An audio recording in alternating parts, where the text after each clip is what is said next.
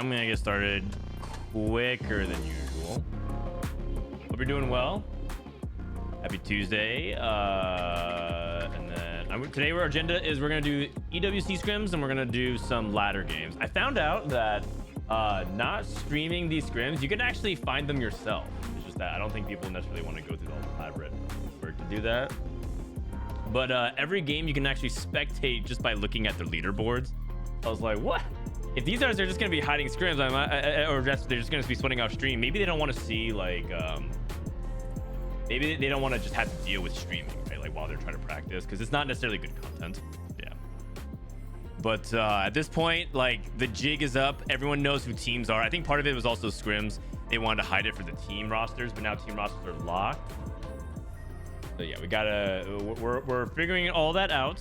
If you don't know the teams, you join the club. I personally don't know the teams either.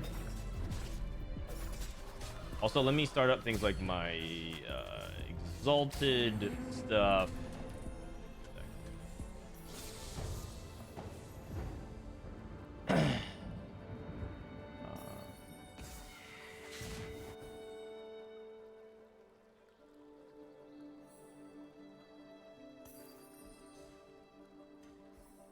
I'm not like entirely set up with it, but okay. And work here.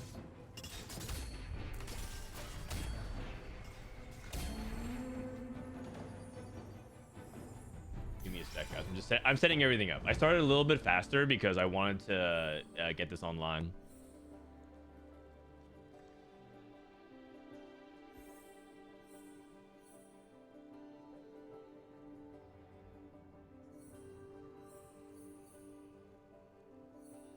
Oh, I need to change my POV. Give me a second.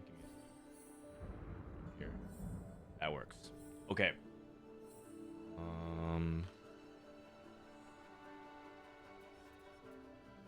Okay, so this is Soju's POV. This is Setsuko's POV. Wow, Setsuko both. What the heck is this spot? Are you looking at this?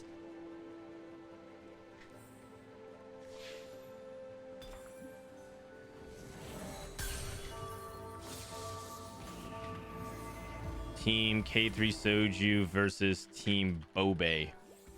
Actually, I think this is are we allowed to talk about what teams that they are on? Because I do know the official names of this team. I think this is T1, right? Friday, I've been climbing lately. Any advice once you rack up past gold and start playing plat and diamond? If you are in plat and diamond, just keep working on those fundamental skills that you're starting to learn, like econing, playing the lines correctly, your items. Don't worry about doing anything too fancy. A lot of times people at like plat and diamond, they have to do something kind of crazy to like get past that, but it's just the same thing. What got you at a gold will get you, like, if you keep working on the plat at plat and diamond, it's gonna be the same thing. Playing good TFT, play good comps, play them well, minimize your mistakes, like that. I thought Binteum's on T1. Columbus is Binteum. Columbus is Binteum.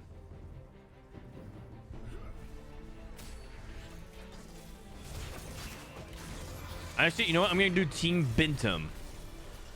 What portal is this? This is Anvil Buffet.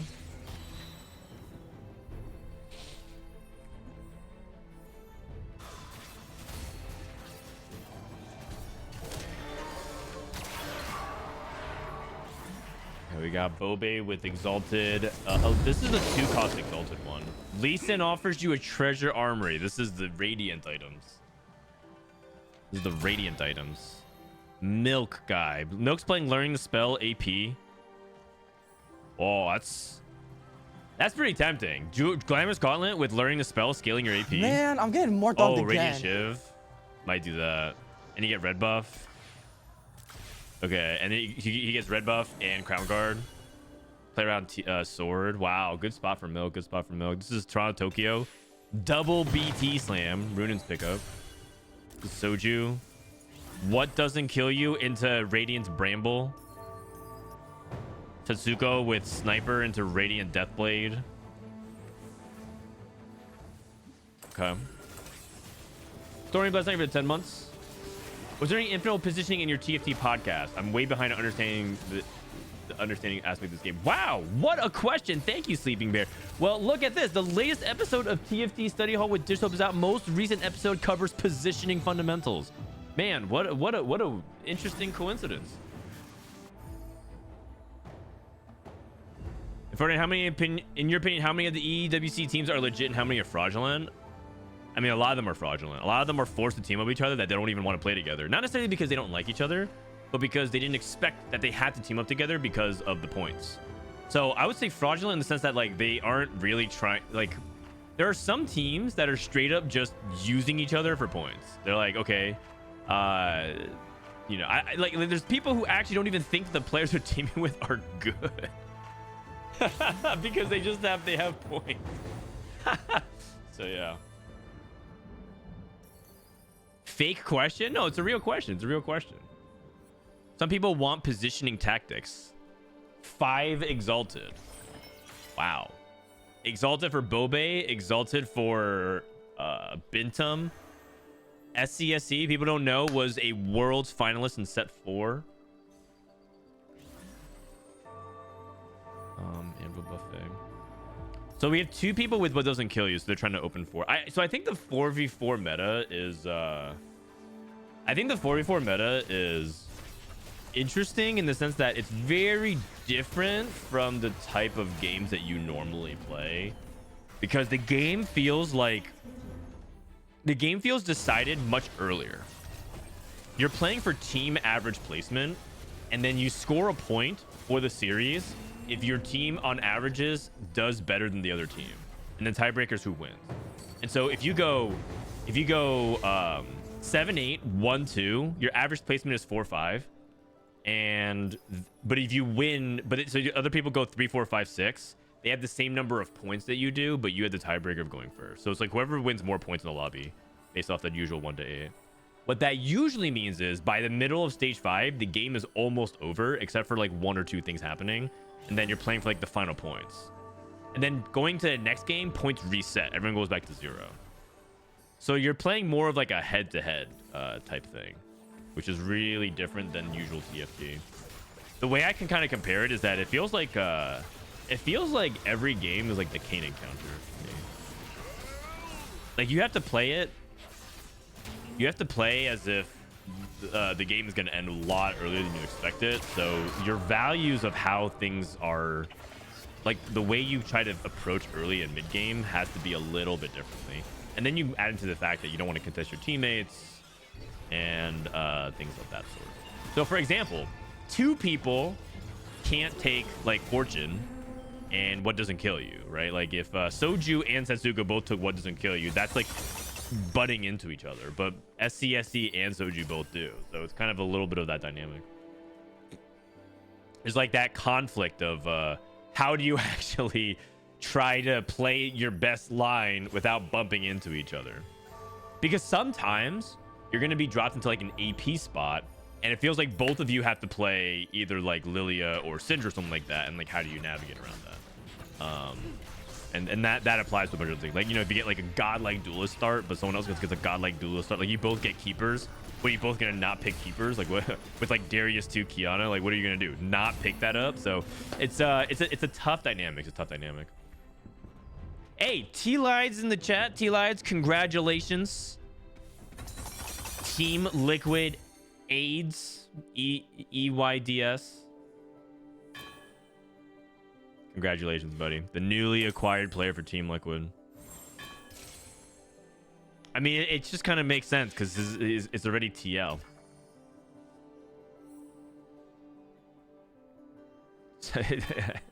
Sorry, TLIs, I guess, but when I first read it, someone said TL AIDS, and I was like, what? It's like EYYYYY is like, hey. Anyway, Soju trying to slam minimally here. He took Radiant Bramble, which is kind of sus. A lot of people don't like Radiant Bramble, but maybe he sees there's a lot of AD in the lobby. Radiant Bramble, people think Bramble Vest is trash, but like, does that mean Radiant Bramble is trash? Probably, because it's working off of a bad foundation. Rose Thorn. Yeah, it's actually okay. It's like average stats. So just getting 0 tiers. Well, he does have what doesn't kill you. He could take buried treasures and what doesn't kill you for like the rest of the stage as well. Yeah, this is actually really smart. Okay, so this is actually a really good synergy together because he's trying to lose anyways. He's kind of down tiers. And it looks like he's going for Faded right now, but he doesn't have Dryad stacks. I don't know. It could also be the fact that Setsuko's playing AD, Milk's playing, I think, Lillia. So I think he has to kind of play that. Bobae's playing snipers. Oh my god. I thought it's not actually that insane. Like Sniper Crown is like way better than Warden Crown, but Warden Crown's pretty good. I mean, he gets a Mumu too with his setup's insane. He has a Mumu too with Redemption, Deep Claw, and Radiant Stoneplate. Oh. Milk is Zyra. Oh, actually, you might be right. He could be Zyra. Yeah. Wait, T-Lights, are you at work? You want to join call? Kind of like talk a little bit about some of this 4v4 scrim dynamic.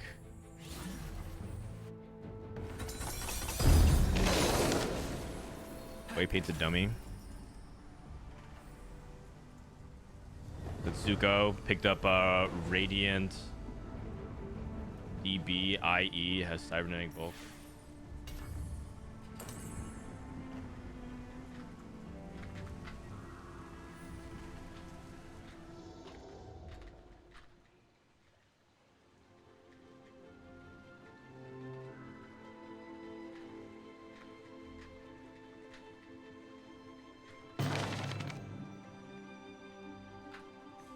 I'm trying to coordinate this weekend's qualifiers. I need a specific tournament realm account, so I think I'm trying to secure that. Dooney's going Arcanist. Oh, Arcanist, Zoe 3. If Milk's playing Zyra, yeah, he's playing Learning the Spell 2 for 1. Oh, okay. So he's just gonna go for Zyra 3, but he is gonna be contested on it. That's gonna be tough. What kills a Moon with this early game? Not really much. So 2 sniper players. I mean, Soju could theoretically play Lillia as well. But looks like he is mentally committed to Fade. The only thing is that his Dryad stacks are kind of low. He just started his Dryad stacks. Got another encounter coming up. What are the teams? Like for EWC? Like some of it's listed on Liquipedia. We can go over it afterwards if you guys want. If you guys want to go over like who are other teams and what, we can go over it after this.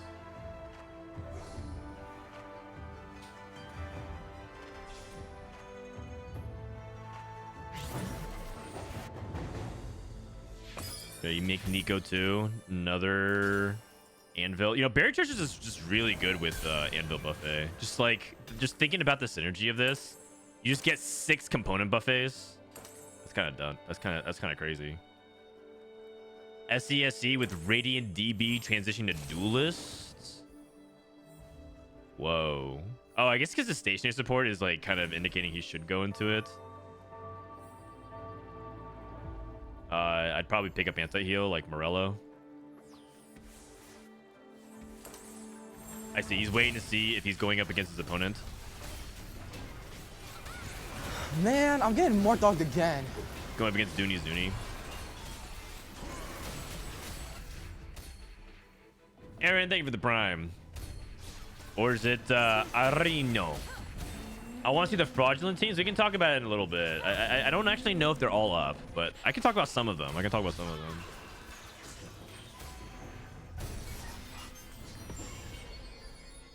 Okay, Soju's starting to turn things around. Here comes the encounter. Oh, that's so good for Milk if he wants to play around the 2 and 3 cost. Actually, the rerollers, right? But the 2, he's buffing the 2 cost, Shen, Zyra, and Aatrox. That's huge. Setsuko, probably 4 costs. Low key, you could choose the 3 cost though, like low key, because the thing is, you could buff like your front line that way. You buff 4 costs. Amumu 4 costs. Zuni. Zuni's a really popular streamer as well. I think he's the most popular streamer from Korea.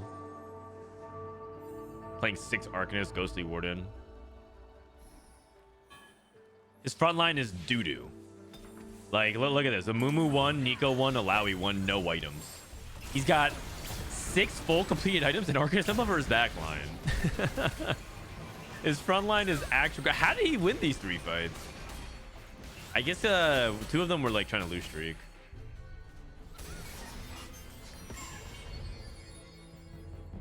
Did Soju give up ladder snapshots? Oh, probably, yeah.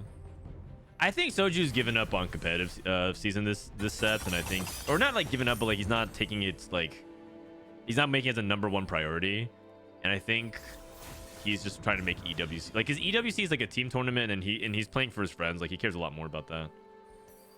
What is this? Radiant Nashers, Radiant Death Cap. Oh my god. If Binteum can get the setup, if he can get the setup going, and he can get the faded dry attacks going, his Syndra's gonna be insane. He just needs to get there. It's just the hard part. Here comes the roll down. This is Binteum. That's 1 Syndra. But like Kindred 2 for now. Oh, set pair. Kindred 2 for now is good enough. Good enough. Pops Anvil because I think he wants to hold bench space. Red buff. Redemption. He's item removing. Do you guys think Kindred 2 or Syndra 1 is better with these items?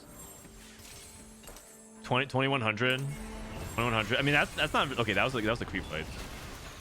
Kindred 2. Soju's playing Gojo Kindred. RE2. He hasn't rolled yet. Most people think it's Kindred. Okay. I mean, I think Kindred is better as well. Like these items are just absolutely insane on her. But maybe he was okay. You know what he might be thinking? He might be thinking that he needs to play red buff, and so he doesn't actually have the luxury of slamming red buff on someone that isn't Kindred. But I'm not sure. Yeah. I think he wanted to red buff Kindred, and that's why he item removed. This is Soju's roll down.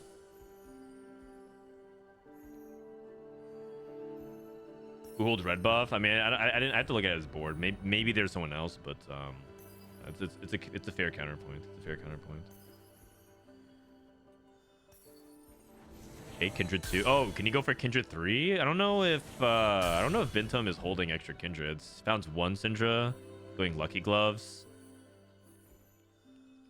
Binteum rolling again. Syndra pair. Took Dryad Emblem, so he has faded 4 Dryad, 5 faded. Playing Silas to hold things together with the Umbral Bruiser. Actually, he doesn't have Rek'Sai, never mind. Let me clear my team planner real quick. I might be the worst faded player in the world, by the way. I'm pretty sure I have I literally average like a 7.2 or something like that playing Syndra. So yeah, don't take my advice for it at all. Setsuko 6 sniper, Jeweled Lotus 3, Cybernetic Bulk 3, upgrade Alawi looking good. Ghostly +1 and Arcanist +1 for Dooney Zuni. Playing Syndra, dude, they're contesting Syndra. Binteum and Dooney Zuni and Soju on a 3-way contest for Syndra. Oh man, that is not good.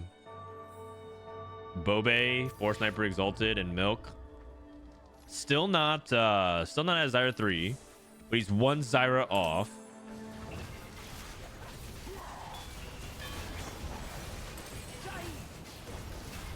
You can set the team planner when you spec. Yeah. If I do spectating and I click the units on team planner, it'll show up in the spectating window. So like if I click Sivir, every time Milk sees Sivir, it's gonna appear for us. Not for him though. Not for him. Tokyo kind of free falling as well with duelists. That's a Wukong if you want it. Haven't seen a spot. Takes Bow. Soju takes Azir. He needs to do that for the Dryad and deny his opponents as well. How are the Americas teams determined? They team up with each other. They choose to unify and stack their points together. Oh, you're saying like how are they being seeded? Oh yeah, based off points. Based off points.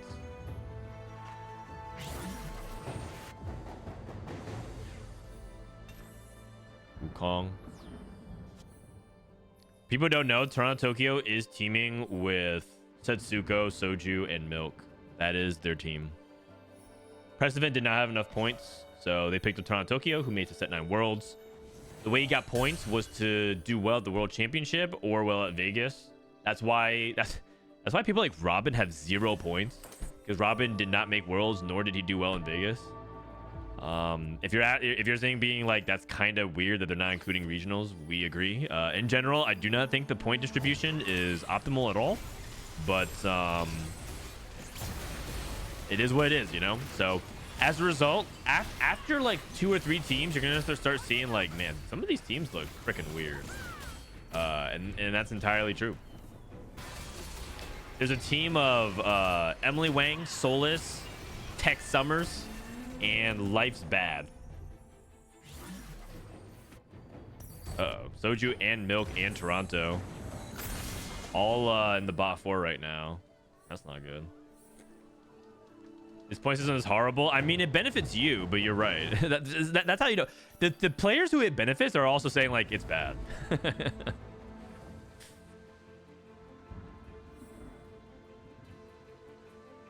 What are you going to do? Argue versus the Saudi government? Nope, I'm not. I'm not arguing against them at all, man. I've seen what happens. It's not really a laughing matter, unfortunately. I'm good. We won most of our scrims besides versus Emily's teams. I mean, I don't know what you guys are laughing about. Souless is actually kind of an amazing team player. Lest you guys forget the Soju 4v4 Invitational, who carried that team? The team of Dish Soap, Kurum, Soulless. Who's the 4th person on the team? Who carried that team? It was Soulless. That's right. That's right. It was Soulless.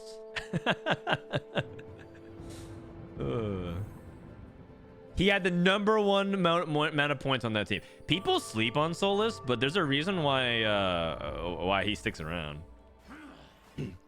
He's not sticking around because he's like some kind of cockroach.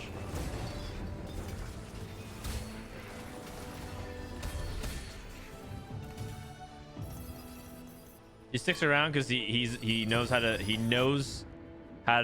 survive. He knows how to play the team game, the long game. Okay, all these Syndrome players are just not hitting. Binteum hits set 2 on 8. Oh man, Toronto Tokyo's going 8th. He's stuck on Lee Sin 1. His augments are kind of bad. Actually, his augments are really bad. He's down to Prismatic. He took Final Ascension in Duelists. All right, this guy's cooked.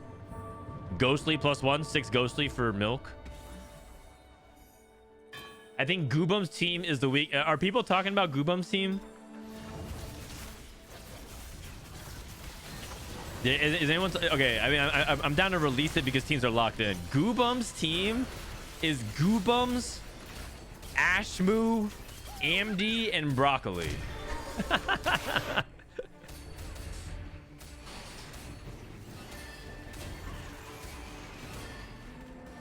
And people are out here being like, man, what are the fraudulent teams? It's Goobums and like the 3 highest point earners that he could muster. In the words of like all the other competitors, it's like they call them the reverse Avengers. I call them the Teen Titans. I'm like, yeah, they might not be the Avengers, but hey, they got the Teen Titans. Oh man. Is Disto on my team? He's on Fnatic. We hit, dude. Binteum hit Thresh 3 and Set 2. Oh my god.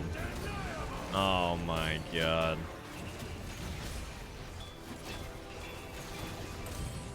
Like, how are we ever gonna kill this front line? I guess we're playing Kindred Syndra 1, so we actually took a good loss. Wow, that was actually really, really close. It's actually really, really close. Oh, what doesn't kill you loss? Okay, 2 losses to his next component. Bobae hit Nautilus too. Yeah, Setsuko. Setsuko's big time chilling. I'm pretty sure once you hit this saturation point, like the thing about this comp that's so dumb is that you can be so stable on so little. You can just hit like a Alawi 2 and like a Philios 2, and you're just like good on stage 4. Like not necessarily maybe at like against other people who are high rolling, but like so many times this comp is just so stable on so little. You're like you're just chilling and feasting, cruising to 9, and everyone else is struggling to get online.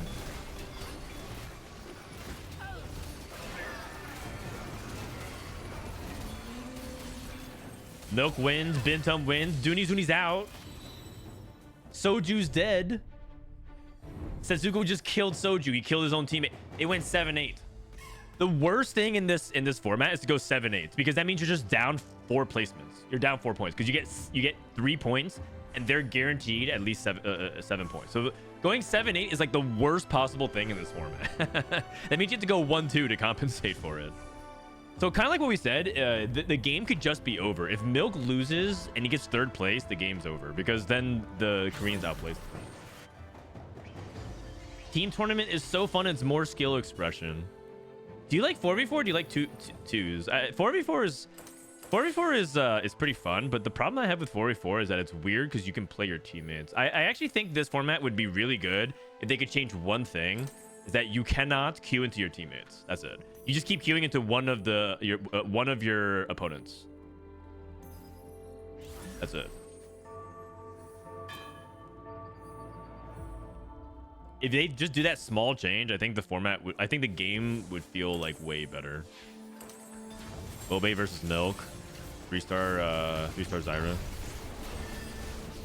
I don't know how matchmaking will work, but maybe it's like at any time you could play 3 out of the 4 opponents on the team. Something like that. Milk's dead. Okay, and that's it. Korea wins. Korea wins. Everyone's just disconnected. They're just FFing now because the game's over. So yeah, the game's over. When I describe this game mode as like the Kayn encounter, it's very true. These guys are still playing? Setsuko just FF'd. Everyone. Okay. Binteum clears these frauds. I guess so.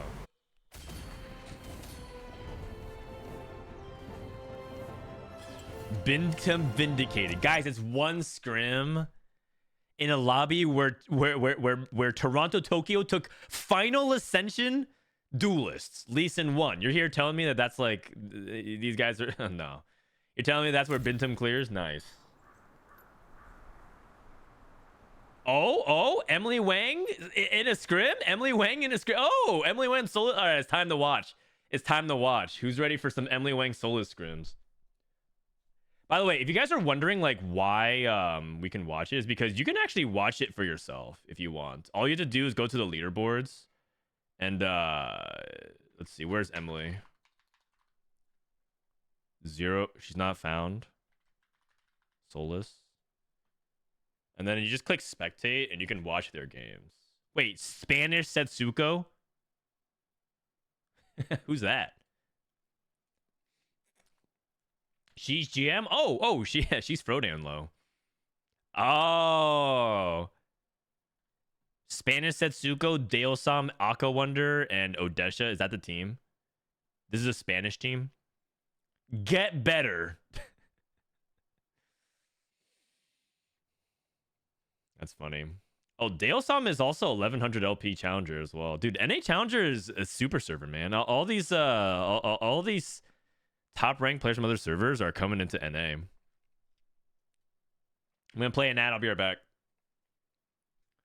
Looking for Emily at 1300 was ambit. Dude, wasn't she like 1300 like a week ago? Bricks and Safo. Oh, okay. I don't know. All right, let's look at some of the teams. Let's look at some of the teams. As far as we know, if you guys want to, the only information we have on the teams is on Liquipedia.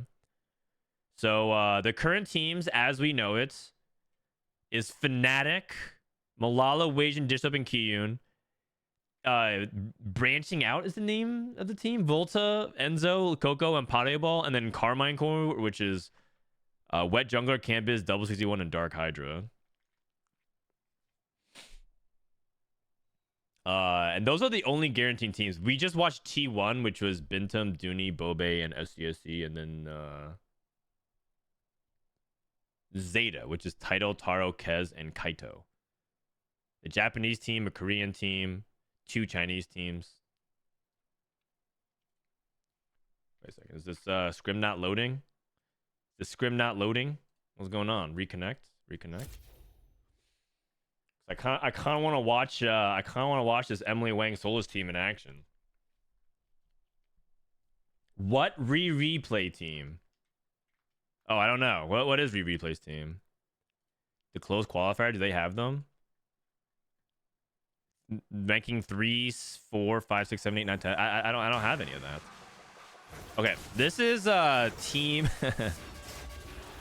Team Wanged versus Team Spain, I think.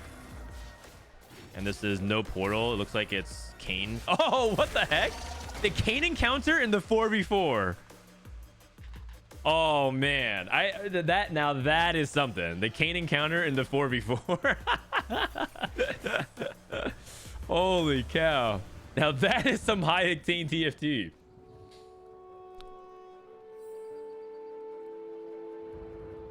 What's up, Justinian? How you doing? Long time since tuned in. Hope you've been well, buddy. Okay, Spanish Setsuko took Wandering Trainer. Mythic plus Faded. Best Friends, TexSummers, Emily. Epoch. With Shiv Slam, so it looks like she's angling for Mythic, like Lillia. Not today, Souless with a Titan Slam. Duelists at the moment, or at least playing around melee carry. Maybe Souless got some tech. Not today, Garen. Exalted is still the same. It's Gnar, Janna, Lux. Did you guys, by the way, see the changes on PBE? 5 Exalted is now going to be buffed. And I think it's going to make stuff like this Exalted really, really good. But we'll see. This is Aka Wonder, former Hearthstone player. He's my boy. Pumping up 2. Pumping up 2 for Life's Bad. Odesha took Caretaker's Favor. Rageblade, so leaning snipers, and Dalesom. Dalesam's a top player from EU West. Is he the top Spanish player? I need any EU experts in chat. I've actually have been watching EU so long. I feel like I'm out of touch on like who's actually the best. Because you're like, who's EU's best players? I'm gonna be like Double 61 and Soloko Song and Wet Jungler. Those would be like my players I'm picking. But like obviously that's like outdated information because that's like what was true like last sets maybe. Deosam's really good. Okay, yeah. I kind of assumed he's like the best Spanish player, but that's because I only know his name. And I haven't actually watched his games. Who's with Wang, Souless, and Tex? It's but Get Better. Get Better is with them, I think. There's Team Spain, and then there's Team Wanged. Team Emilyywang.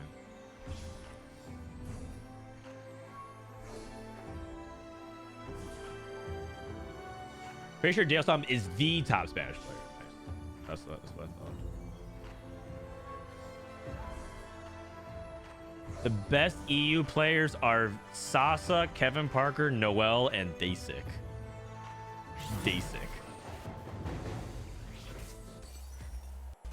Oh, 3 Cho'Gaths. Okay, not bad for Emily. And she has D-Claw she could slam. Sounds good to me. Deosam going for reroll Gnar? No. This is... Wait. He's level 5, 0 gold. Oh, is he... Oh, he's playing Exalted. I was like, why is he 3 out of 20? I was like looking at some EXP thing.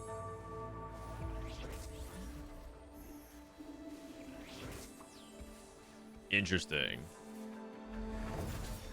Schedules are out for EWC. Oh, can you link it? Can you link it?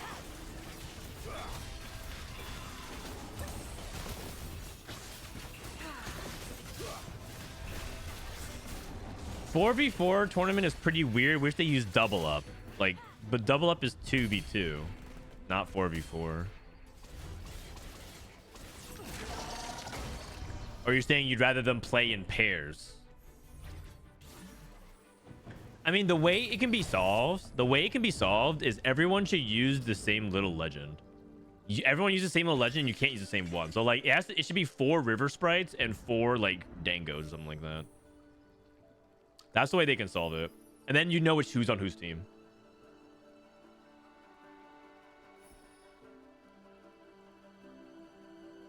To watch 4v4, you need to hear the comms. I mean, I don't have access to that. I'm sorry. But I do think 4v4 is like interesting because it's a different game. It's a very different game. And also, this is the Kayn encounter, so it's a very, very different game.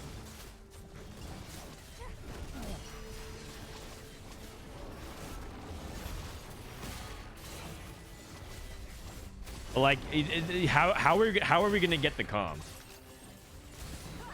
Oh, Kayn linked it. All right, here we go. This is the scrim schedule.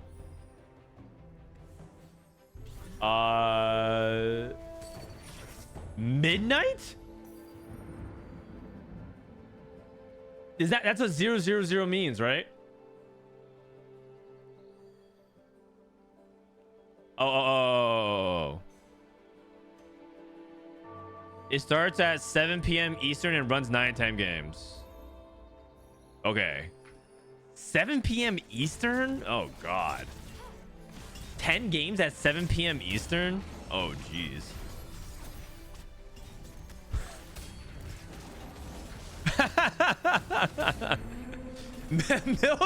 Milk just DM me and Soju scrim scores. Oh no. Oh no. Oh no. Milk just DM me Soju scrim scores. Uh-oh.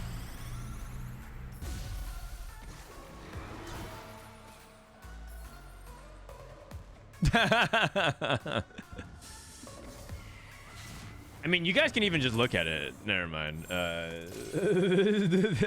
It's in the match history. Another master class. Another master class. Oh, God. Okay, but to be fair, I think scrim scores are really fake.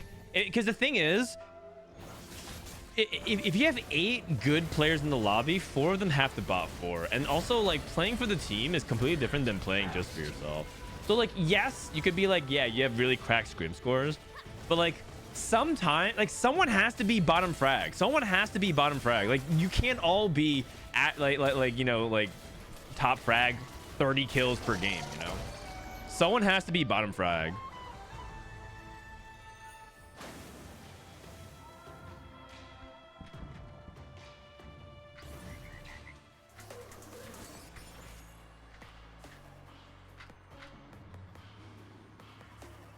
K3 Soji equals FNF. I mean, who's the IGL? Isn't FNF? Doesn't he bring the intangibles? Doesn't he bring the intangibles? I think, yeah, maybe. Actually, maybe. Divine rolls for Emilyywang. You don't want divine rolls and Epoch.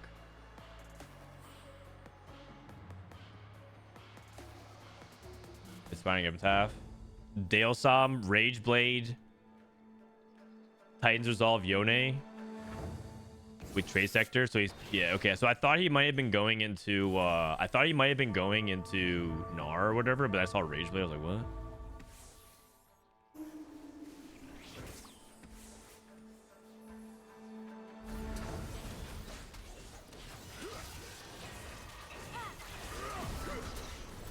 The mobile Twitch app is... Oh, yeah. PSA, do not update your Twitch mobile app. Apparently, they turned it into TikTok, and a lot of people hate it. I haven't updated it yet, so I'm still on the old version. But if you want the real tech, forget TFT tech. The Twitch tech is to not update your mobile app right now, because apparently it's just like a giant scroll fest, and you can't turn off streams and like that. Okay, so the Spanish players end up breaking each other's streaks. This is TexSummers. TexSummers made the 3 world championships in a row for LATAM, so he has like a ton of points.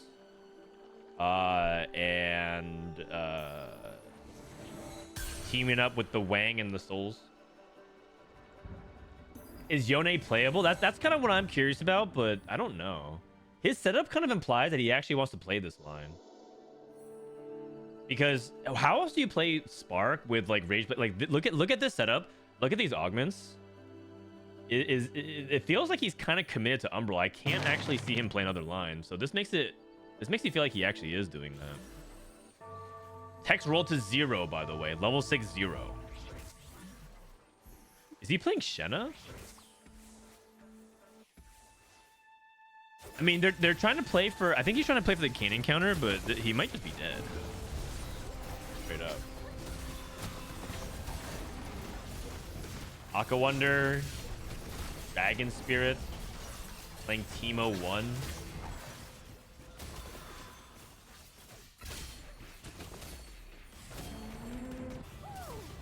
You guys get the vibe that this is this feels like TFT Esports in a way. We have players who are scrimming, like international scrims of people who are not in their block. Everyone being so secretive about teams, team rosters moving around.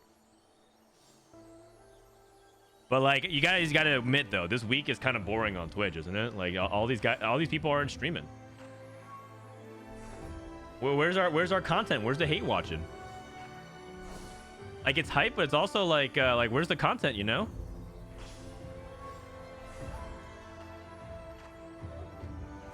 It's exactly what's the dynamic of what killed the, I think, NA League of Legends. Because the NA League of Legends players used to stream all the time. And then when they started taking it like super duper seriously, they stopped streaming. And then it became about like results and winning. And then obviously NA just went. So a little bit of that snowball factor. It was really sad because NA League of Legends, all were streaming all the time. So they like had all this investment. Oh, whoa, oh, Shogat 3, Kog'Maw 3. Oh, this is not Emily. I thought Emily had like so many shows, but she still did. They're both playing Mythic line, so they're both gonna, or rather, Life's Bad's gonna need those cogs. Dude, does EU play Yone? Am I about to learn some tech here? Is this the EU tech? Rageblade, Gargantuan Yone? What patch is this?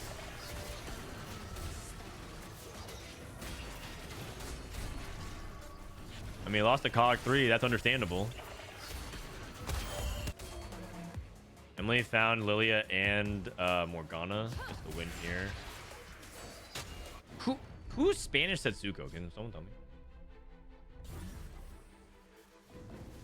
Is it because they thought that streaming is making a difference between South Korea and them? Made no difference in the end. Lol, they should have just kept streaming. I mean, how are you supposed to know that though? Like, because NA was doing good at the beginning of League of Legends. They were competitive. And then Korea just like did their Korea thing. Where they just like win everything. You also got rid of Duo Q? Oh, I forgot about that. It's Safo? Oh, okay. Spanish Setsuko.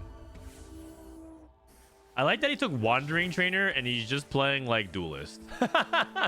Like what is this Wandering Trainer where he's just playing Duelist right now? I mean, it's funny because like I think it's a transition piece, but it just looks weird. Yeah, Mythic Faded. Oh, it's a Duelist game. Is this replay? What am I watching right now?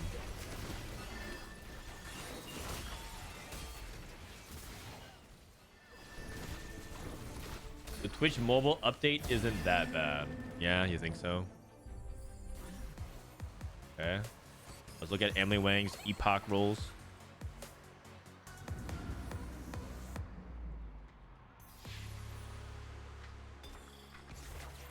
Okay, I think I got an observer account for this weekend for tournament round.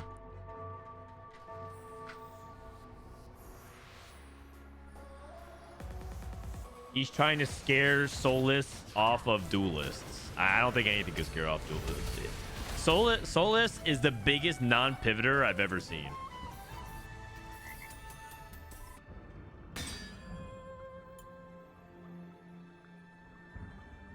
Hodge or Edge of Night. I mean, the argument for Edge of Night is that he has not today, but he already has another Edge of Night, so he doesn't want to build it manually. So I think it's better. They also saw Reforged. Looked like he was looking for. Oh, is he actually looking for Umbral? Sentinel 2. Dude, Galesom is in such a weird spot. I have no. It really looks like to me he's trying to play Yone, you guys. I have no idea what else you want to play with Rageblade, Spark, and Gargantuan. Maybe he wants to do something weird, like wants to play him on Silas and go into Silas Flex with like Sages, but like maybe Bruisers. Like I don't know. That's kind of weird.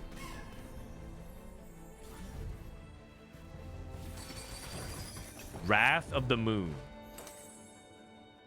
Oh, he's playing Crash Test Dummies. This is Emilyywang.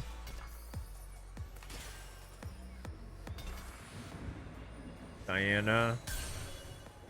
I mean, the Exalted. Diana, Lux, Kiana, Senna, Zyra.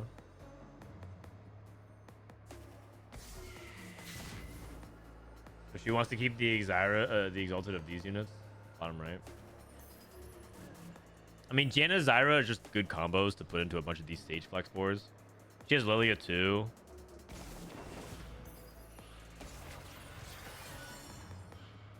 Probably you could reforge something here because I think she really wants a tier. She's just thinking about her board first. Is she about to do the China double JG? Probably not. Probably not. Probably not.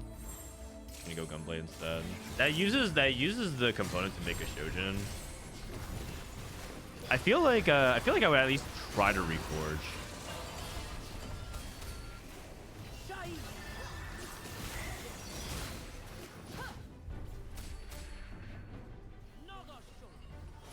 I feel like Gunblade's a little bit is like pretty low DPS though. It's like Lily is more about burst and less about like trying to sustain, but looks like it's good enough this fight. I mean, she has Lillia too, so.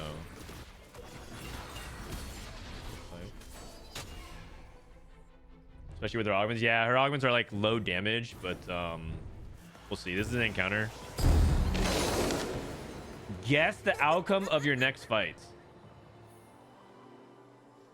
This one's probably kind of interesting with 4v4. I'll win, I'll win, I'll win, I'll lose. TexSummers. TexSummers picks I'll win, I'll lose. Gunblade's probably slam to kill the sword if you can't make a Shojin. Oh yeah, I was thinking about reforging first before committing to the Gunblade because she had extra rod. But yeah. Also, she has no anti-heal. Would you have ever made Morello there? Morello is nowhere near as good as it is on Morgana. But she had the opportunity to go for Morello as well, and she Sam's Nashers. I guess for her, like, the game's almost over. Another thing to think about is the game's almost over. Oh, she didn't have the belt? Oh, okay. She just reforged into it. Okay. Well, another reason to potentially reforge first. It might change things, but I mean, she has more to Lillia too. Her raw power for comp is just good. So she doesn't need all these like utility stuff if she's just like beating everybody with 2 stars. Copy that. Don't look now, you guys. Look who's on top. We have 5 rounds left in this game. Can someone tell me who is about to carry their team to a first place? You guys always like love to laugh at Souless, but I'm pretty sure he's actually a pretty good player in this format. guys are just haters.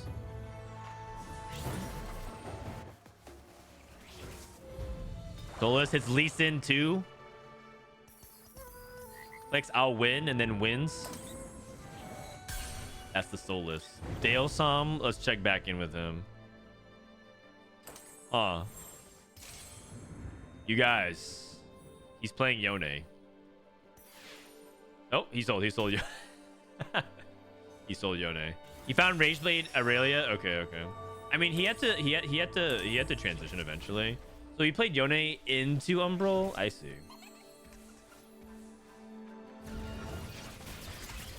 I mean, Umbrelia is pretty good. That's her best emblem, right? And he has Silas too.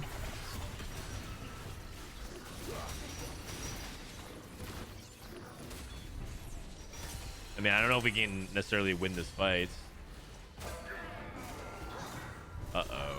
Uh-oh. Don't look now. Emilyywang cracks into the top 4. Dalesom struggling a little bit. Let's look at Aqua Wonder. Aqua Wonder's going 8th. He played Kaisa. Oh, well, I guess he's 8th. TexSummers. I mean, Tex looks like he was in a bad spot for a while. He rolled a 0. He's level 6, 0 gold.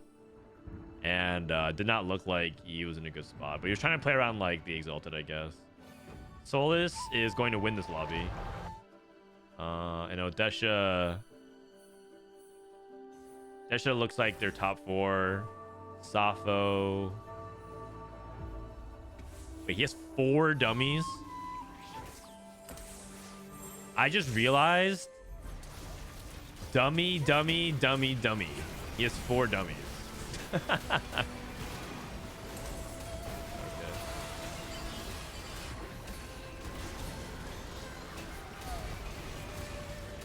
Those augments are nutty. Yeah. It is, he beat Syndra. Doesn't that tell you enough? Aqua Wonder's dead. TexSummers gonna die. Dalesam's gonna die. If Dalesom goes 7th, they lose this game no matter what. Because Souless, actually, not necessarily no matter what, but oh no, they do, because Souless is gonna win the lobby, so they can't go 1-2. They cannot go 1-2. Who's on team Wanged? Emilyywang, Souless, TexSummers, and Get Better.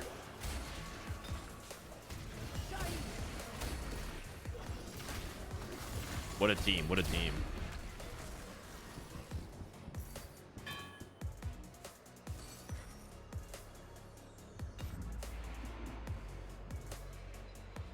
Okay, Nautilus 2. That seals it. That's a great top 4. I mean, she hit everything. So her board should top 4. If she bot from there, that's like a serious issue. Tex is just trying to go not 7th. And Dalesom is also trying to go not 7th. 3 more fights and the game is over. Look at TexSummers' board. I mean, his board is butt cheeks. Like, what is he supposed to do with this? He's playing Senna 2, Morg 1 duo carry. He's just dead. It's actually a miracle he didn't go 8th. Do you know what might end up happening in the meta? Has any of you guys here watched competitive Mario Kart? Like, not like Mario Kart, like oh, you know, I play Mario Kart with my friends or whatever. Like, I watch videos, but like, have you guys actually watched like Mario Kart teams? They play in teams. They don't play as individuals. In Mario Kart, they have dedicated people who are back markers, because their whole point is to outplace the person who's last and to play for things like blue shells and stuff like that. Yeah, the baggers. Yes, exactly. So they have people who purposely play for the back.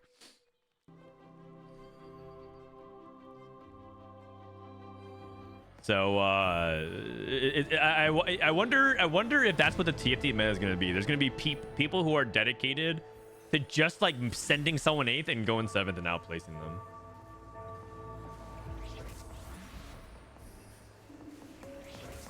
Are you Ninja's brother? Are you a middle school graduate? Man, I'm getting more dogged again. What do you think? What do you think? I'll give you 2 guesses. It's Nigger. Thanks for the prime.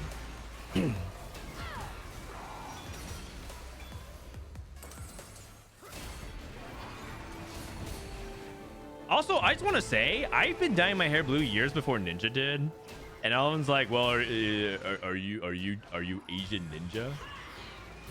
It's like when Robin was like calling himself the LeBron of TFT, and then Soju says it, and then everyone's like, "Oh, Soju's the LeBron of TFT."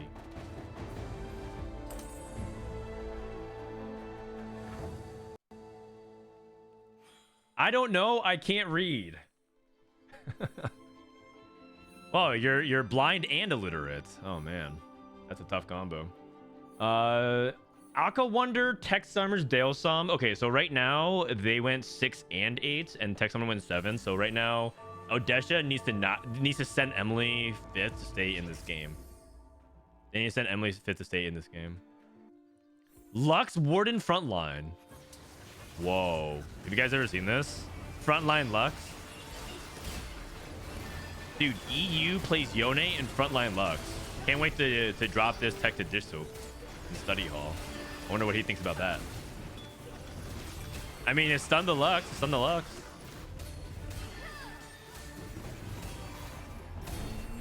It's like Frontline Twitch. Are you sure? Oh, okay. Game's over. Game is over. Wow. Team Souless and Emilyywang. 1, 3, 5, 7. That's a 4-point clear. That's a full point clear.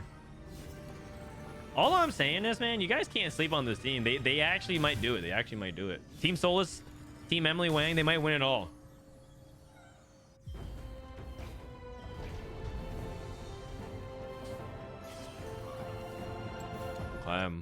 Dude, the Kayn encounter was like kind of weird for that one.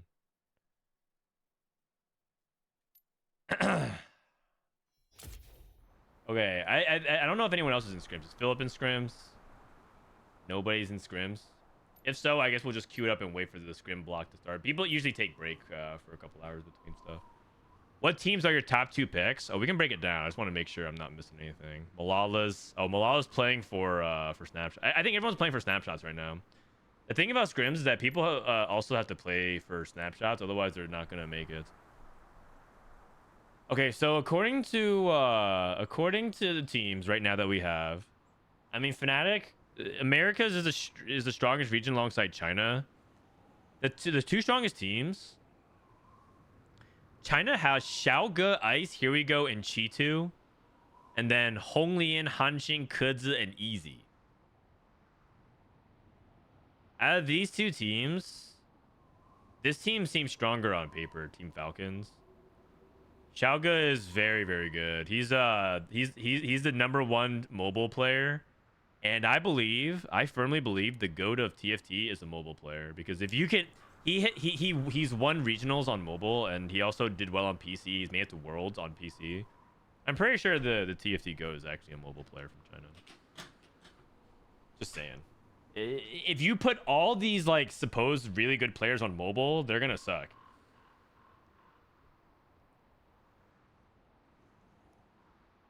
No leak what? No leak what?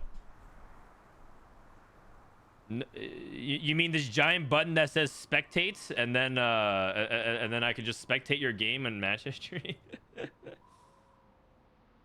But yeah. No leak that Souless is the #1 player on his team. The team ratings tab. Oh, okay. Let me see team ratings. Let me see. Where's the team ratings? Where?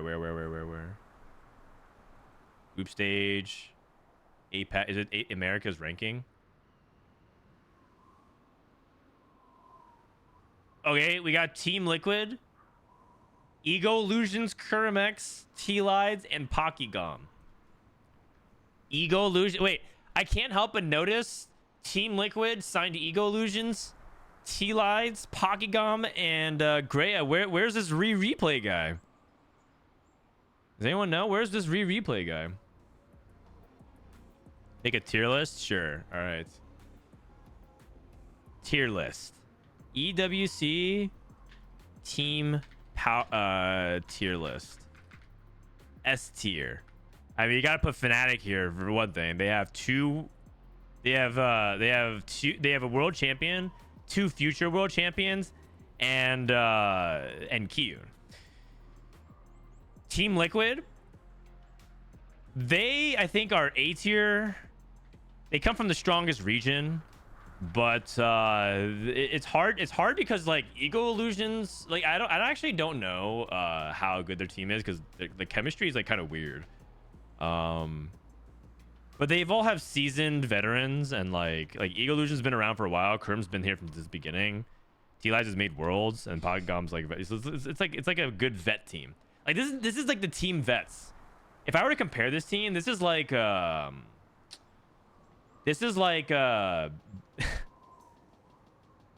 when the Brooklyn Nets signed Paul Pierce and Kevin Garnett and put all the aging. Oh, it's like back in 2004 when they put Kobe and Shaq with like Karl Malone and Gary Payton and all of them. All of them are ring chasing.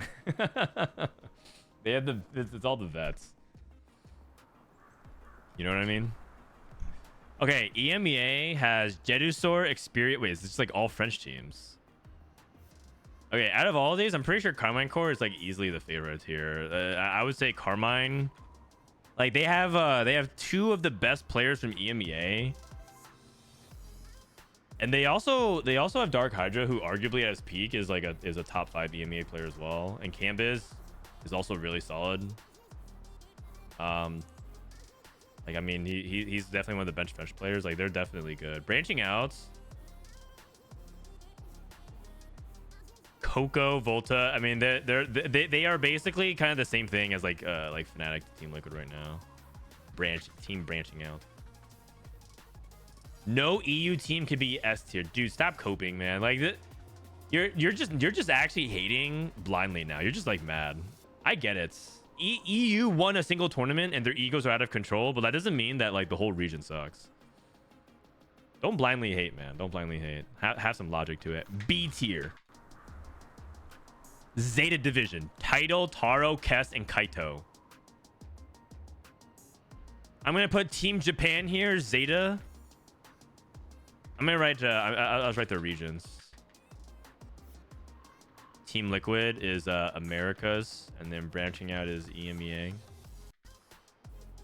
And Fnatic is Americas. Are there any more scrims going on, by the way? I think people are actually scrims might be over for a bit, and then I might just play some ladder. You guys have to watch me play. Oh god. T1. B for Binteum. Sorry guys. Sorry. I'm not. This is a B for Binteum. Prove me wrong. Prove me wrong. Our team is S tier. Oh, Souless' team. What's the name? What's the name of your team, Souless? What's the name of your team? How does Binteum have more points than Tidal? Because Binteum's been to multiple world. You guys, Binteum made to like so many worlds. You guys are really like this guy's actually look at his history, man. He's won so many local tournaments, and he's made to set 9 worlds, set 8 worlds, and set 7 worlds. Set 7, 8, and 9. Like this guy, and he also wait. Sorry, this is set 10. Set 10. Set 10, set 8, and set 7.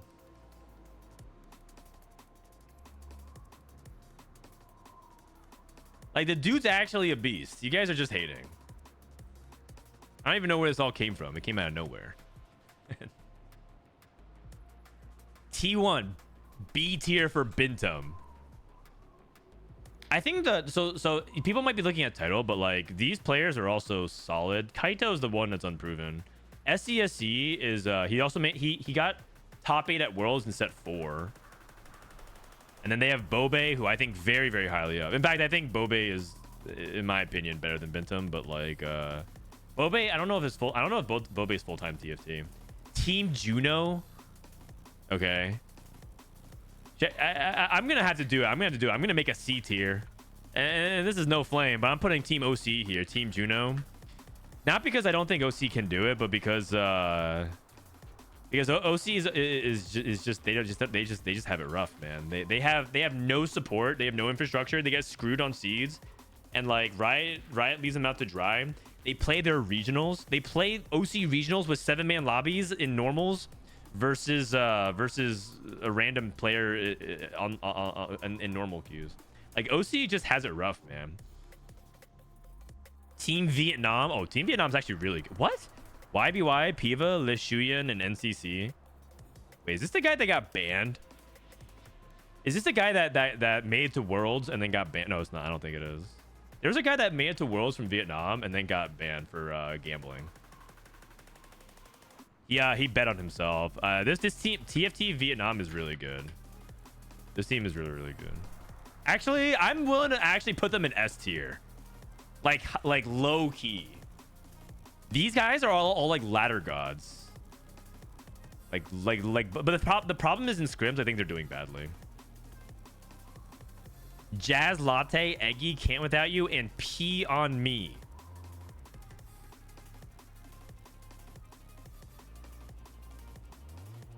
What? Solid team. Jazz Latte is really good. Eggy is an underrated player for sure. He did well. I can't put everyone in A tier though. I have to start making separations. I'm just gonna put him here for now. CC, which is like APAC. Mirin Sejong. Oh, guys, okay, so El Mumu, Cosmo, Panda, and on. Panda has the dubious record, I think, of having like the worst performance at Worlds like ever. Is it? There's a player in Korea who did like awful at Worlds. Yeah, he went hard last at Worlds. He went 32nd out of 32nd. His scoreline was 8-3, 5-7, 8-2, 7, 8, 8, 8.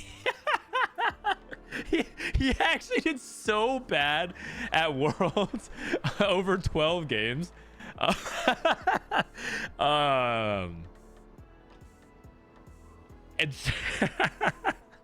And so I was like, man, I'm not so sure about this guy. But then I watched him play in other tournaments. He's actually not bad. It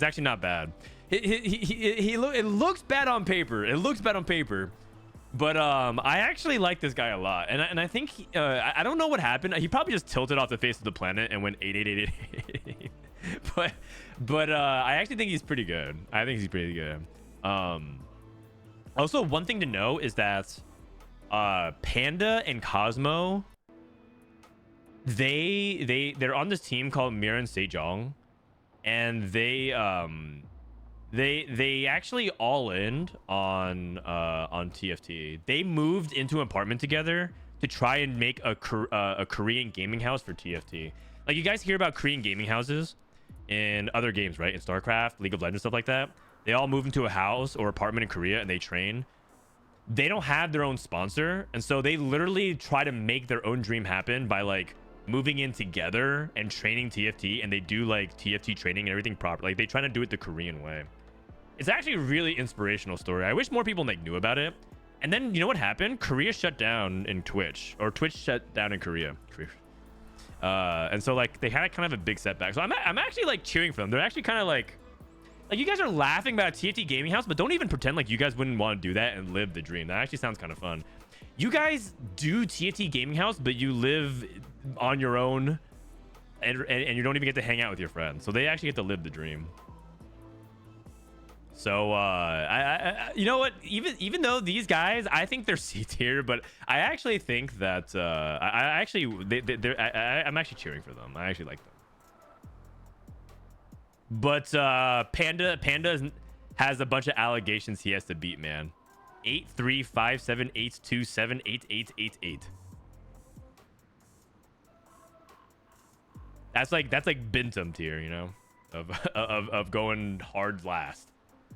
All right, NTJ, Chaos, Donnie G, Jose Paulo, Esha. Oh man, this is like this is a solid team. Teams in B tier actually are pretty solid. Now I'm starting to like not entirely sure if this B tier is actually a bad thing. But this is solid. The reason why is because I don't know. It all kind of depends on if Esha is serious. And also, I don't know how serious Donnie G is. I don't know much about him. He's made it to Worlds before, though. But this team is underrated. Man, I'm getting more dogged again. Koala, thank you for 3 months. And then we have DG, Dangul, Dr. O, Castigod, and Sanchez. Dangul's been around for a while. He's kind of like Kurum and Souless. Set 1 OG. He's been around for a really long time. And he's made it to Worlds and I think set 9. Dr. O. Actually, Dr. O was part of this team. Maybe they broke up. But Dr. O has made it to Worlds as well. I think he made it to set 8 Worlds. He did. 29th. Oh, man. Korea in general has not done well at Worlds. That's the reason why on the global stage, it's kind of hard to rate them. It's hard to rate them. So I'm going to go ahead and sadly put DG here. Another Korean team. China. Oh, okay. Here we go. The heavy hitters. The heavy hitters. Team China. Team Falcons is S tier. Falcons. Xiao Ge, in my opinion, is very good at the game. He made it to back-to-back Worlds through mobile, and he competes well in CN, and he made it to final lobby at Worlds. This guy is cracked. I think I can't say enough good things. I want to tell you guys, I played like a third of my games this set on mobile, and it is just impossible. He's a beast. Ice is very good. Top 5 player in CN. Arguably top 3. He's actually one of the players I study the most. If Ice is playing something, I think it's good. That's how much I trust his meta read. If Ice, and also Ice is, I think Ice is kind of similar to Setsuko. I think the way I guess Setsuko vibes when I watch Ice, in the sense that like this guy always plays for the win out. He plays really greedy, loves fast 9, fast 10. Trust him to really have good meta reads a lot of times. Really good early game. Like I think Ice is just a very strong player. He's the closest person I've seen to emulate Setsuko from China. Here we go. Very solid. He's a very consistent, solid tournament player. You might have forgotten him, but he made it to set 7 Worlds, and I think he was in contention to win it. So he's very good. Kind of a rager though. I watch his stream. This dude rages a lot. Cheetu. Like one of the OGs. Yeah, he won set 4 regionals in China. And he's now more of a popular streamer more than anything. Also, I need to show you guys something. I need to show you guys a tweet. I need to show you guys a tweet here. Oh, sorry, bear with me. Read this tweet with me. While his wife was in the delivery room, Chi2X spent over 1 hour on the patch rundown, which unexpectedly turned into a criticism conference. He analyzed how bad this set's balance has been and concluded the current state of TFT. And he's this video going to the patch down and flaming TFT. While his wife was in the delivery room. What? So I tweet, no way bro is missing the birth of his child to rant about set 11. And then Tanner replied, no, he was there with his wife. It was the morning of the day he streamed. I mean, bro is truly on grind on the Sigma grind set. Missing the birth of it. He didn't apparently, but the way this was worded made it sound like he'd rather complain about encounters than witness the birth of his son. Anyways, that's Cheetu. S tier. I mean, listen, if I'm going up against that guy, dude, all these other players, like, you could fear, but that dude is committed. That's all I know. That dude is committed. Weibo Gaming, Honglian, Hanshin, Kuzi, and Easy. That's also a really good team. Honglian, very good player as well. I think the problem with Honglian is that he tries to play a little off-meta stuff, but that could work really well in team tournaments. So he actually could be a low-key strong player. Hanxing, also good. We watched a couple tournaments of him doing well. He made it to the final lobby in set 9 as well. He's a mobile player. Again, if you guys just sleep on these mobile players, you guys just aren't knowers. Kuzi is a demon. In set 7, he actually was like the potential Malala before Malala.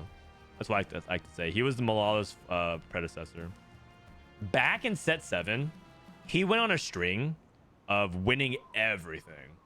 He won the Huya qualifier, then he won the sub-regional, then he won the actual seasonal cup for Huya. Then he got second at regionals, and then I was like, dude, if he just wins like he was on a tear with this guy for like was just winning everything. And if he won set 7 worlds, he would have had the Malala season. Of just like honestly just going crazy. So it's not just a hot streak. He continues to do well. Yeah, he hasn't like won any tournaments since, but like come on, winning tournaments is just really hard. So this Kaza guy, he's really good. I have to put him in S tier as well. I feel like, I mean, Easy's the most unproven player, but he's like an OG CN player. Weibo. Wait, Twisted Minds? Oh, Twisted Minds. RY, Hwanmei, 62nd, and Snowy. Uh-oh. Guys, it's looking like CN actually has too many teams in S tier. Wait, CN has Flancy, Shunga, Ahau, and HN under JD? JDG? Oh, guys, it's cooked. It's cooked. We are so cooked. Oh, no. What? They literally are sending like the all-stars of all-stars. What is going on? Set 7 world champion. Set 8 runner-up. The set 3 regionals winner. HN is the biggest wild card, but he's actually a good player too. He's been around for a while. LGD Gaming. Beta, Chingro, Koala, and Demon Hunter. Listen, you can't all be S tier. And also, we've seen these players do well. Okay, so the funny thing is, this team is also some of the best players this set. If you're looking at qualifier points, for like Americas, you know that Disho's #1, right? And then it goes all the way down. These guys are actually the ones who are doing best in set 11. Like these top four teams are the historical greats of China based off previous sets. This set, these are the players who are doing best this set right now, set 11. So yeah, like this team is low-key good too. Unfortunately, Souless and Emilyywang clears. All right, we'll get to it. Alpha Gaming, Huxing Guan, Chuchi, and Zhang Wenyu. Actually, let me go ahead and I should have done this earlier.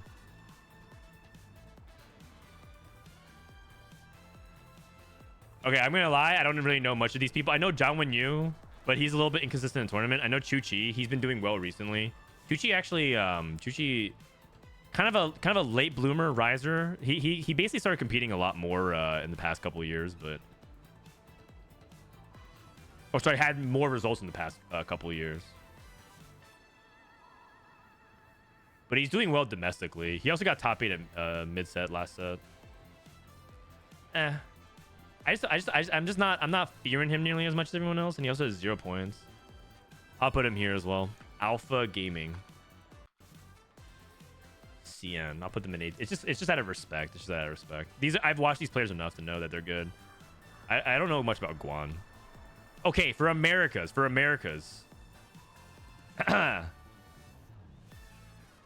There's Souless here. I forgot one most important thing. Souless Americas. What's the team name?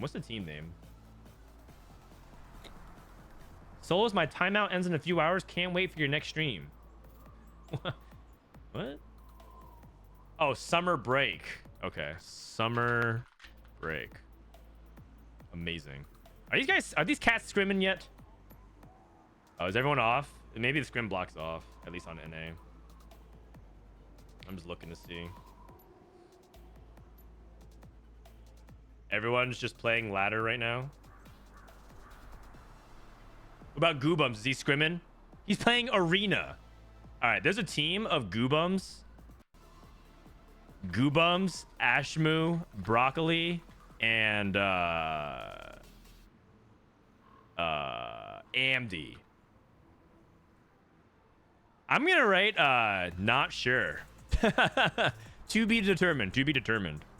I'm just gonna League Arena. Yeah. League Arena team. This Goobums guy is just so unserious, man. What is going on here? All right. Do we have more teams? How come America's is so late to show all their teams? I know there's more teams now. There's more teams now. Is he winning the arena game? I don't know. Maybe. Maybe.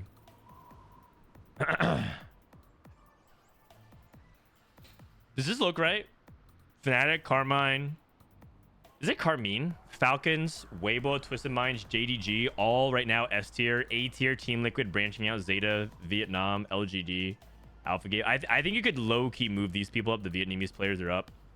I think you could also move a couple of these players potentially down. Like, I don't know how good these CM players. Also, the reason why this looks like it's top heavy is because we know the top seeds. As we fill out seeds 3 to 10, like, you know, 5 to 10, they're gonna fill out more of the A, B, C tier. Replay, Malala, Michael, Relic, and Robin songs. Let's see. Replay, Relic, Robin, and Michael. This is such a weird team. Are they top 2? Oh, wait a second. Are they trying to top 2 in seeds? Are they trying to cheese this? No, they can't. They have Robin. Robin, wait. That's why Replay left Liquid, so that he could snake them for a seed. Oh. Dude. Doesn't this just kind of prove that Replay isn't LeBron? That he's Kevin Durant?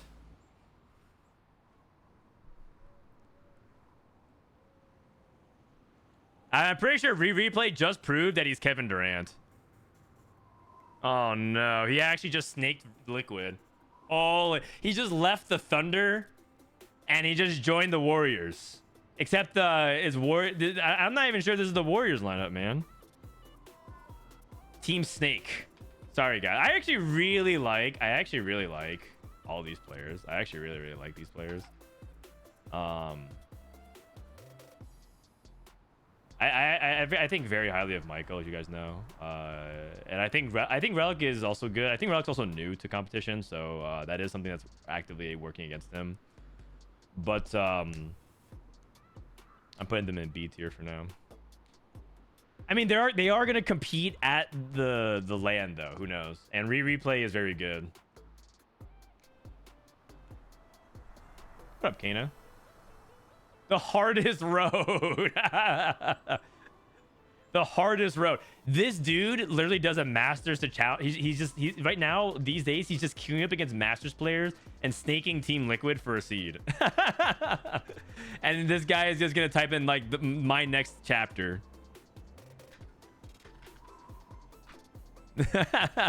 Can we get a my next chapter meme with Replay here? Wait a second. I actually have a photo for this. We have a photo for this. Hold on. I got this.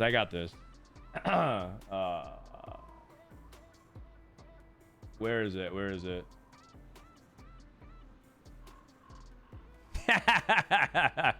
Hold on. Wait. Who's good at Photoshop? we need a my next chapter. And it's just him wearing the Latin America flag. Dude, okay, hold on a second. He's defecting to Argentina. My next chapter. He's about to move to Latin. I'm getting more dogged again. XDD. Oh, man. If you guys don't know what I'm talking about, Kevin Durant left the Oklahoma Thunder, who, by the way, was on a team with 2 other MVPs, Russell Westbrook and James Harden. Basically, he left a team of like of future Hall of Famers to join the Warriors, and the Warriors were already the best team in the league. So like, he was the second best player in the league, and he went to join the best team in the league. If you follow soccer, it's like Mbappe joining Real Madrid. But that's like another magnitude better or worse, actually. But people are likening to Mbappe joining Real. So, but the thing is, he's not joining the Warriors. That's like the funny part. He's not actually joining the I'm Warriors. getting more dogged again. He's He's doing it, but he's joining LATAM. Pitsy, thank you. Shiz, thank you. Have you seen Salvy's team? I have not. I have not. The reason why I put B tier is because I don't know how good Robin will be in form by then. Robin low key is kind of turning into an influencer these days. He used to be very consistent, but these days he's not that consistent, and he's spending less time prepping and more time like being an influencer. So he's a wild card. Relic is a wild card as well. Kind of depends on how much he continues to improve. He's been good on ladder this season. Robin, yeah, he's been good. He is. Why the slander to LATAM? Oh, I mean, if you think I'm slandering LATAM, you're definitely really wrong about that. I'm actually I'm like one of the few people defending LATAM. If you want proof, sit in a call. I have a 2-hour VOD proof of me sitting in call with this milk guy. I have a 2-hour call with me sitting in with this milk and goobums guy defending LATAM. I actually have proof, empiric evidence. Anyways, they're gonna be the number 2 seed. What's the team with Salvi? What's the team with Salvi?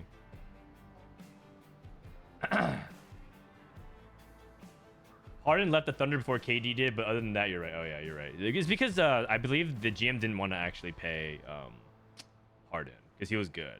But yeah. Salvi, Ging, Sinar, and Clemo. Salvi, Ging, Sinar, and Clemo. Ging and Sinar are very good. At their peak, top 5, top 10 EU. Clemo, I don't know much about, actually. Let me look at the leaderboards for EU. EU West, Clemo. How's he doing? 1200. I mean, it seems decent. There's definitely some players in EU that have like the fear factor, right? Like you're even kind of afraid to shit talk them because you're just like, nah, they're actually like good. Like no one dares shit talk 61. He actually just has he actually has that aura about him. No one shit talks him. No one shit talks Solo. No one shit talks Wet Jungler. Where is he? He's not here right now.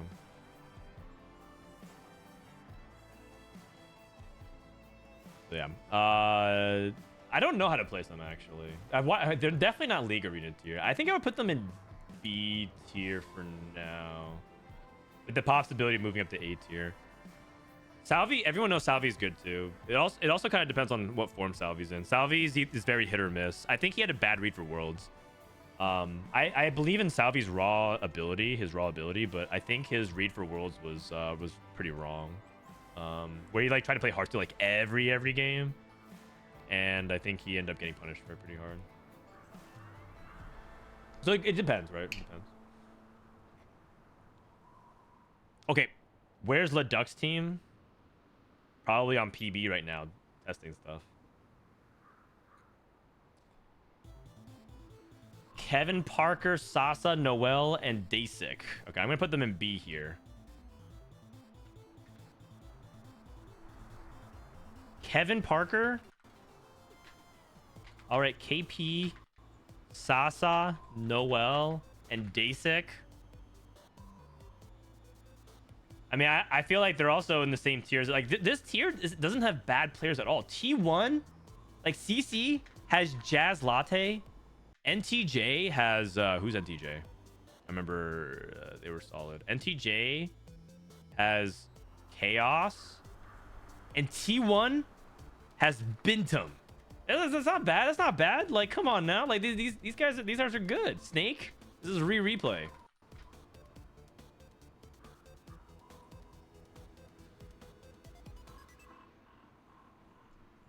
What's this Souless? What? What is this? Oh man, my next chapter.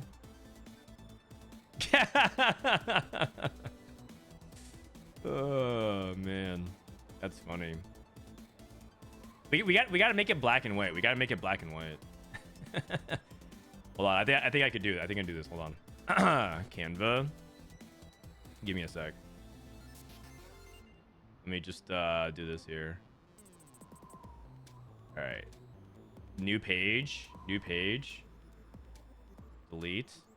Wait. New page. Delete. Wait, what? And then add this. Edit image. And then a filter. Where is it? Where is it? There it is. All right, now that's better. Now that's better. All right. Here you guys go. I can screenshot this. I got you. Man, I'm getting more dogged again. I started training for 6 months. Could you A tier Dobbs, Arcjo, VCLF, and Babzera?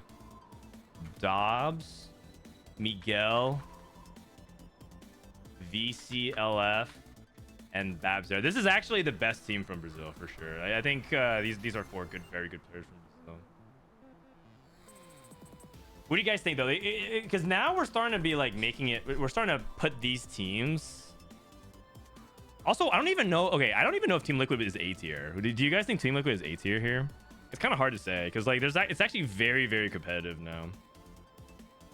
They probably are. They probably are. It's just hard to. It's hard to evaluate without knowing the rest of the teams, but they are. S tier. Ego Illusions, Kermex, T-Lides. Oh, dude, it's like T-Lides is alt accounts. Are you ranking players or companies? Well, I'm ranking the teams here. I'm ranking the teams.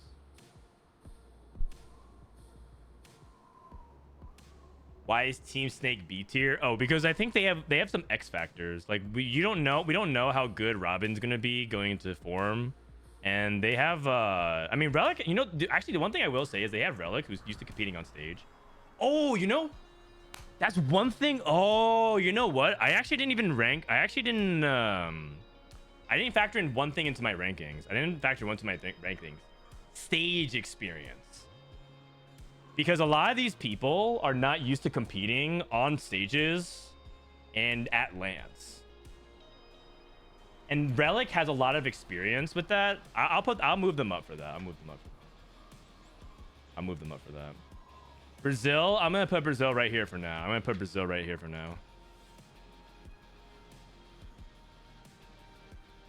My team is Exodia. I mean, you guys are the perfect bookends. we got A and we got Z. We got the bookends. Team Summer Break versus Team League Arena. Jedusor, Opal, Tartman, and Experion. That's like a ladder team, right? Tartman and Experion. I mean, isn't Experion like rank 1 EU right now? Jedusor. I mean, this team is like really high ranked in LP. I mean, they might be pretty good too.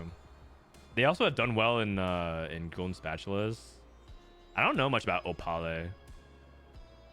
Okay, he seems good. Oh, these guys, they just took a bunch of ladder beasts. I mean, that like, you know what I need to do? I might need to actually put like a D tier, but D tier is kind of mean. NA is really sending the best of their best. Oh yeah, we actually didn't even rank the most important team. We were watching it first. K3 Soju, Setsuko, Milk, and Toronto, Tokyo. This is early set, meta read, and making new comps are very important. That is true, actually. You know what?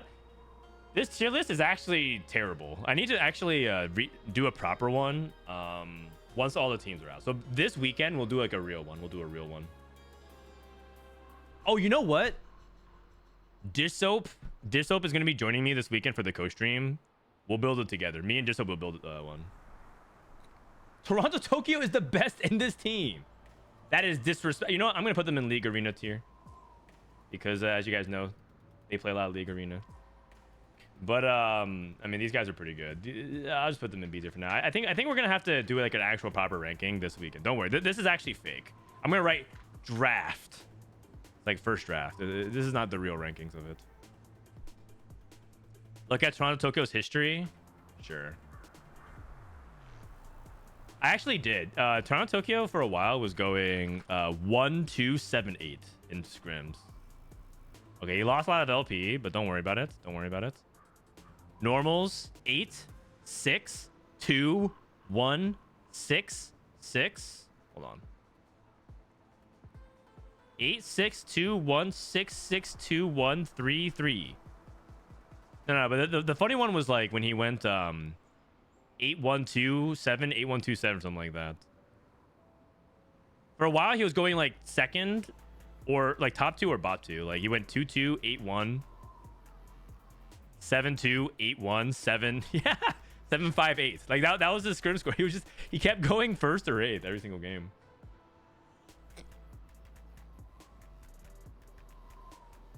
Selling boards so no one can spectate. I mean, people can spectate games, but that's the thing. All you have to do is just like look for them. Just click on the leaderboards and you can see it. How do they qualify? Oh, they qualify via points. They qualify via points. It's an invitation based off of their ranking from the Dragonlance Championship. But they only get 80% of the points. Set 8 worlds, set 9 worlds, Vegas, and set 10 worlds. I don't know why they haven't squared away the America's teams though. Can you rank Ripple's team? What's Ripple's team? Okay, actually at their best, I think this team is high A tier. Probably S tier as well because like I think in this format, winning is a really big deal. So what there's actually a lot of factors to think about.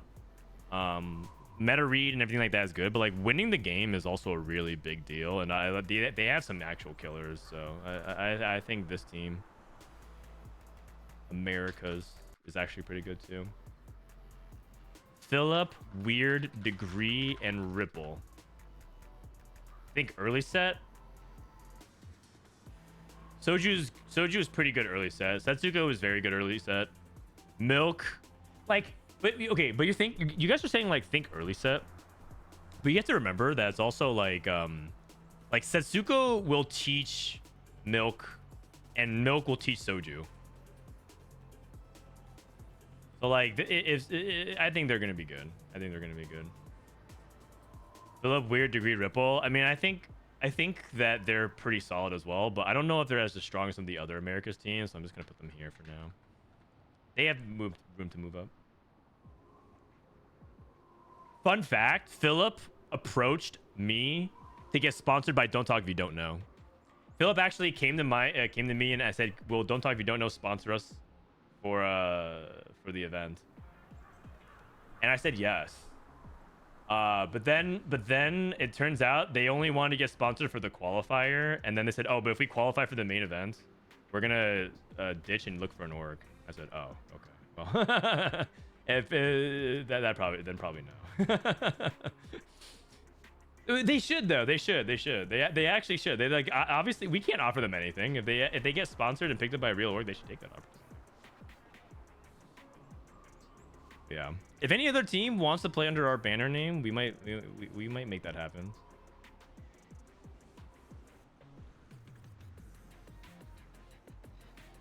Should we rank teams for the current qualifier? Oh, probably. I mean, we're ranking teams just because we're like bored. Also because I didn't realize there were so many teams that were in it. Let me see. Or rather, that have given us confirmation.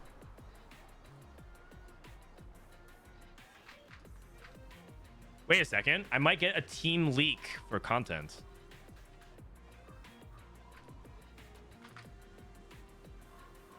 I think I might get a leak right now for teams.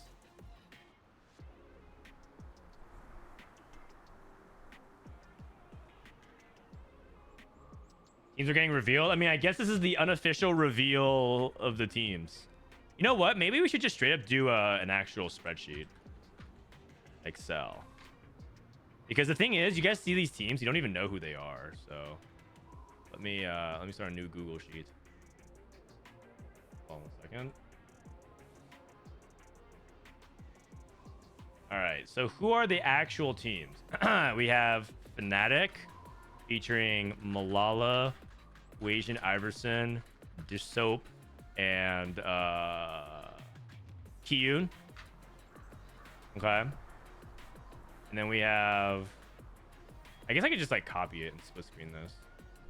Because the thing is, you guys don't know who like all these teams are at a certain point. If I type like Team Falcons, do you guys know who that is? From Americas, I have Team Liquid, who is Ego Illusions, Kurum X, T-Lides, and Pokygom. Okay, now I have more teams. This is Team Summer Break with Souless, Emilyywang, TexSummers, and Life's Bad. Then we have Michael, Relic, Replay, and Robin Songs. Then we have Cheche, Fritz, Altanahwe, and Black Sheep. Then we have Hisoka, Bioluke, Koala, Esbelto, and CMB9. VCLF, Dobbs, Miguel, Arcjo, and Babzera. Ashmoo, Amdy, Broccoli, and Goobums. This is the Americas team, by the way. We're basically doing a reveal of it.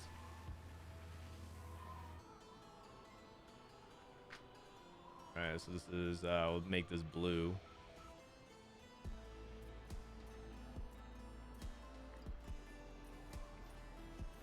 And then we'll merge this. So we got the Americas. And then we have K3 Soju, Setsuko, Milk, Toronto, Tokyo. We have Weird, Degree, Phillip, and Ripple Overdrive. Okay, and so these people are guaranteed through based off top. Actually, it should be this team. This team, these teams should be guaranteed through. What is your team name? Let me see. Oh, and Team no, that's not the name of their team, guys. That's not the name of their team. Didn't Ashmu retire? Well, I mean, sort of. 1, 2, 3, 4, 5, 6, 7, 8. Oh man.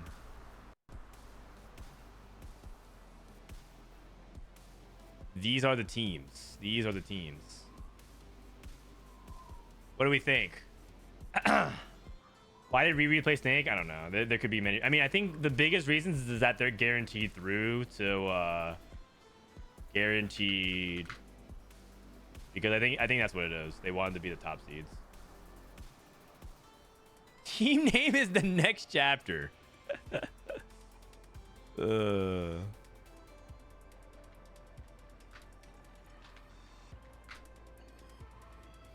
the way, is anyone scrimming soon? Or is everyone still on break? DQA, Soju, everyone's playing solo queue. I guess are they all taking a break for today? For the EU, let's see, EMEA. EMEA, we have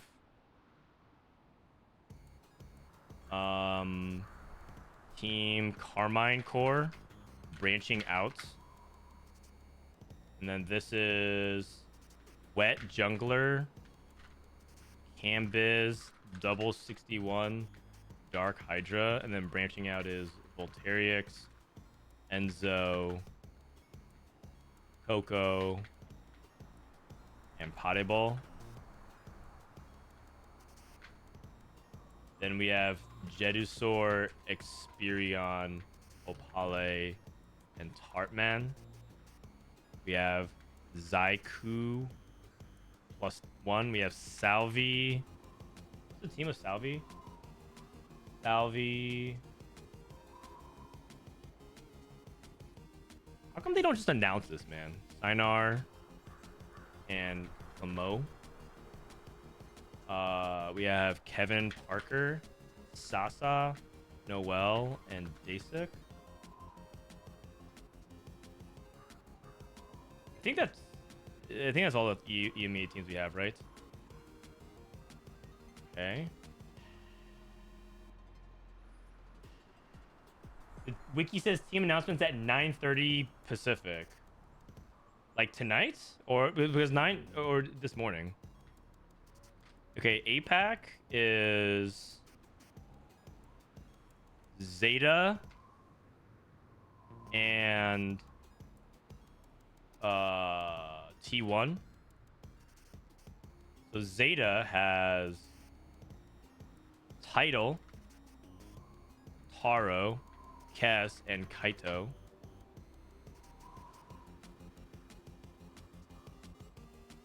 And then T1 has Binteum, Man, I'm getting more dogged again. Zuni, Bobae, SC, Team Juno, Tamura, Huey, Dewey, Louie, Kade, and Angora. Sleeper team, TFT VN, YBY, NCC1, Lishuyen, and Piva. I mean, this team is just really good. Eggy, Jazz Latte, Can't Without You, and P on Me. Oh, yeah, okay. El Mumu, Cosmo, Panda, and On. Chaos, Donnie G, Jose Paulo, and Esha. Again, kind of a wild card team called Miran Sejong. And then Dongul, Dr. O, Cassie God, and Sanchez. I mean, these are also like Korean OGs. And then CN. Oh man, CN. CN's got like killer team after killer team. Team Falcons, Weibo, Xiaoge, Ice. Here we go. Chi2X, Honglian, Hanxing, Kuzi, Easy. Dude, Falcons is so stacked. Dude, Falcons is really stacked, but like all these teams are stacked. Look at Twisted Minds. Hwanmei 62nd and Snowy. They don't even have the 5th player, which is Shudze AK. That guy is also good, but they benched him. JD Gaming, Clancy, Shunga, Ahao, HN. All regionals winners has world champions. LGD, Beta, Chingro, Koala, and Demon Hunter. These are like people who are doing well at set 11 right now. Alpha Gaming is Huxing, Guan Chuchi. Man, I'm getting more dogged again. And John Wen Yu. Okay, so from here, once I have all the rankings done, or all these people, I'll do rankings. Do green, and then EMEA is like yellow. All right. If someone else had, if Fnatic has someone else besides Kayn, you guys, okay. First of all, you have to remember that you have to remember two things. One, Kayn is actually really good at TFT. If you're a Kayn hater, you actually just haven't been around for a long time. He's actually really good. Two, Kayn's a really good teams player because Kayn is really good at team dynamic stuff that I think are underrated. Like, remember, this is not just for individuals. You have to have people who work together well, who communicate well, and also can play in a team environment. And you might be thinking, well, you're still trying to maximize your individual placement. There are teamwork aspects of it. Because because Kiyun's really good at doing things like scouting other boards, holding information, and communicating, and also like coming up with stuff on the fly that helps the team. Like there's a lot of like that element that is underrated. Like people who just play their own game and they're just going to be individual in mindset, they're actually going to be kind of a liability.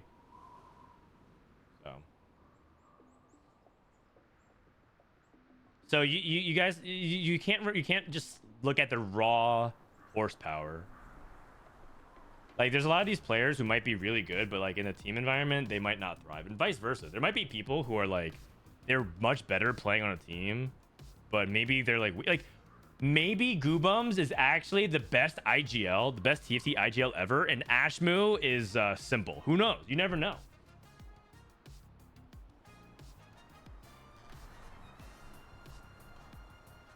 You never know. Maybe Emilyywang is Imperial How. You never know. These kinds of team environments, it's completely unproven.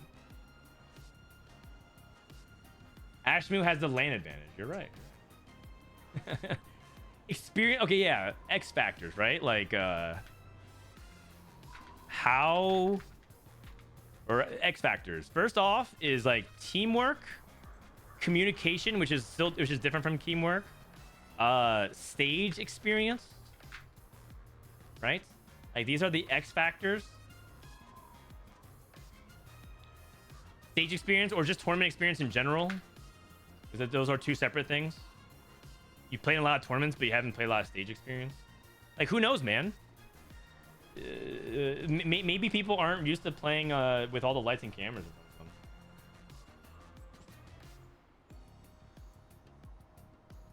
Also, how good their team jerseys are.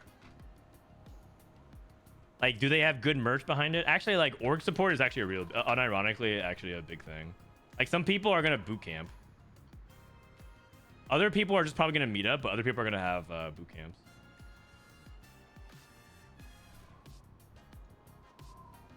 Is the tournament online or in person? It's in, this qualifier is online, but it's going to be an in-person tournament.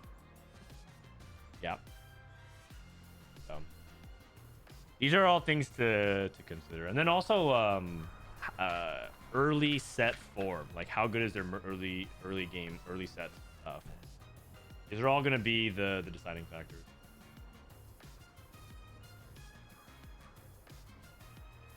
This is huge for competitive. Yeah, that's why we're trying to cover it right now. That's why we're trying to cover it right now. Trying to provide a little bit of insight, because like, you know, I'm gonna be honest, man, we don't have any communication about this otherwise.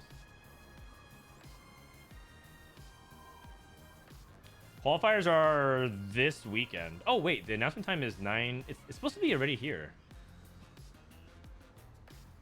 This is next set. Yeah, this is supposed to happen in August 8th to August 11th. August 8th to August 11th. 16 teams, America's in EMEA, APAC for China. You might be saying, like, what are they playing for? They're playing for $550,000 US, and there's also a 50,000 MVP award to the best performing individual player. Man, Souless MVP. That's why he's there, man. Souless is for the MVP. What was the league prize pool? Probably like $1 million, something like that. I don't know off the top of my head. Okay, we'll build out this document. We'll build out this document in the coming days.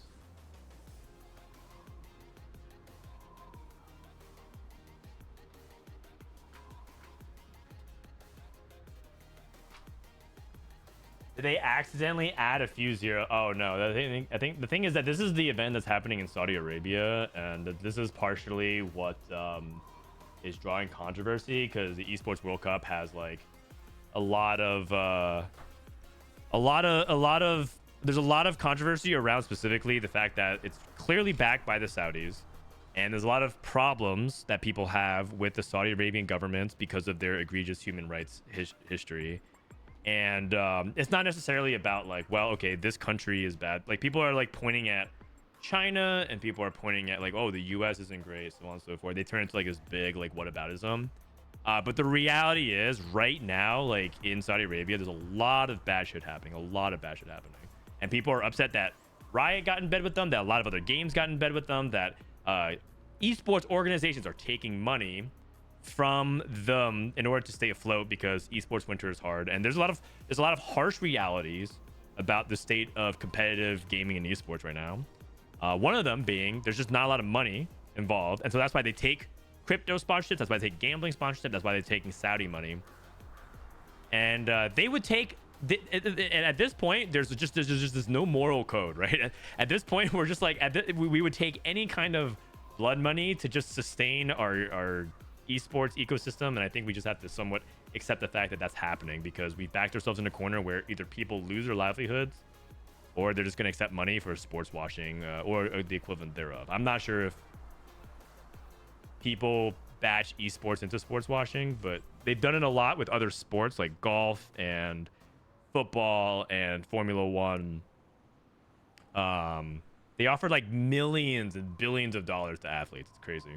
It's like this whole thing. If this is the first time you're ever hearing of it, it's like this whole thing. You can go look it up. There's a lot of content around it. But essentially, Saudi Arabia is sitting on like an infinite money hack. They're like they literally have just more money than God.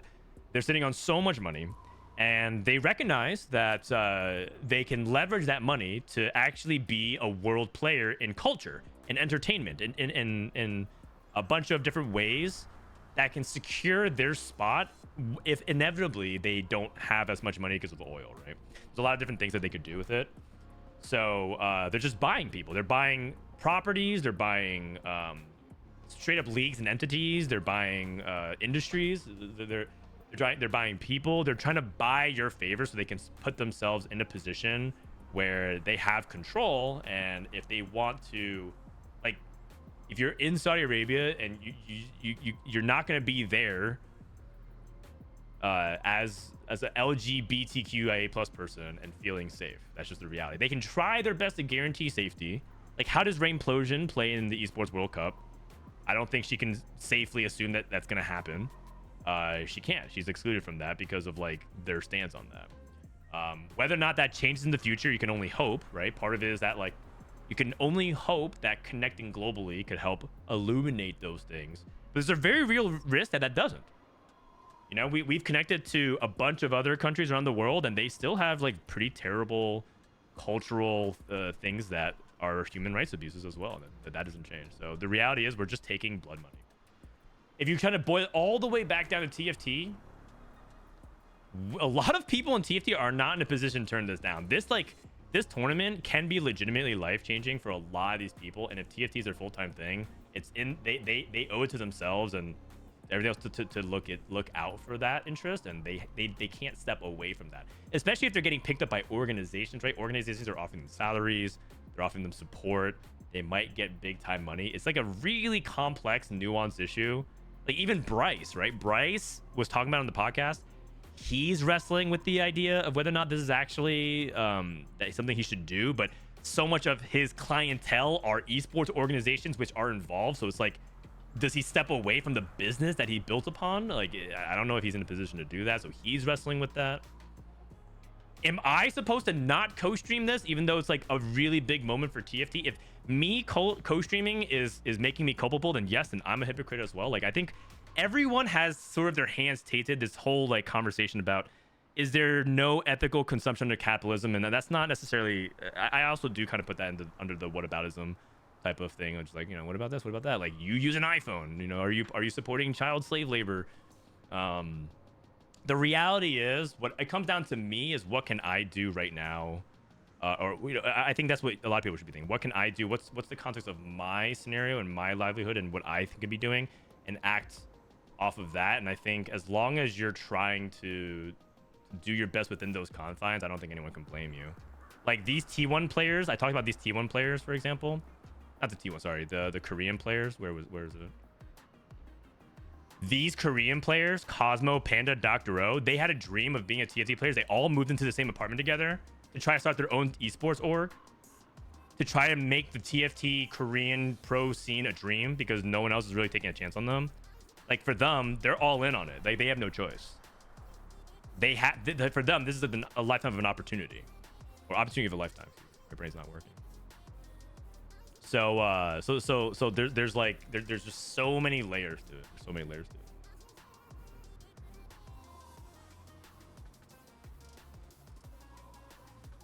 Saudi Arabia is worse than China. I mean, China has a lot of their own ongoing problems as well. I mean, what's going on with their own versions of genocide and everything like that, they're sweeping under the rug. There's a lot of problems.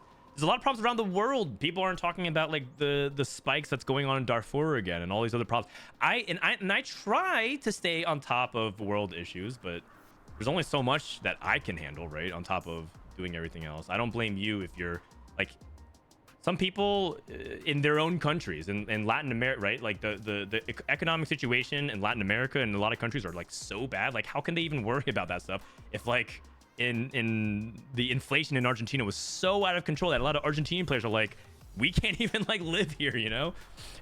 So some people have to worry about the issues, and it's a case by case basis. We need to make sure to highlight anyone who does decline to attend the event due to, you know, to ensure that they get opportunities as well. Yeah. People who are able to take that bold stance deserve recognition for it. And then most importantly, let's not it's not Binteum that's doing all these crazy things. Like we can hate on Binteum, but like it's not Binteum that's going out and doing these egregious human rights abuses, you know.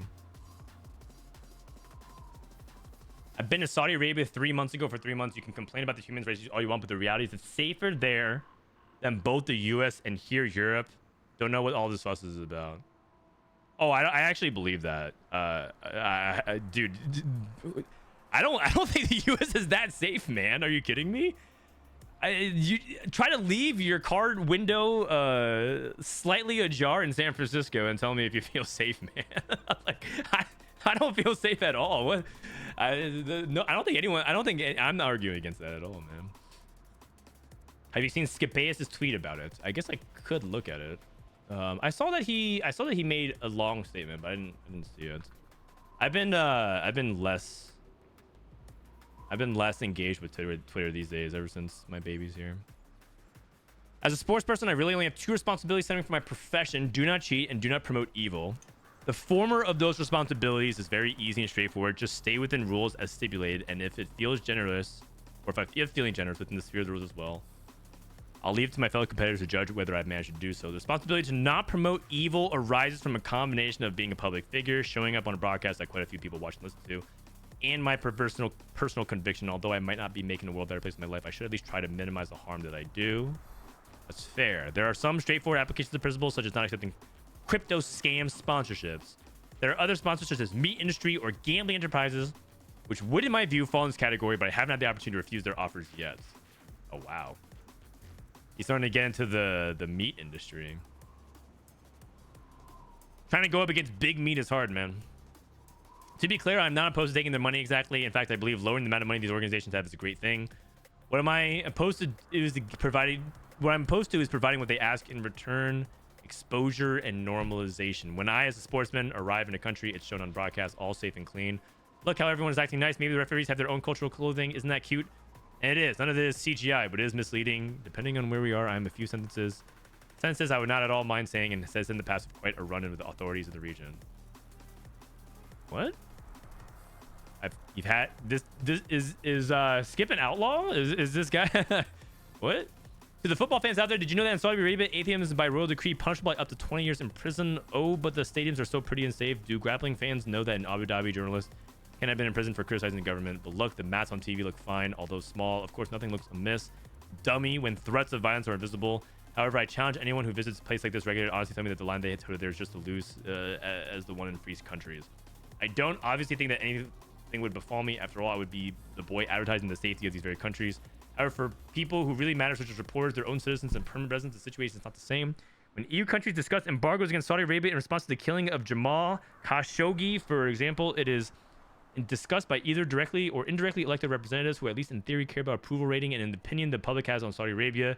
The United Arab Emirates and Qatar matters. When Zlatan, like a clown, responds to all questions about human rights violations by talking about the food quality in the stadium, it matters. Is true though that I myself don't really influence that opinion. I don't really matter. I am just an eccentric homeless man from Central Europe with no actual power to change anything. But what else would you have me do? Fly there, take some photos, pretend like I'm fine with what happens outside the premises of the arena, and grab the cash? What an undignified way to live. And that's his own personal conviction. I think we should respect that. I think if Skip is going to use this to attack other people, which I don't think he is, he's not. He's talking about his own personal conviction and why he feels so motivated to do so. We should support that. And I'm happy that he is in a privileged spot to do so. And I think that's something to recognize. Like, yes, you can stand on your soapbox and have the right to decline. Not everyone does though. And I think that's ultimately the line that we have to draw. That's all. But by all means, the fact that he's willing to stand up deserves applause. For the people that want to support that, you should reach out to Skip or support anytime he streams. Things like that.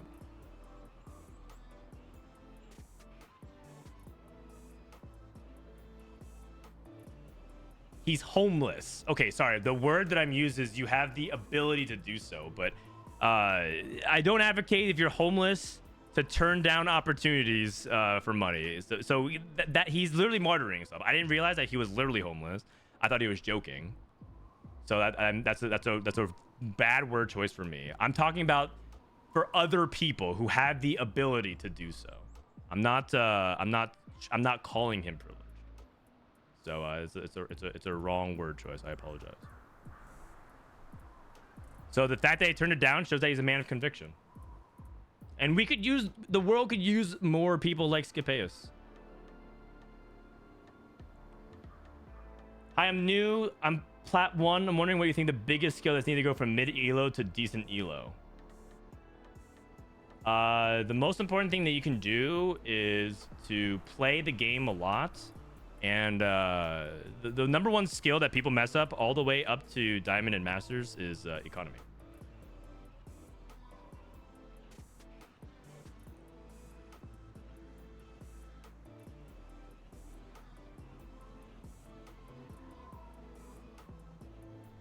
Isn't the same as crossing the picket line. Yeah, some people need the money, but you need the collective to be able to make change and make a stand. I mean, you can make a stand. You can, and then it's totally up to your own convictions about that. And I think we should, again, like part of it's a very complex thing. So the question should be the question should be, should this tournament not exist? Should all these players all stand opposed to it? Should no one be covering it? Should no one actually go to it? And in a theoretical world where like we get to choose the most good and positive for humanity and society, the answer would be yes. But that's not the reality we live in right now. The reality is that this event is happening. That a lot of players are signed up for it. So what can you do as a person? If you want to personally boycott it, I think that's great. I think that's fine, and you don't want to engage with it. If it's gonna be like we're gonna be starting to call these people who metaphorically cross the picket line like scabs and throw rocks at them, hate on them, I think that's the wrong choice, personally.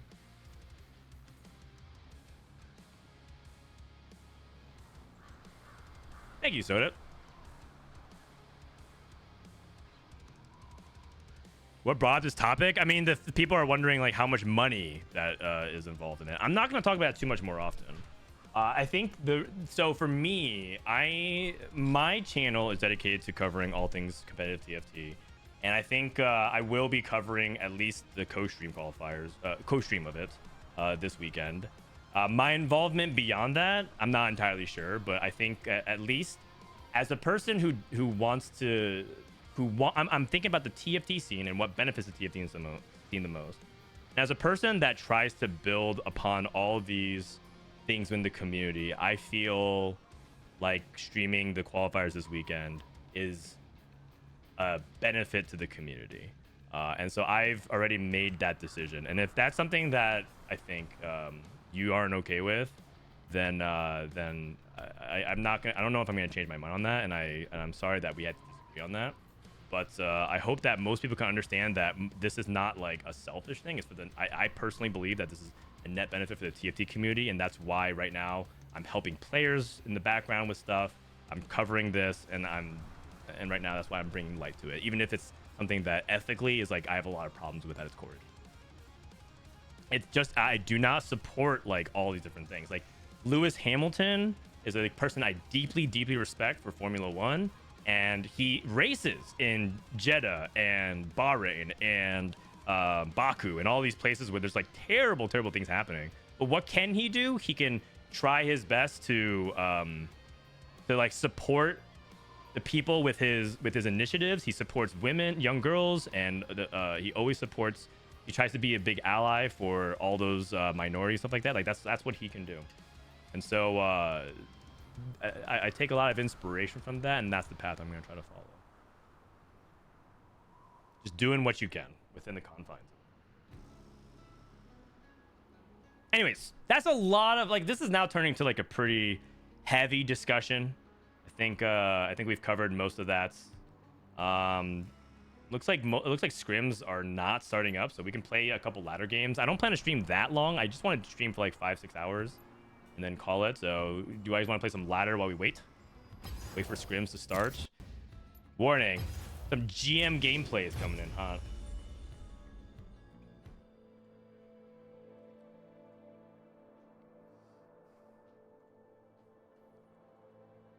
This Frodan guy, the dad debuff is too hard, man. The dad debuff is too strong. I only can play like 2 games a day.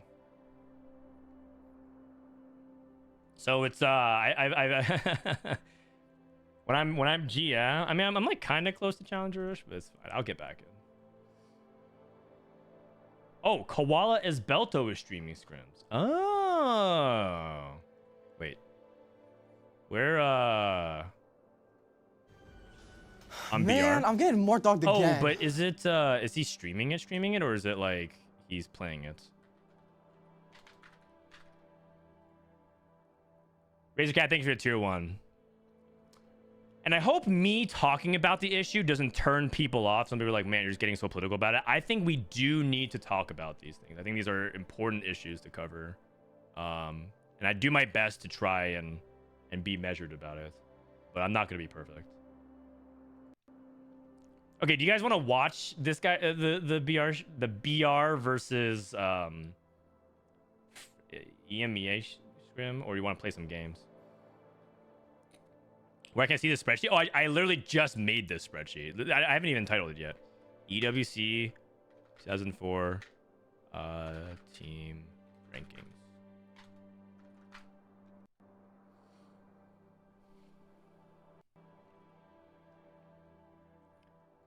Watching scrims, but the thing is, we only watch one POV.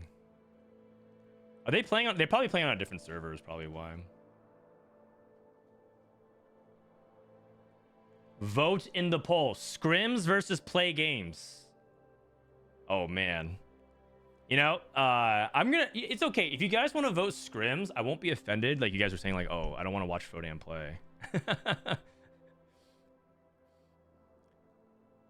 I won't be offended if you guys vote scrims. Some people might be like, no, I don't want to hurt Frodan's feelings, man. Like maybe he wants to play. They're playing in NA. Oh, okay. Let me see. What's his username? If they're playing on NA, that's a different thing. Bio Luke.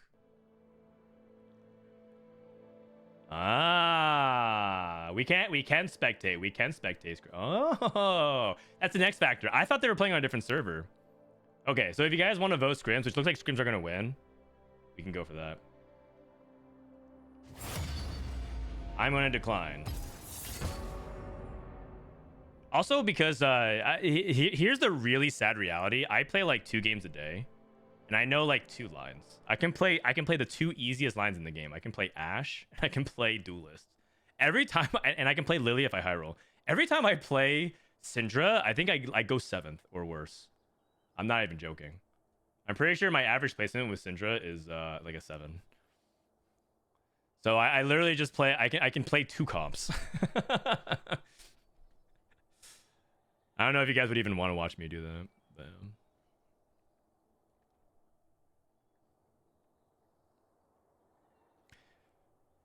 and by the way, the last thing I want to say is that the people in the Middle East deserve opportunity as well, right? People often feel like, oh, we should like not like people are complaining that there were Middle East servers happening for League of Legends and stuff like that. That should happen. Like the people in the Middle East deserve their own chances and opportunities as well.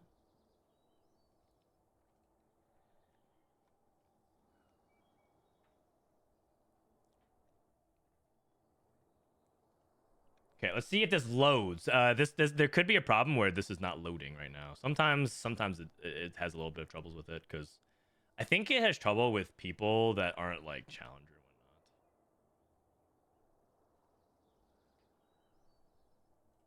whatnot. Play arena with goobums. No, thank you. Also, I don't really like arena that much. Vanguard error. Uh-oh.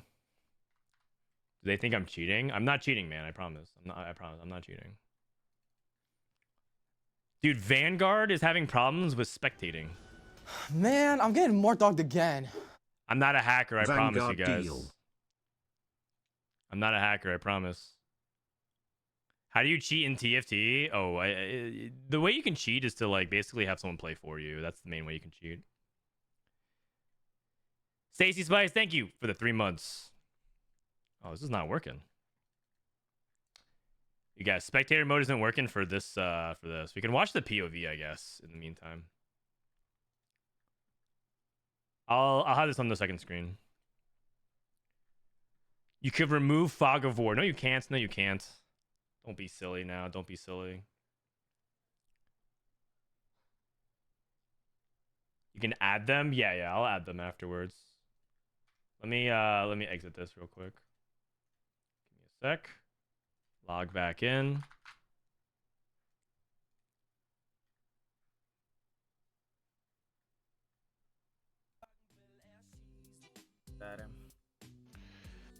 Does this guy speak Brazilian the whole time? I kind of want to hear if there's yapping or whatnot, but I don't know if they have comms. Okay. All right. Logging into the client, so on and so forth.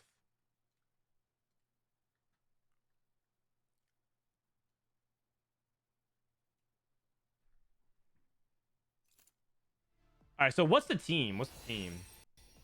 The team is... I have it somewhere. This is team... Koala, or Team Brazil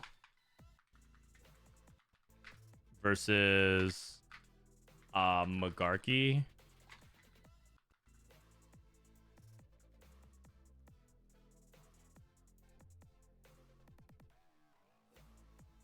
Rate our team as the winners of the Lornick 4v4 Cup. Stormy, Lalana, Kerfuzzled, and Hayden. I mean, you guys definitely win the good looks team, that's for sure. TFT? Maybe. Do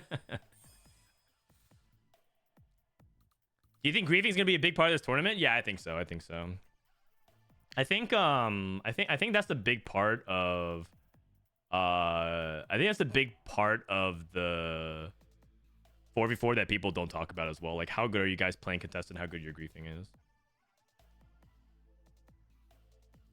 Okay, we got roll the dice. Oh, what portal is this, actually? We don't know. We joined halfway. Let me add Magarky.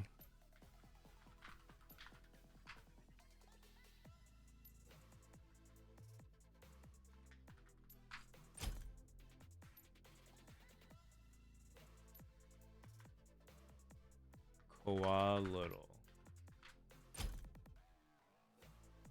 The Lillia portal? Okay.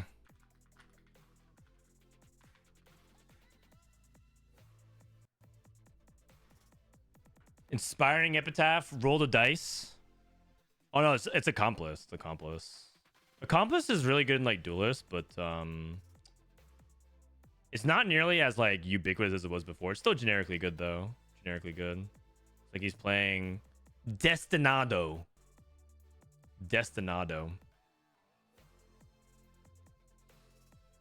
What are the main differences in how people play 4v4 compared to regular league? Oh, sorry, regular TFT. So 4v4, your teamwork and communication matter, and then also your teamwork of like how you actually coordinate your comps. Like you can't have people playing Fortune in the same team. It doesn't make sense. Or if you do, you have to like really know. There's like some like really situational things that you can, but like you're not supposed to do that. How well are you guys lining up your team?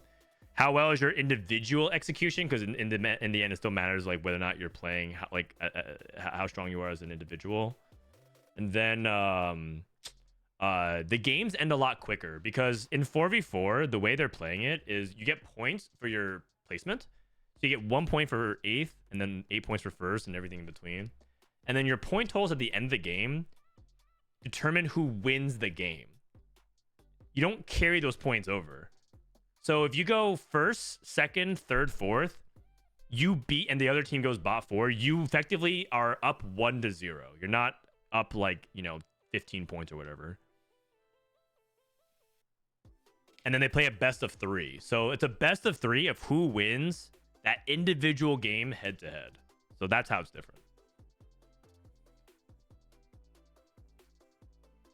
Just grief your teammates to get more money for MVP. Yeah. That might be what Souless does. We might see Souless actually grief Emilyywang for $50,000. I'm not gonna lie, that would be some content. That's like some Mr. Beast shit where you like try to go on a game show and then like, do you want to steal half their money or something like that? It's like, yeah, I would.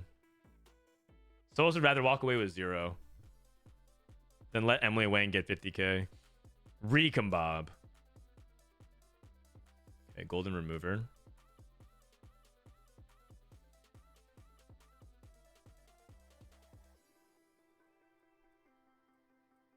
Milk had all 3 teammates in pools and was strongest lobby with high HP, so he benched his Nico 3. Yeah, exactly, stuff like that. But that, I don't like that aspect of it. In my opinion, I think 4v4 would be really fun if all they did was fix that you can't play against your teammates. That's it. That's all they have to do. Nothing else has to functionally change about it. No special rules, no items that pass things back and forth. That's all they have to change. I think it would be already much better. Wandering Trainer, Umbral, Fortune, and Warden, or Magarky. What reroll comp is there this set? Kha'Zix, Malphite reroll, Yasuo reroll.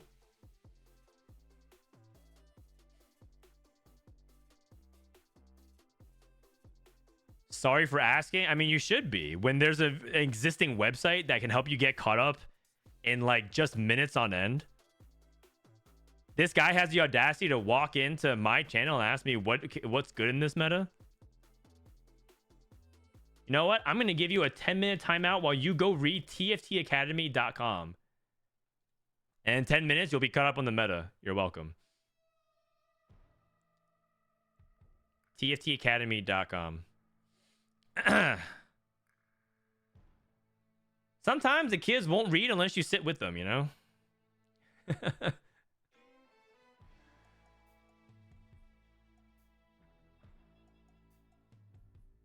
Also, speaking of TFT Academy, we released our latest episode of our podcast. TFT Study Hall, June 5th, 2024 on Positioning 101.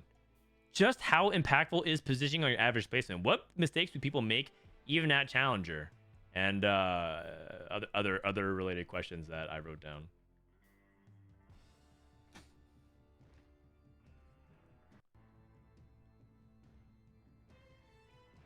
Damn, I want to watch you play Duelist Ashe now.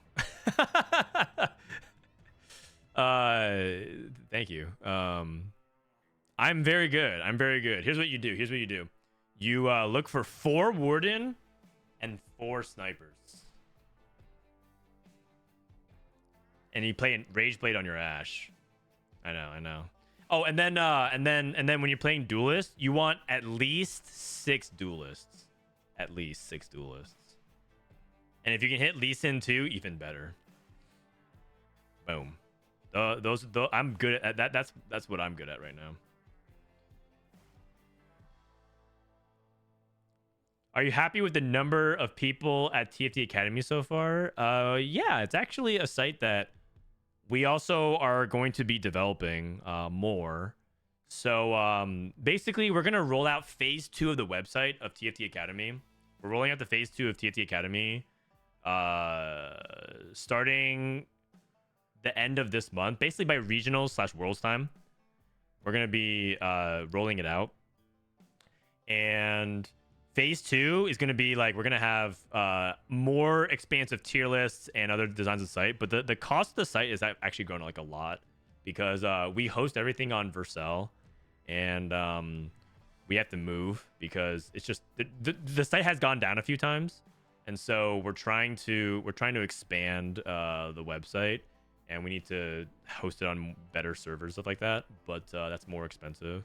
And so just, you know, as a preview, we're going to be opening up a Patreon for the website. And that also, but hopefully it'll be something that you guys feel like it's worth it. Like, we'll release like podcast stuff early and do other things. And then we'll also have like a chat for just Disop and me where you guys can talk to us about TFT and we'll always answer, stuff like that. It's almost like you're just in our little study group. Just things like that. We're going to open up a Patreon to support the site and all our content, stuff like that. Why not an OnlyFans? I mean, it's kind of like that. It's more like Only Dance, but with less topless pictures.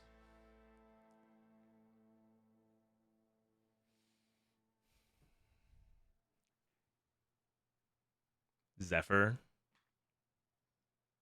2 people took Wandering Trainer, so we have. Oh, you know what? Wandering Trainer actually should climb in popularity for 4v4 because you can commit really hard and your teammates can build around you. As opposed to like feeling like the direct, you know? Like if multiple it's very rare for you two to get the exact same Wandering Trainer. So maybe it gives you like really strong direction into the lobby, and then that ends up helping like the team like kind of take their lanes. It's more easily griefable, yeah, but like you're always gonna get griefed. I feel like you should go into these games like assume you're gonna get griefed. Who do you think is the best player from each region? From North America right now is Dish Soap. From EMEA, I mean, I'll just pick Experian. He's right now rank 1. He's really cracked, but it could be somebody else. I mean, 900 LP is no joke, but I'll just go with that. If you're talking about overall best player right now, I mean, it's probably like historically, it's like double 61. Okay, this guy's like loose streaking. From China, from China, I would probably say it's either Ice or Huanmei. Those are the 2 people that I would go to. And then from Asia Pacific, I'd go for Title. Although Title hasn't been doing as hot in the past couple of tournaments. Neither has YBY1. We can all agree on one thing. It's not Binteum. I'm not even saying Disho because of TFT Academy. Don't be silly, you guys. I don't even rank Disho in my top 2 last power rankings. And Disho was like, man, these people are underrating me. I put Disho 3rd. And he was like, dude, you guys are underrating me.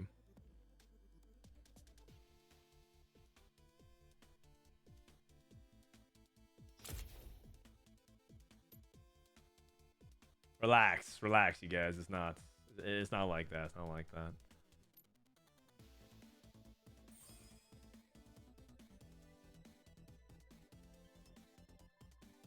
Disop has the most points in this cup circuit. Yeah, so Disop's number 1 right now in overall qualifier points. He's gonna go to Worlds this set. Okay, so we have Syndra pair. He has Syndra pair at 7. Slamming Nashers. I think one thing that people kind of realize is that with Faded, you don't actually have to slam blue buff. You can actually just play Shojin because you just have to worry about your item tempo sometimes. And what really, really matters more than anything is just your front line, the quality of your front line.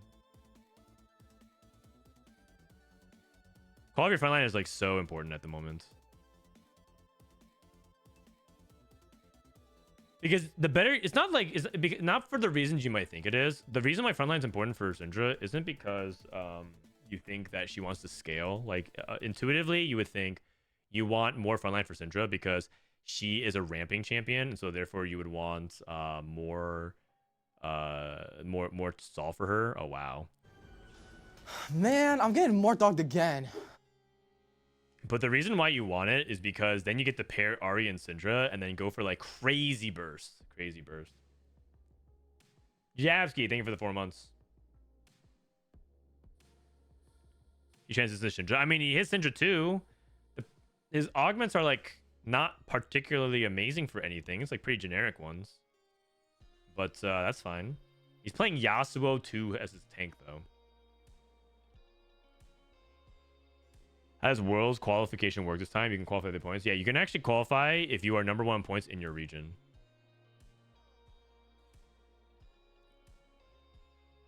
If you're #1 in points at the end of the season, you just get a spot to Worlds. And this was going to do that.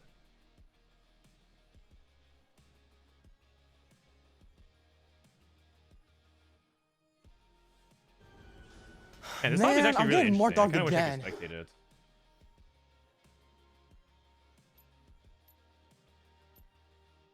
We can also spectate solo queue as well. I just realized that Soju is queuing with Setsuko. So we could just watch their ladder games as well if we want. Watch some NA ladder as kind of the equivalent of it, because we're basically watching their snapshot games. This Sunday is the snapshot watch party. Hey Flower, thank you for the 12 months. 1 year already. My god. This Sunday is also snapshots, so we can actually watch them too.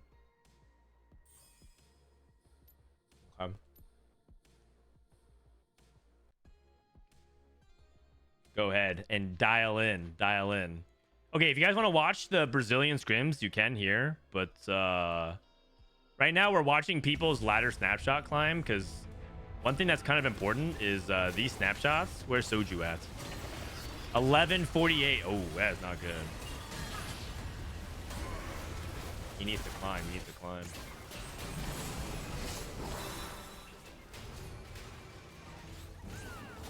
All right.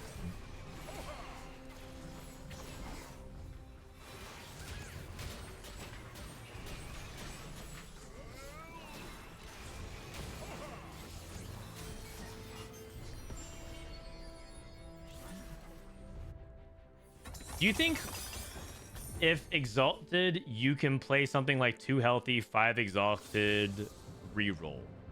Oh, yeah. Actually, I do think that used to be a thing. But I don't think this set or this patch right now is very conducive to it. But once upon a time, the 5 Exalted 2 cost reroll thing was very good.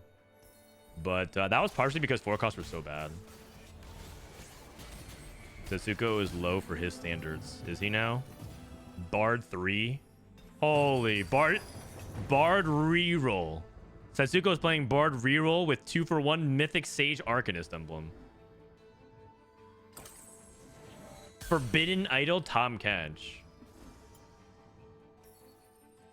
Okay. So he sees his next opponent as well.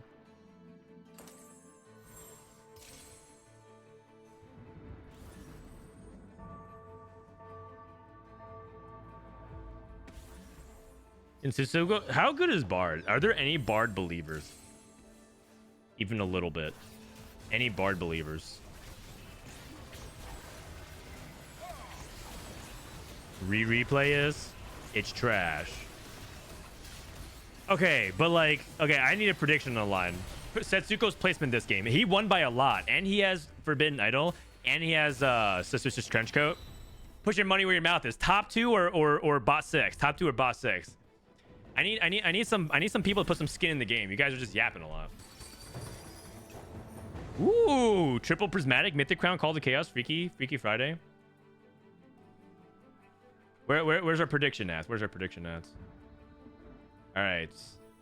Setsuko Bard. I'll give you guys 2 minutes for the prediction. Here you guys go. Top 2 or bot 6? I mean, bot 6 is pretty, in a triple versus Mac lobby, at 39 HP, he put Radiant Refractor. Radiant Refractor. Okay. 10 Mythic. He didn't go for Mythic Emblem. He's not going for Mythic Emblem. He didn't go for Mythic Emblem. Oh, I thought he was going for Mythic Emblem. If you get Mythic Emblem, you can get it at level 9. Because you just need to get to 9 Mythic plus the target dummy. Radiant Stoneplate on Tom Kench. I mean, this actually sounds really good. Oh my god, look at his resistances. And he gets maximum HP. And then he... You know, I could see it, actually. I could see it. Like, low-key, I could see it. But 10 Mythic is so good. It's just that you're not guaranteed to get there. Oh, I know why. Because he also can't get to level 9 for a while because he needs to go for Tom Kench 3. So, if he takes the Mythic Emblem, it does nothing now. And then he can't push levels to get to 9. And he... Yeah, so this actually makes a lot of sense.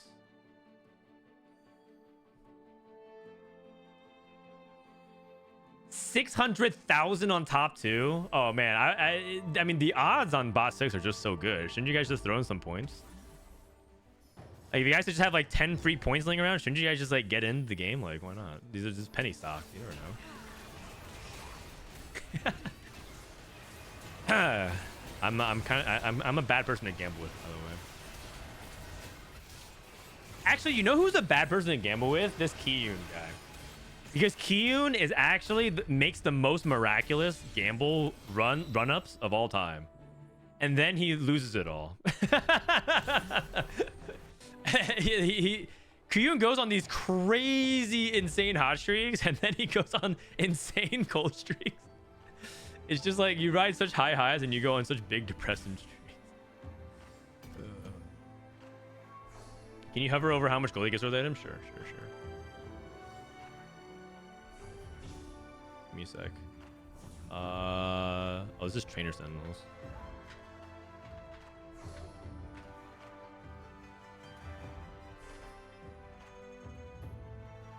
Jose Palo in this game, by the way. So, like, kind of a scrim. How much gold has he generated this game? 7.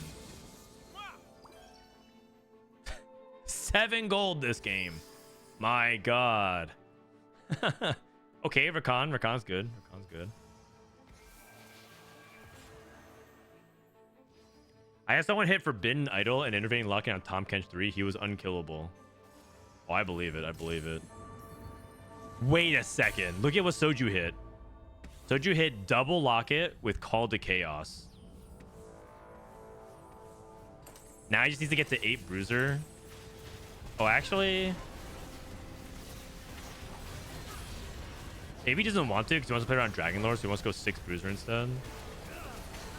Because part of what makes 8 Bruiser good is the Bruiser emblem is good on all those units. Like all the AD units.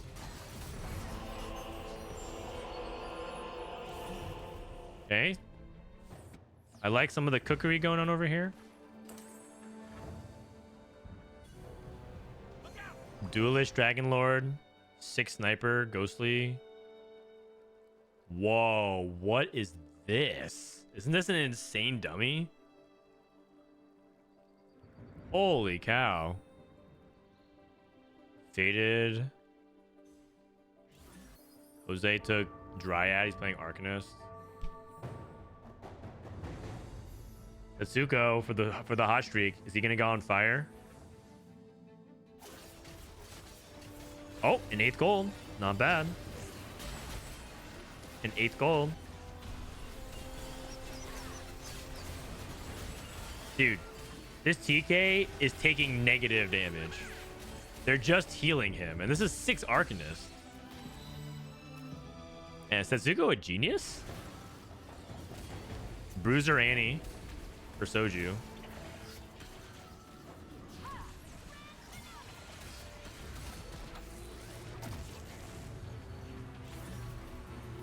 Like if you're not gonna play on an AD champion, then like, you know, the bonus physical damage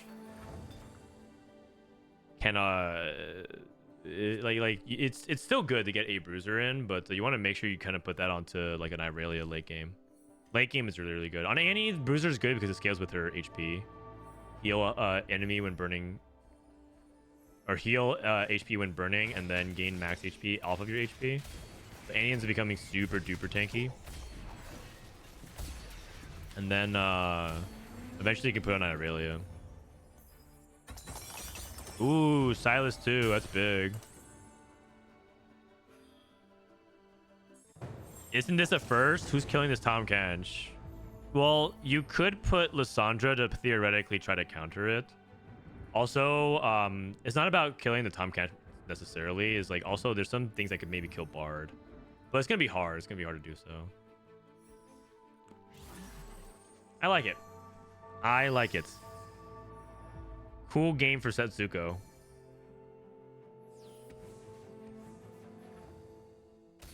Tiny but deadly duelist.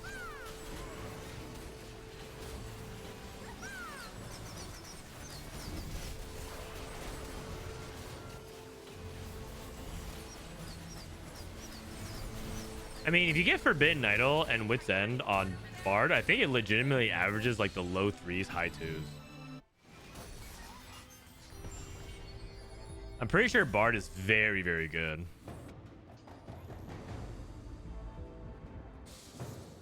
Oh, another Anvil. Here we go. What did he get? I mean, he doesn't have a remover. It's too bad. If he had a remover, he could go for something crazy. He hit the Locket! Imagine if he hit Locket with the Tom Kench. Oh my god. He would have had Exodia. Radiant Stoneplate, like... You would have had true Bis. Like, true Bis. Radiant Stoneplate, Forbidden Idol, and Locket. Sell and then remake. Yeah. Yeah, we'll get right on that. My god. It would actually be the most unkillable frontline unit in the game.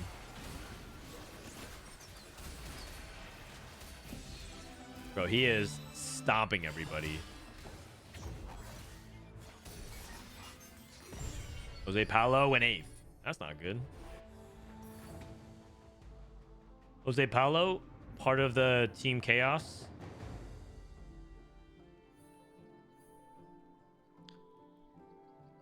This is a... Oh, they're taking a break from skins. They started playing some ladder. I think the opposing team needed to go to sleep.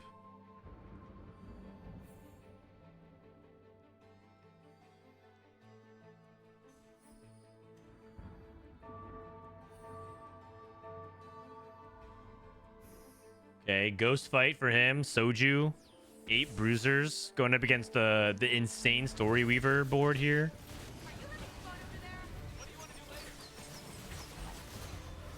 Is this ladder? Yeah, we're watching their snapshot climb, right? They're playing for snapshots, I thought.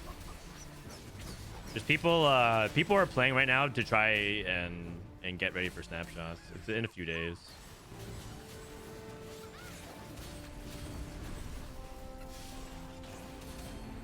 Oh my god, we lost to that? That's crazy. That Kale burst is insane. How much damage does Kale do? 18,900 damage. Oh, mythic for Setsuko. Anyone gonna take that or no? Anyone gonna deny this mythic from Setsuko? I guess he just wins the game. Oh, uh-oh. Doubters are in shambles, man. They just let him get away with it. They just let him get away with it. Uh-oh.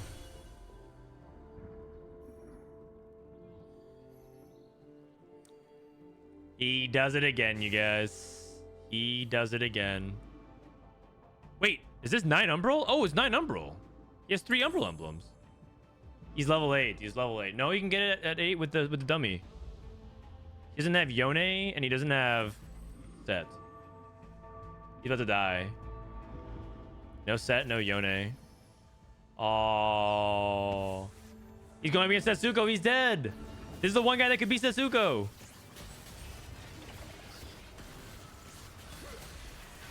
He's dead no matter what if he loses this fight, and he's going to lose. There's no way he can kill this Tom Kench.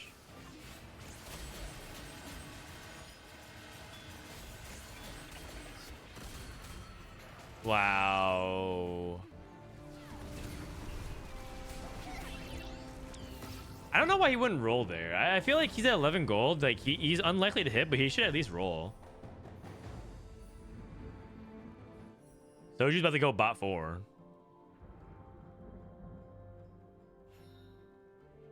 He's went against Lord Baze. Let's be real. 9 Umbral can't kill Tahm Kench. You sure? I don't know. How much is 9 Umbral? Well, it's like a 60% execute, something like that. It's that's a lot. That's a lot. But to be fair, the counter argument is true damage is countered by HP. So you're not necessarily wrong on that front.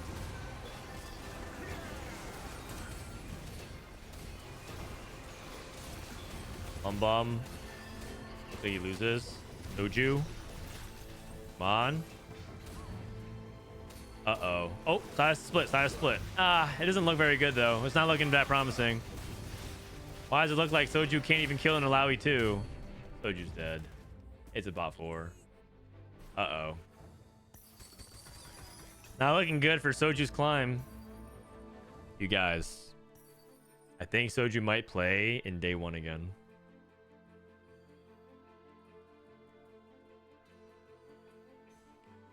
Only counter to stacking HP is Cursed Blade. Oh, that's true, actually. You could use Cursed Blade to counter. Yeah. Where's the Cursed Blade counter? What day is today? Is today Wednesday or Tuesday? Tuesday? Wednesday? Wednesday? So, you have 4 days to climb snapshots. And you have to fit in scrim time. That's rough.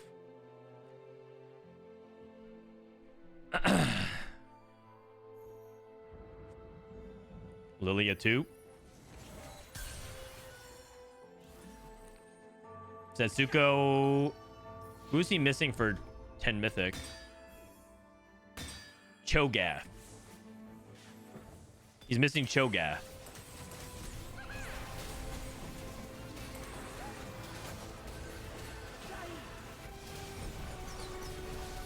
Should we just cash out now? I'm pretty sure Setsuko wins this lobby. Like, there's nothing that anyone can do, right?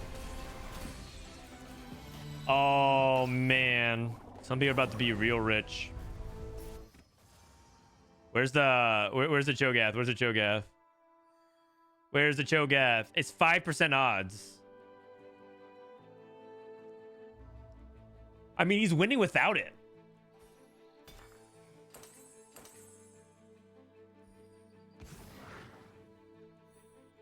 I guess one thing is that the Dryad player is scaling, so like you could theoretically keep scaling and win the game that way.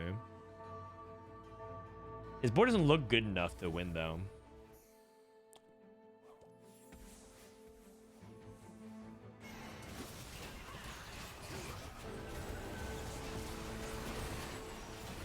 My God.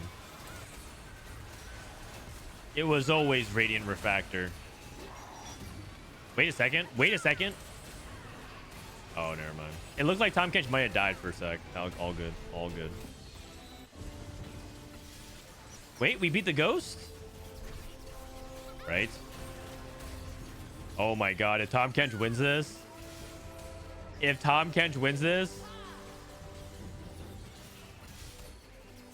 Oh, no way. Wait a second.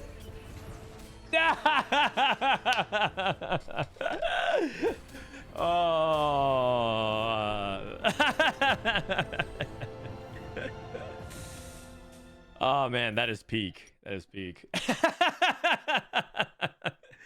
The unkillable Tahm Kench. Oh man.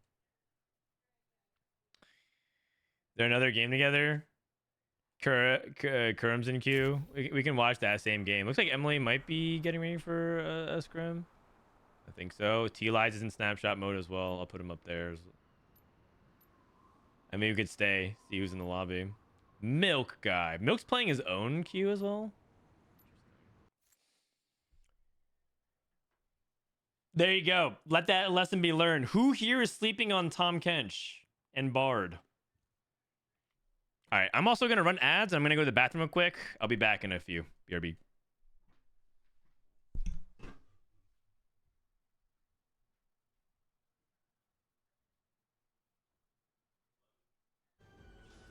Man, I'm getting more dogged again.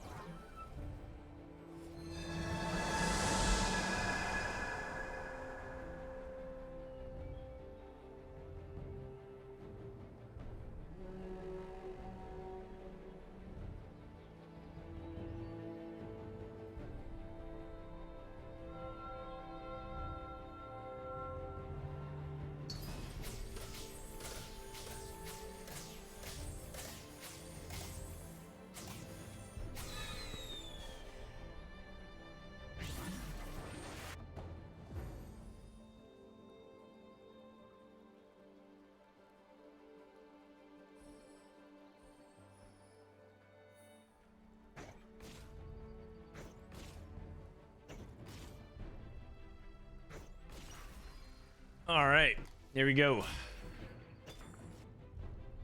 What's the portal? It's Scuttle Puddle.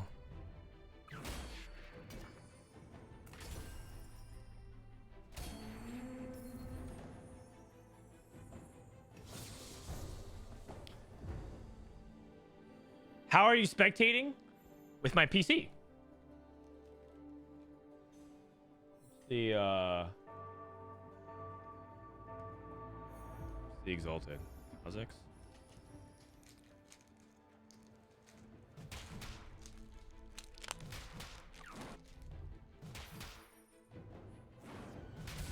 Man, I'm getting more dogged again.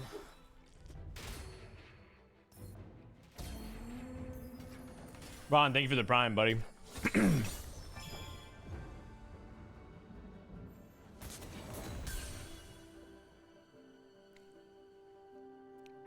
Okay, so Scuttle Puddle is going to cap really high.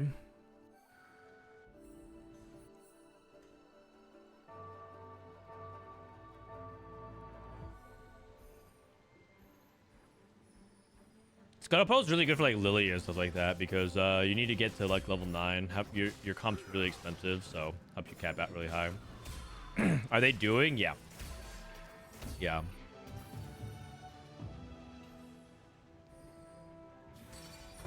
Mythic and Combat Caster and Stars Are Born. Ooh, you can justify a lot of these things. Combat Caster is really good, and you can just like force duelists. Unified is also, I mean, I think is worse than Combat Caster.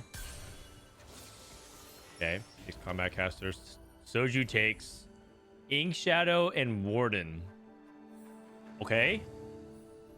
Early Tattoo is Toxin. Kind of hype, kind of hype. Toxin, Vitality, Fury, and Force. Actually, I think those are all the good ones. You don't want Protection.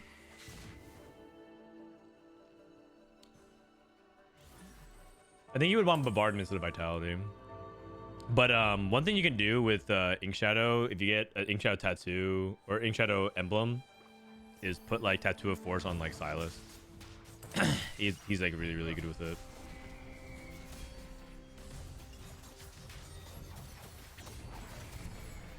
Are they duoing? Yeah, they are. Yeah, they are. Also, Phillips in this game. Wilf's in this game. A lot of people angling for Snapshot, getting practice in.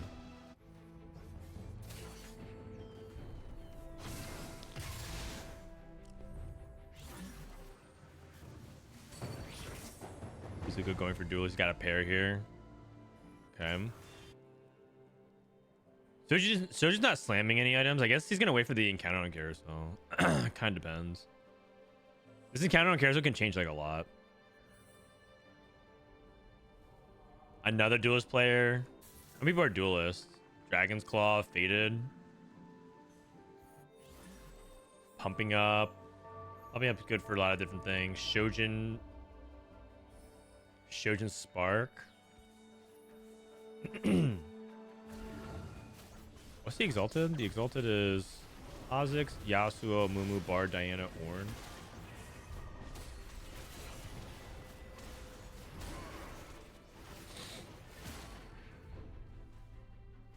You ever stay in Runaan's on Senna there, or you just play around Last Whisper? I mean, if you need to like try to save it for win streak, you possibly can. But Runaan's is like, Runaan's is only good as much as your AD and your attack speed. Because like, if you think about what Runaan's is good with, Runaan's is good when you attack a lot, because you get more bolt procs, and you get more and you have a lot of AD because it scales off your AD. But the problem is he's playing Senna 1 with no sniper, and also the problem with belt, cloak, and bow is that those are actually good components. Like, it's kind of weird because we're not used to it necessarily as much if you come from previous sets, but cloak's actually a pretty good component now. If you're playing like melee carries, it's like good for like the BT and things like that. Dragon's Claw is quite strong on certain champions right now in the metagame. Zone play is useful. Adaptive is useful. Cloak Spark is really good. Cloak's actually a good component now. No longer a meme.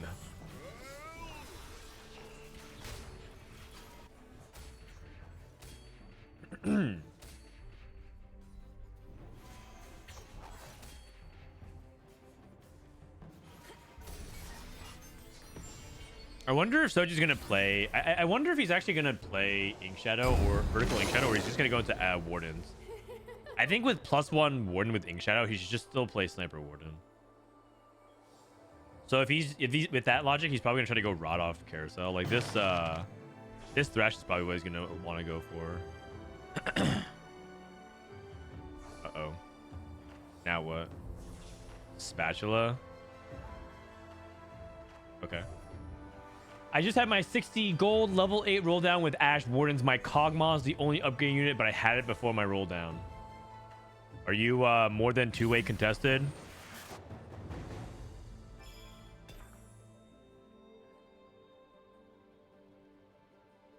Usually that happens really, really often if you're contested. Doesn't matter how good your augments is. Doesn't matter how good your items are.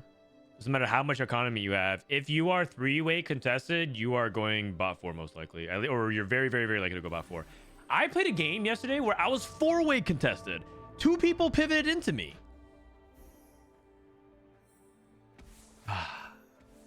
We went 5, 6, 7, 8.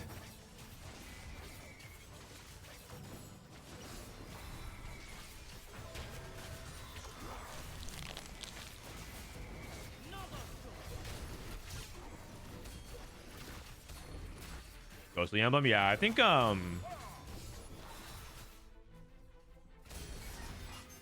wonder if he's thinking about playing around Ghostly Ink Shadow at all, but I'm not sure. He might be cooking a little bit. He might be cooking.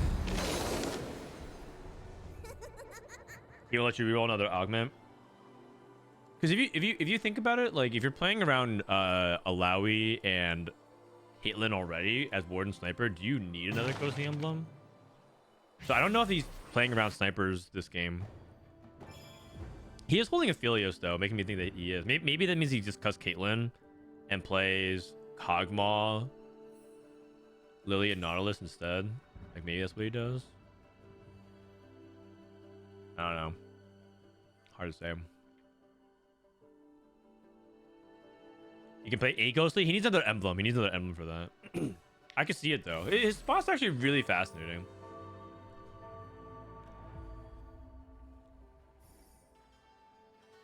I mean, that's why people enjoy watching Soju's game, right? Because this guy often is just cooking up something. Whether or not it's edible, whether or not the kitchen's on fire or not, or his employees quit and he's getting chewed out by Anthony Bourdain. We'll never know.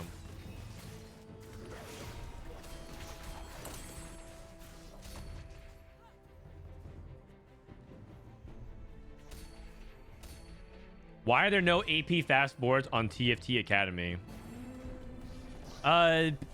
Because Fast 9 doesn't really exist right now. Like, okay, Fast 9 is kind of fake, and it's hard for us to even justify putting on any Fast 9 boards, but we feel like we should include some. And pure AP Fast 9 boards now are generally not something you angle for. Usually you play hybrid, you play Irelia plus AP, and that's why it's S tier. If you were to play double AD like the Dragon Lord thing, like that's why we keep it there. Honestly, we should remove it. No one's really even going for Kai'Sa's Eye right now on level 9. It's so rare, so we should probably just remove it. But in general, Fast 9 is very fake at the moment, unless it's like a portal or encounter that encourages it.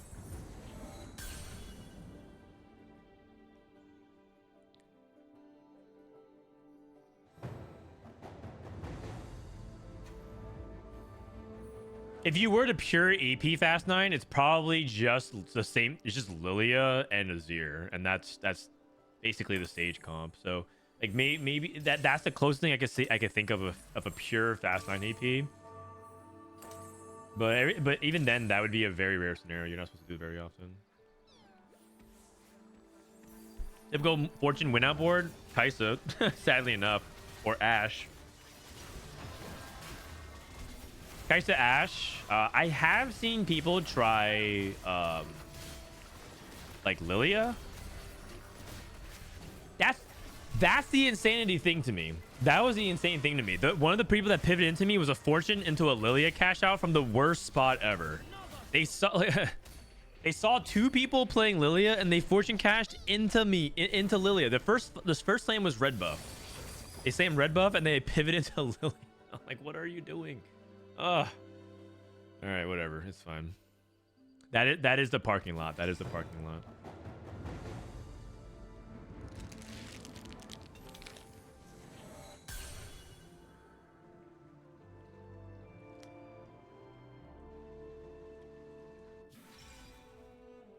Ooh, sniper crown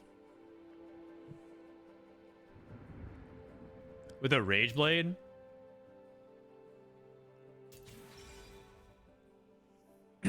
I mean, that's the pick here for Soju. I'd be very surprised if he did anything else. Oh,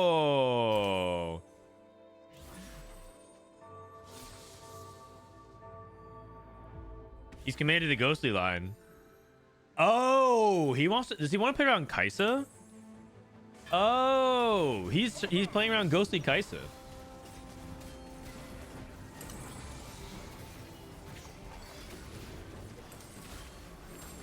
Runids. Okay, that's not a Kai'Sa item.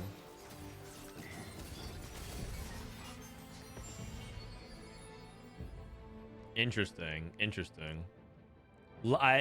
Maybe he's playing ghostly Ashe or ghostly Kai'Sa, but something like that. He's not going for the snipers variant. Duelist. Faded. Duelist.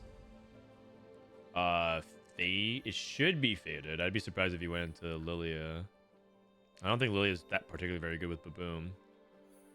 Ghostly AP. Sniper Warden. Faded. 3 faded players. Standard.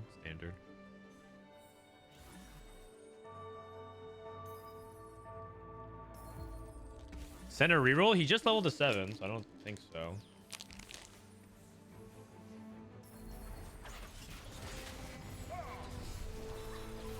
Wait, it's 3-3. He leveled to 7.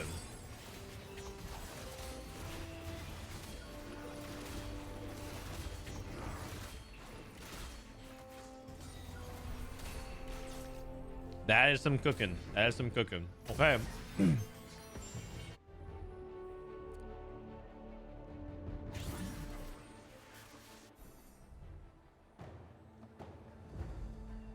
Do we know what team Soju and Setsuko are on? Yeah, they're on a team with Milk and Toronto Tokyo.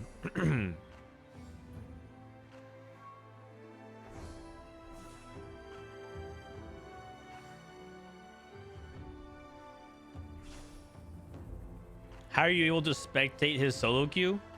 Oh, there's like a you can just spectate mode, spectator mode. There's like a thing in League Client, spectator mode. We're watching their snapshot. They're right now trying to prep for scrims, but I think they're just playing between games at the moment. They were scrimming earlier. Does Rune's proc Ghostly? I mean, it says for every damage instance. Upon dealing or taking damage 5 times, so I'm assuming Rune's does count for that, but it could be weird because like sometimes it counts as the item dealing damage. So if you have like Morello, it's like the item is dealing the burn, not the champion. But it's kind of ambiguous sometimes.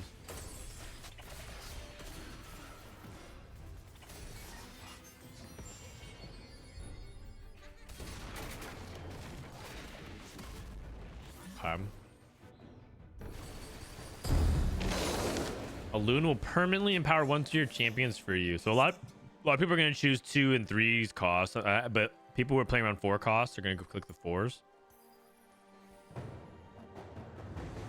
Chengo. I mean, if you're playing on Ashe, usually you choose like the 4 costs. 2 costs for Aqua. Aqua is going for the ghostly reroll.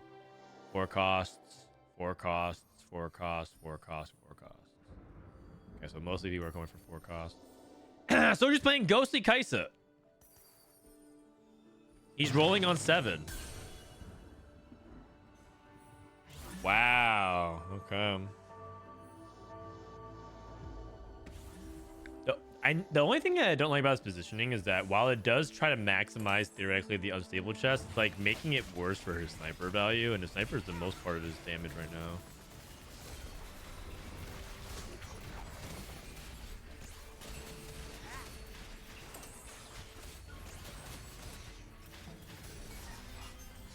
Wait, so you playing Fortune? What? He's definitely not. He's definitely not. That has to be a bug. What? Radiant Declaw Yasuo.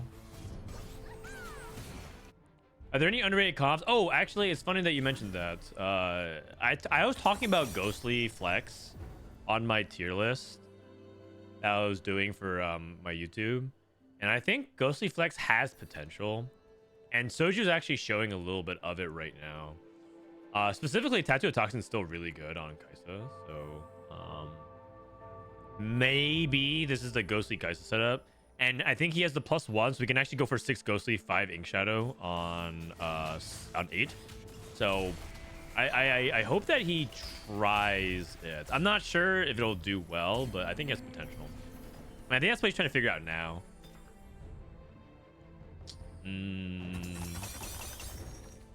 I guess Steadfast Heart. Items. Shen 3 for Aqua. Wilf rolling at 8. Darius 2. Yana 2. Playing Exalted with the Ornn right now. Wait, they broke the Fortune Tree display? You can also move it? Wait, what? What are you talking about?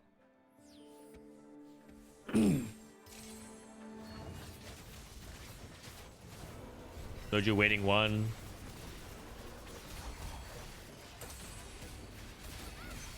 Looks like he gets crushed here. Shen 3 with Ghostly. Setsuko is playing Duelist Kayn. Oh, wow. He's playing Duelist Kayn. His Exalted is Yasuo, Diana, and Kha'Zix. Okay.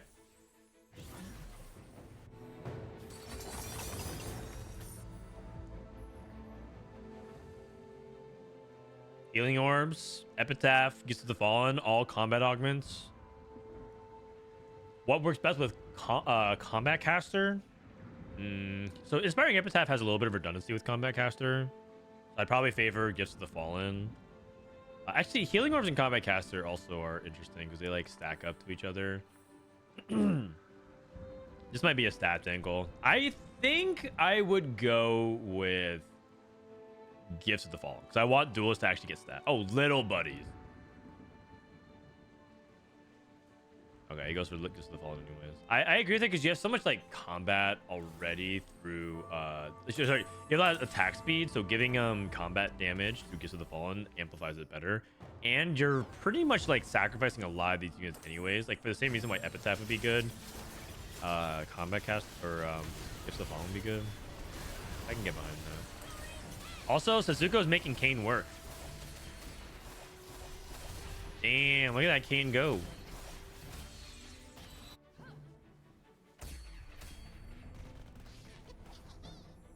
Okay, so just falling off a little bit here.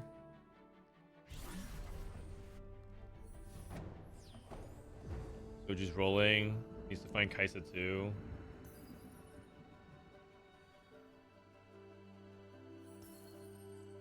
And Kayn and Morgana pair.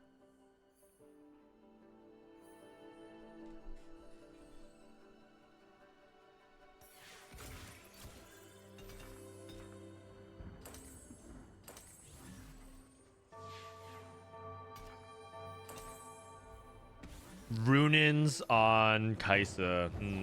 He's gonna put a tattoo of toxin or vitality or whatever on Morgana for AoE.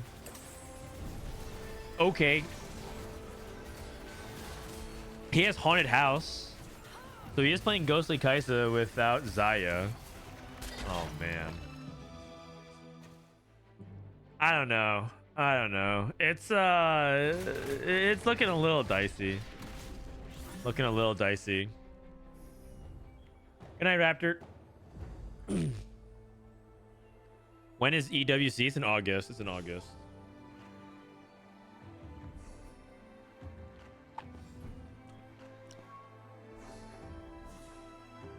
What up, Koala? How you doing, buddy?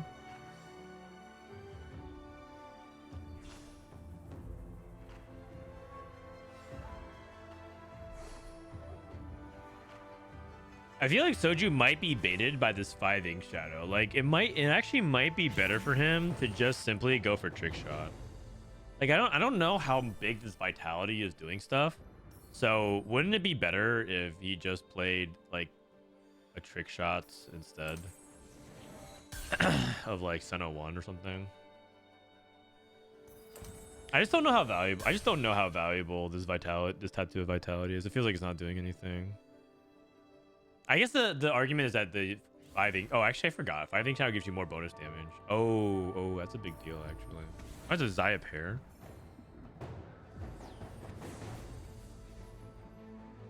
Fair lucky to not hit Xayah too. Yeah, that's another big aspect of it too. He's trying to go for Xayah too, and he can't even hit an uncontested 4 cost. That's a very good point. Like Xayah 2 or Xayah 2, but Kaisa 2 probably wins that. Setsuko winning again. Oh, 69 HP. Okay. All the Fated players holding hands.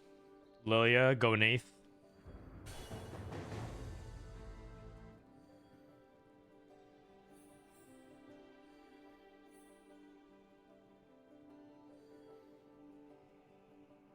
Yeah, this is they're currently playing solo queue right now between scrims or blocks at the moment. They're just trying to get some solo queue games in at the moment. And we're just kind of like watching to see how they're, because they're climbing for snapshots is the thing right now.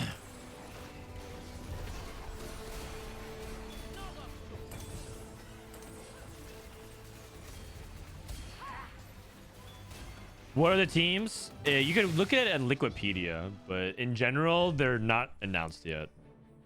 They're not fully announced yet.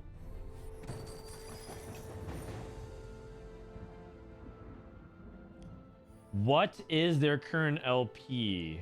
Let me see, actually. I could put it up here. For the curious. Setsuko is at 1444 and Soju is at 1148. Wikipedia is not updated. Yeah, they're supposed to announce it there.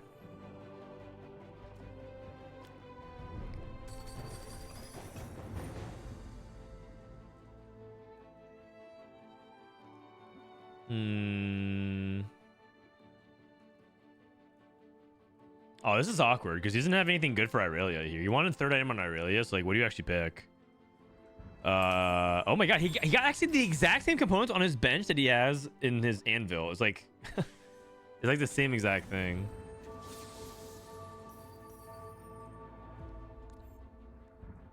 Maybe Crown Guard. Oh, I don't know, man. It's awkward. Like Crown Guard Rakan once you get him. He goes Steadfast Heart. Okay. I mean, situation. His items are so bad.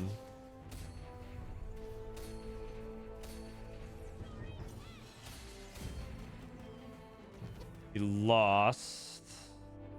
It's okay though. He's about to roll down, maybe.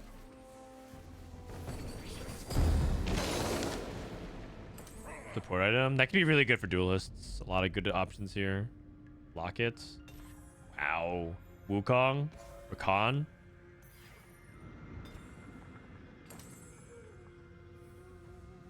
Oh, if he were to play Rakan, he actually has to cut his Exalted. Interesting. So it's not Rakan, actually. Ah, okay. Soju went with Locket, 8 Kaisa 2, 6 Ghostly, 5 Ink Shadow Kaisa 2. Zoe 3 for Aqua. Kengo with the 6 Sniper Warden. 3 is a company. So get Soju's Ghostly board and see if he can make it. Who's on Soju's team? He's on a team with Milk and Toronto Tokyo. Oh no, I think Soju's about to go box Bob Bat 4. That's not good. Philip's dead. Uh-oh. You know what? Maybe this ghost design is not very good. Man, I'm getting more dogged again. Hi Frodan, hi chat, hi Nightbot. CJ, thank you, buddy. He's playing defense for Setsuko. Setsuko's going for Kayn 3. The Kayn 3 roll down. Is anyone pinging? No one's pinging? You know, let this guy hit it. What the? There you go. Double Irelia shop.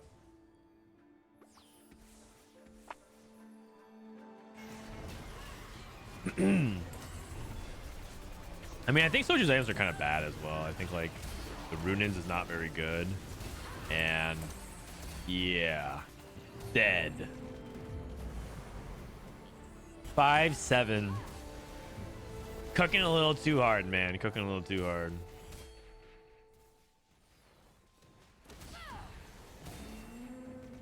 Not looking too hot. Not looking too hot.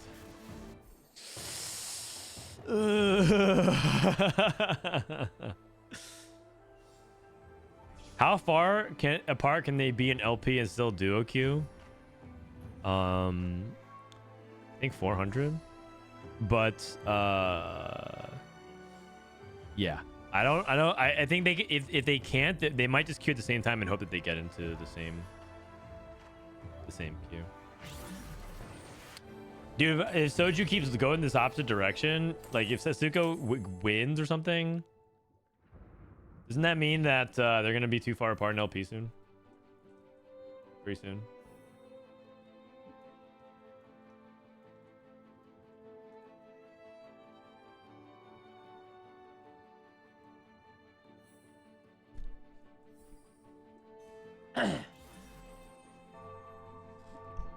Oh, Dish Soap's queuing it up.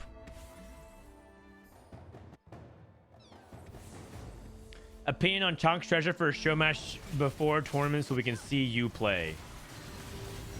Oh, I mean, do you guys really want to watch me play? I'm happy to play if you guys think you guys are want to watch me play, but Chonk's treasure is not really playing the game. Chonk's treasure is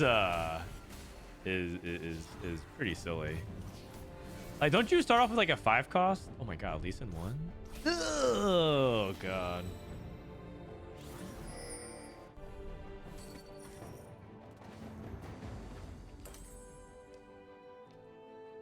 Has there ever been a double tournament with all the homies and streamers? There has been. There has been. It's been the Robin and Ramblin won one tournament, and I think Milk and Soju won the other one.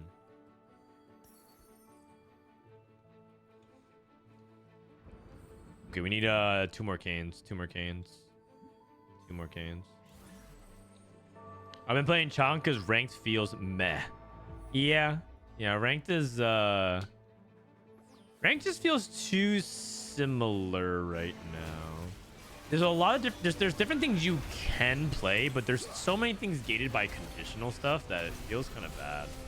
Like I think the meta is balanced, but it's pretty narrow in terms of what you can do unless you get the conditions that unlock something else. Like the things that you can play generically, Sniper Wardens, Lillia, Duelists, and Syndra, which is fine, right? That gives you 4 comps to play and learn. But if you want to re-roll certain things, you need like a lot of conditions, right? If you want to play for Zoe Zyra, you really want to have like Night Ticket or something like that. If you want to play Bard, you want to have artifacts. If you want to play Kog'Maw, you have to have like the setup of all setups, and even then, some people don't want to play it. It just feels like there's too much conditions to unlock more than half the comps. And it's actually reflected in our actual tier list. If you look at our tier list for our TFT Academy, Disop and I updated it yesterday together. It's like we put all these different things underneath it because that's the condition that like either is what you're looking for to make it really good or differentiating it. And it's like more than half the comps. Like hero augments or emblems or like specific items. It's just like it just feels like there's so many things gated by situational. Like you would only do this if you have certain spots.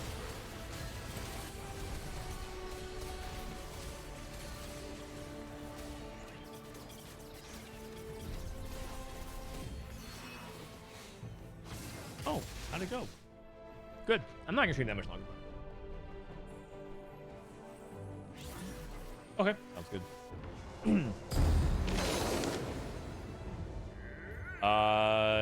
Maybe. Are you guys going out now? Okay. Yeah. Yeah, you guys could. If you don't have a plan, just go for 4 cost carry comps. Yeah. That's basically it. And if you can also reroll if you get the right setup for it. By the way, the HP counts for this is so close. 17, 9, 7, 6, 4.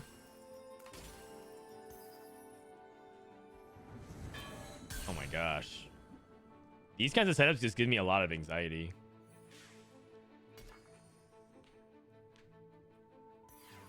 Eight Duelists, 3 Exalted, 3 Heavenly. Kayn hit. Or Aqua hit Kayn 2. The fact that any of these boards can bot 4 from here is like so crazy. I think Tristana 1. I mean, I think a lot had to do with the fact that Setsuko didn't have like a good setup of his items for a while. And just now got like 3 items on his Irelia that he wanted. Okay, top 4, easy.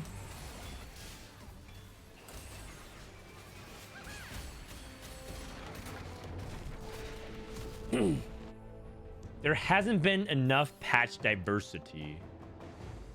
The patches have been really different. I don't know if I agree with that. I think like we went from a reroll patch to a fast 9 patch to a 4 cost patch. So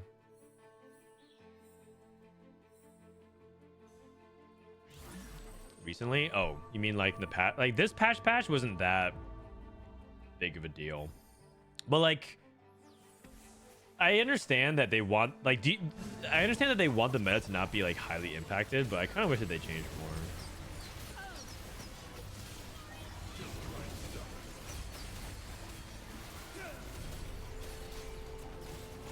Kiana 3 just rolling over. Aqua's 3rd. Setsuko 2nd. Dude, this guy just scammed the second. Top 2 duelists. Oh, look at that. Kha'Zix, Yasuo, Diana. I mean, Yasuo, whenever Diana plus a duelist is an Exalted, it's just really good for duelists. Really, really good. Duelists are way too good. Don't worry, guys. Don't worry, guys. Set 12 is going to be awesome. Inhale it with me, guys. Set 10 is going to be awesome. It's going to be great. It's going to be great. It's going to be the best set of all time. When is set 12? It's in a month. Can you believe it? In 4 weeks. In 4 weeks. Set 12 is coming. Everyone's gonna be like, I can't. Dude, it's actually crazy. 4-week PB. 4-week PB. Okay, it's not even 4 weeks. It's like 4.5, 5 weeks. But let's just say it's like a month out. It's like a month out. Yeah, the set's almost over, you guys. The set is almost over. 6 duelists, greater than 8 duelists confirmed. I mean, his augments were just bananas. Keepers, Harmless, Extended Duel.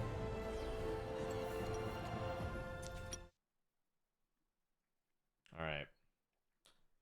Are there anybody that's scrimming? If not, I might just queue up one myself here and just end on a ranked game. Looks like all the snapshots like people are still just playing. Okay.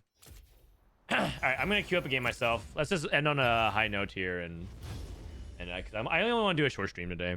This weekend we'll be doing longer streams for the EWC qualifier. If you guys missed it, we did a bunch of the team discussion. These are basically what the teams are that we have understood. And they've refreshed this page. Maybe they filled it.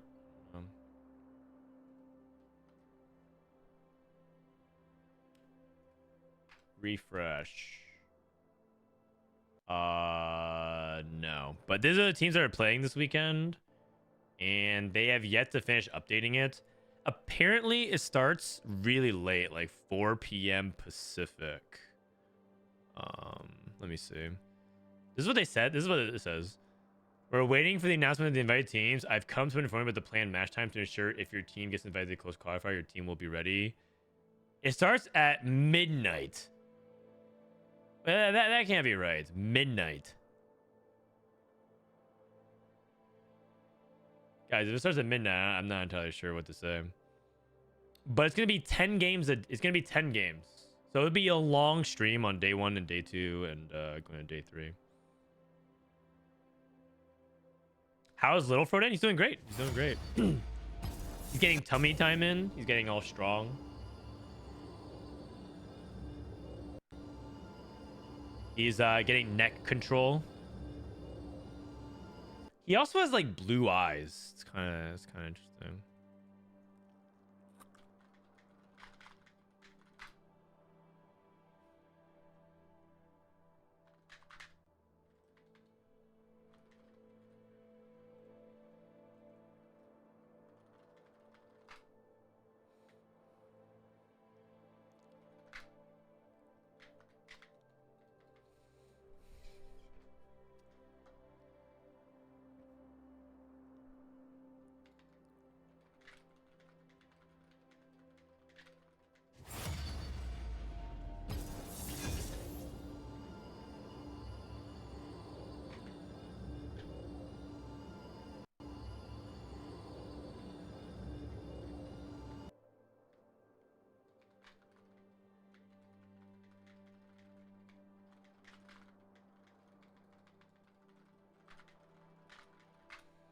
Okay.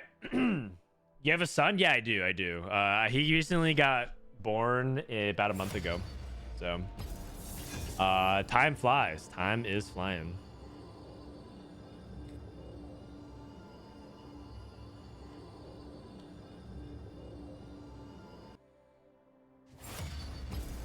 Dude, they're just doing Q sniping. Am I in Soju and Setsuko's Q sniping? Oh gosh.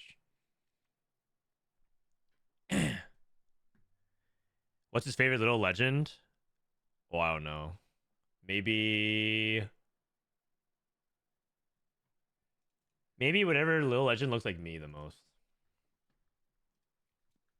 What little legend would you say looks like me the most?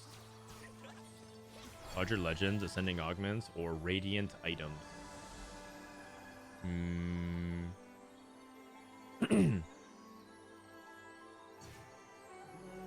I don't like any of these. Ascending augments, I guess. Larger legends. Favors win out comps. I'll go ascending augments.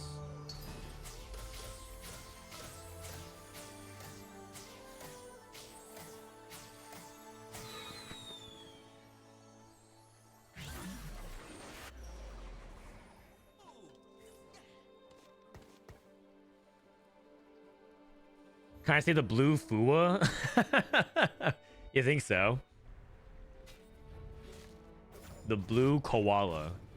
Why do you guys keep picking blue? I don't get it. Alright, Rek'Sai. Who's next?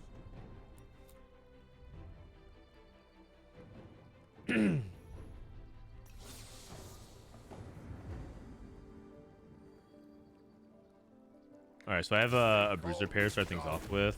They're right.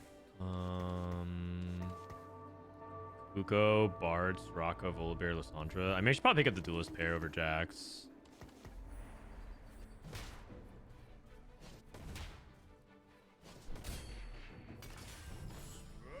Maybe Morello start. This story is not yet finished. Dryad start. I could try to play Fated. I am the worst Fated player on the server, though. Like, absolutely horrible. But I do have an AP start.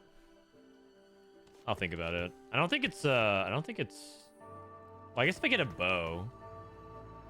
If I get a bow, then I can play snipers. The duelists. I don't think it's duelists actually, because I don't have duelist items.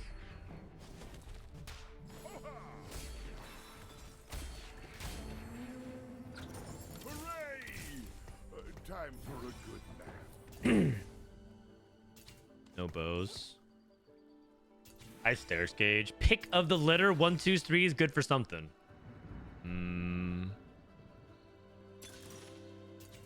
String strikes. Keepers. So 1 duelist player. Tiny Titans.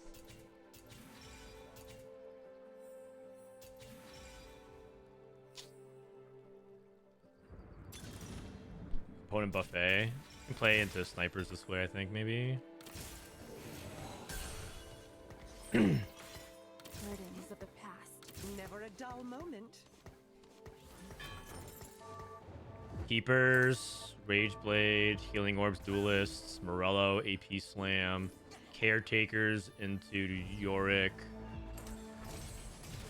Okay, I think it's generally safe to take this and slam Rage Blade.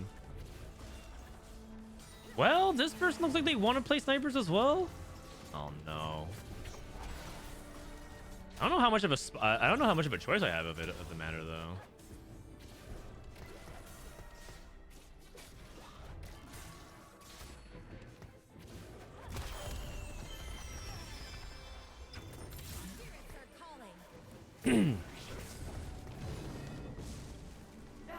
Oh, interesting.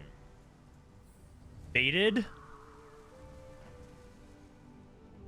I mean, this is AD. This looks like he's angling snipers.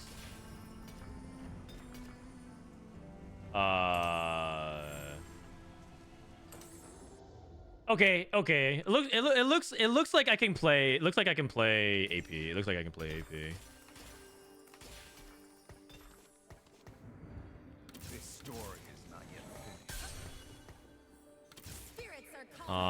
Leveling here is kind of silly, but I'm just gonna itemize her for now. Blue buff, Nashers, and then play for Spark. I just spilled water all over myself. My bad. Second.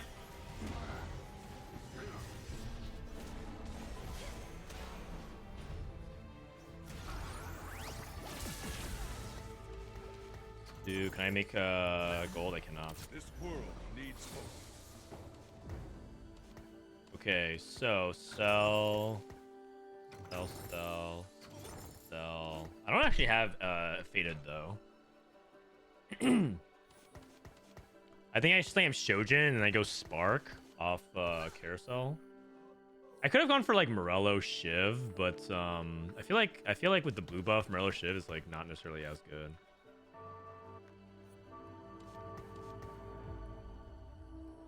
Where are scrims? Scrims are over.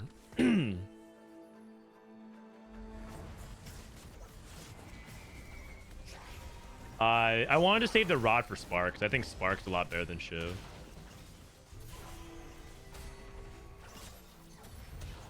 And blue buff's really good with Nashes in particular. It's a good combo.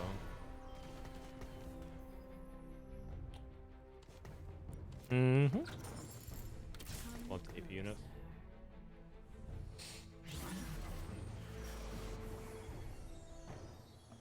Wait, I lost 3. I'm not even first pick. Uh-oh. This might not work out. Okay, it did. Spark. Go tier. Wait, is he going into faded? If this guy he was angling snipers, he sold a sniper, he's gonna go into faded, I'm gonna be pretty mad. Because like I could have just played the okay, it's all good. All good. All good.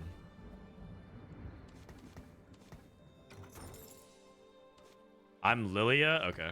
Sounds good to me. Spark on this. Man, where's my kindred and where's my faded units?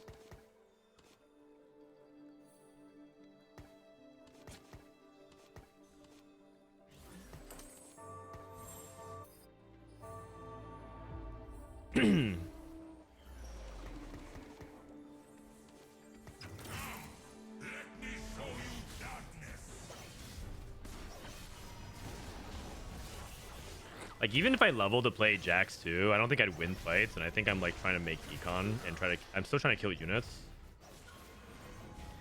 I killed 1 unit. No Arcanist.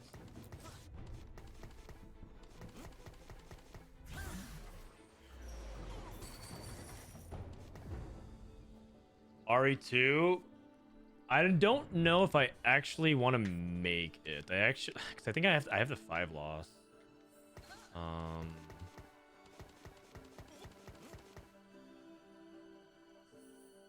gonna beat this fortune player no matter what, though.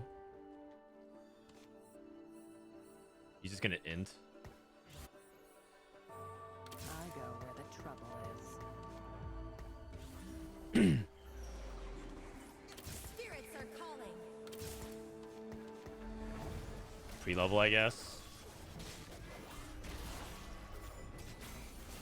Oh, I think I actually would have lost to the fortune player.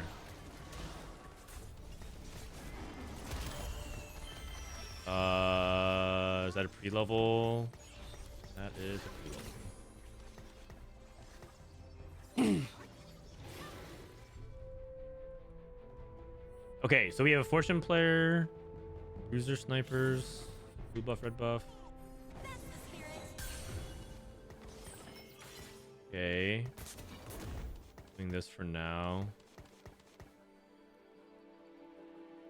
Rocco, Volibear, Lissandra, Kabuko, Bard. Okay, I can't really play Exalted this game.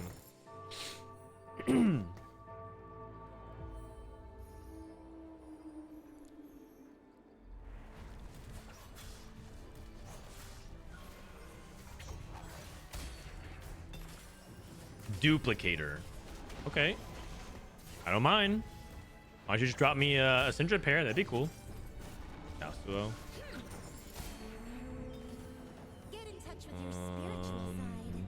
Man, no faded units at all. Oh, there's one. I guess. Not exactly the faded unit I thought was gonna happen, but all good.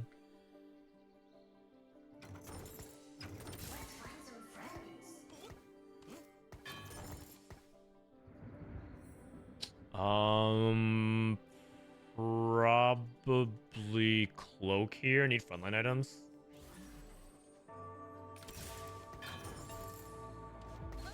Like stone plate, I guess.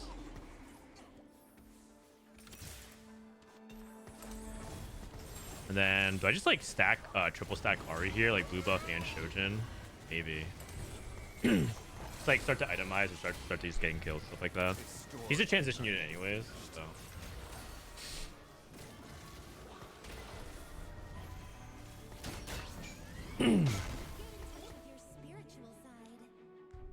So then what's the board? The board is not Yasuo, it's Ari, Nar, Kindred, Thresh, Syndra, Ornn, Uplink. I actually don't know the math on Uplink.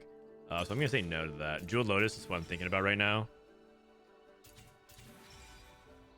I think Jewel Lotus is probably the best here. I already have items. Yasuo 2 again.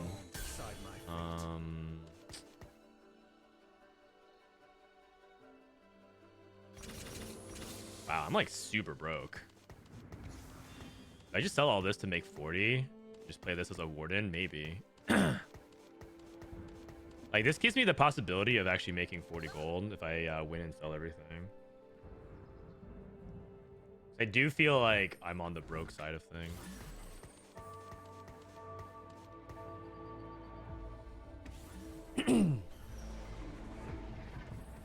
I positioned Ari into this clump. Hopefully that works better for me.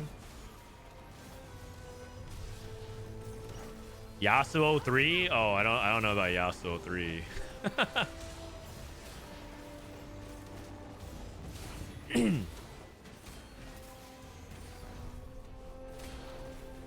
I need anti-heal though as soon as I can.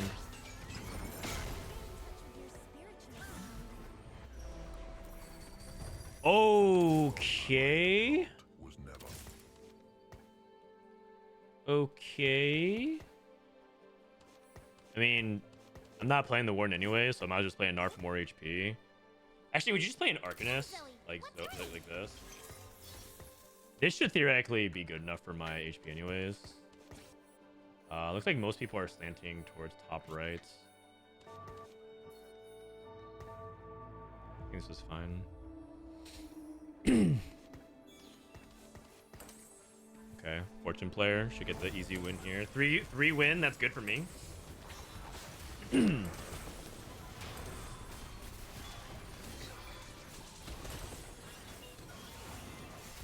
Why would he use Nico and Yasuo? Dude, let people live a little bit, man. They're just trying to have fun and dream. They know Yasuo is like using a duplicate on Yasuo 3 is not worth it. They're just messing around.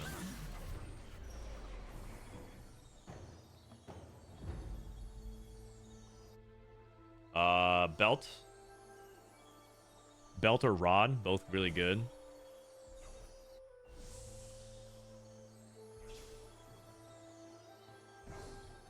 Okay, Rod it is. After Morello. I think Sunfire is a little bit more consistent in the early mid part of the game, but I might just do Morello and like Kindred.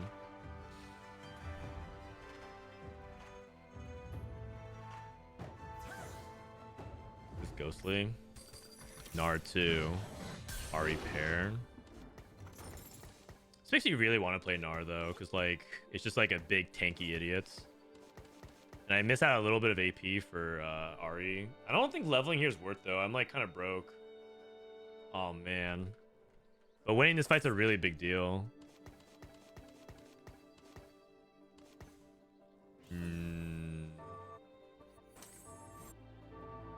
Alright, I don't know.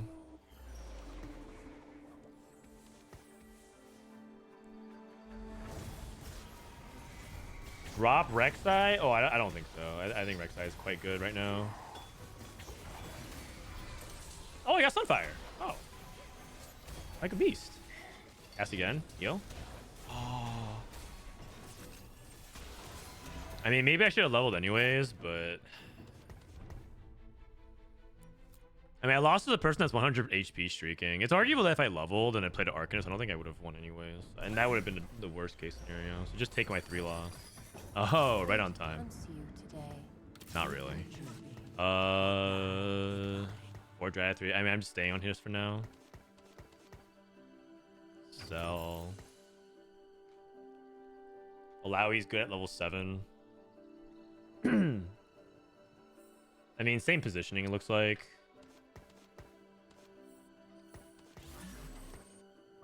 Actually, looks like it's like this. I don't want Ornn to like die too fast. I kind of want him to cast onto this Rek'Sai for an item. Then Rek'Sai is actually taking a little bit too much abuse from this left side. Oh, Warmogs? Oh, never mind. Ah, if I 5-streaked, this spot would have been so good. I 3-streaked and snapped.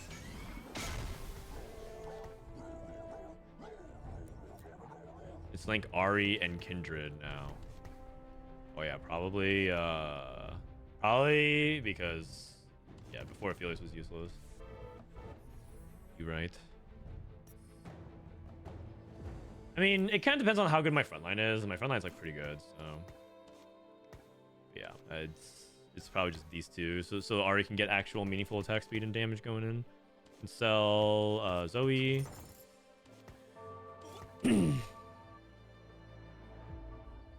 Looks like I'm uncontested on Syndra specifically, meaning that I should be able to actually get to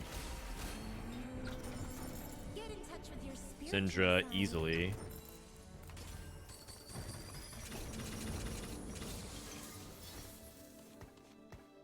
Okay, probably sell Lux.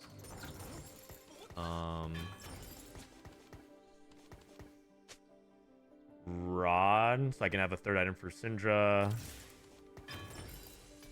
Dude. No belts. No belts this game. Absolutely no belts. What the heck?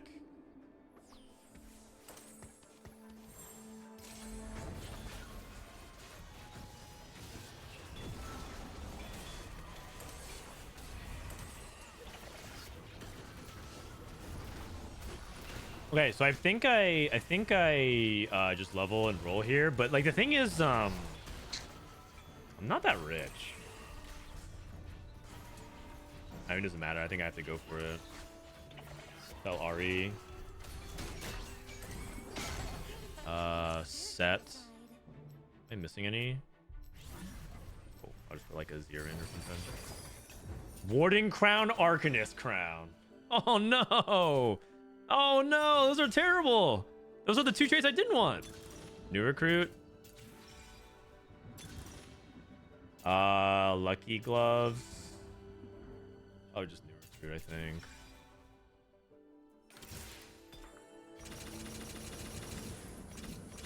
Fate hunts you today. Syndra. Rash. Ahri Syndra. I'm still stuck on Kindred 1. Your journey or die in mine.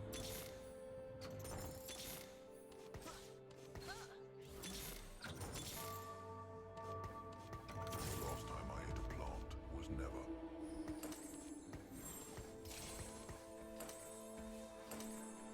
I'm not double duplicating because I want to see if I hit Ornn 2 or something like that, and then, you know, like, or one Syndra, one Ornn, you never know. In terms of the item priority, so just trying to make sure I do it correctly. Come on, Syndra cast! Oh, it's so close!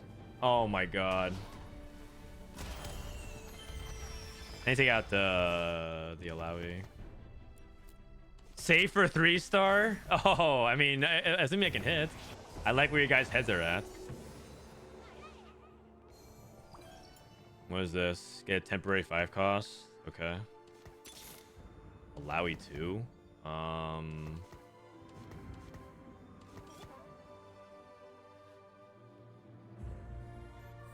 Like, not really.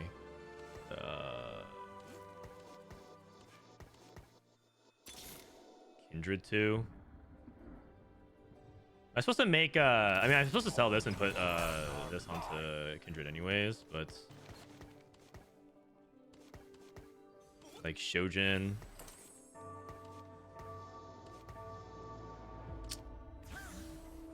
I'm gonna hit Lowy or Sidra 2 pretty quickly anyways. I'm just gonna go ahead and itemize ahead of time. Also, I need to get these items onto like threat, something like that. Man, I kind of thought I was gonna hit a lot easier and use this duplicator on like a 5 cost or something else to like hit quickly. Now I'm like, I have 2 turns where this is like pretty low value.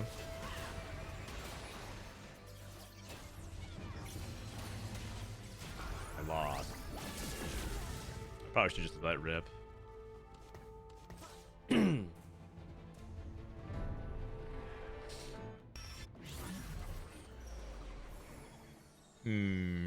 I need belts. I mean, that was an anti-heal difference as well. I'm 3rd pick. I'm not gonna get this. Going for Kaisa.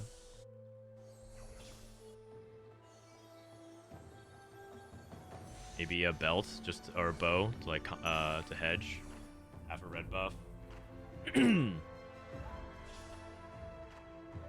Go for I have 1 copy. What do you mean going for 3 stars, you guys? I want a golden egg. I have 1 copy. What do you mean? Hey, Syndra. I will not hold back. Fate hunts you today. Such power. I herald the greatest blessing. Had to do this for now while I find something else.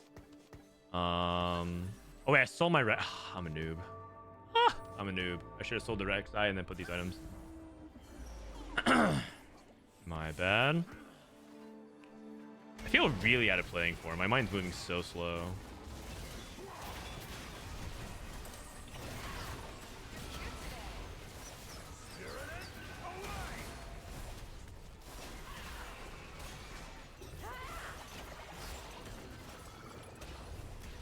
I lost again.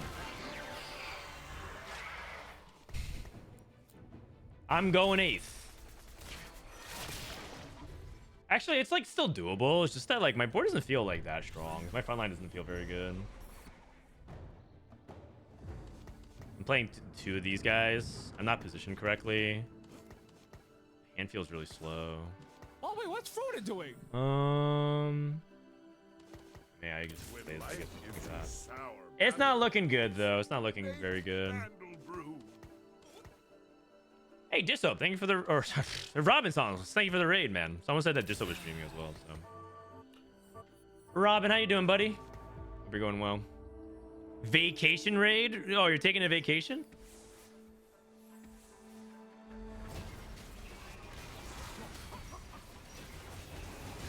I mean, my spot is okay if I can just keep ramping. My Dryad's good. I have this extra duplicator.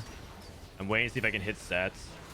I just need anti-heal. And I need to move the Rek'Sai items as well. That's why I found the Rek'Sai was kind of bad. Because I could have actually held that Rek'Sai and moved the items immediately to, like, Ornn. My bad. Wait, Robin's taking another vacation? Is he good for snapshots? Or what? He'll never win a tournament with this work ethic. Man, did all the doubters stay and all the believers left? Are there any Robin believers remaining? Is there a single Robin believer remaining? Actually, with Faded +1, I could probably nah, I can't. Donate. Okay, surely I get a bow or a belt now, yeah? Surely? Next time. Belt, just in case. Honestly, it still might just be that anyways.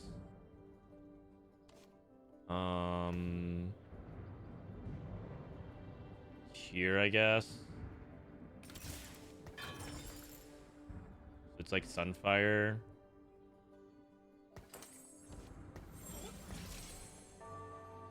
Look at this rod.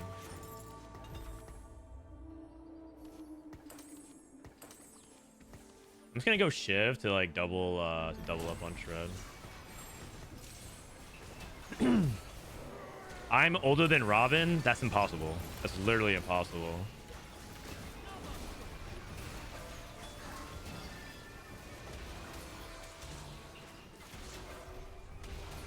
I'm on the wrong side in position for this fight. I am so slow.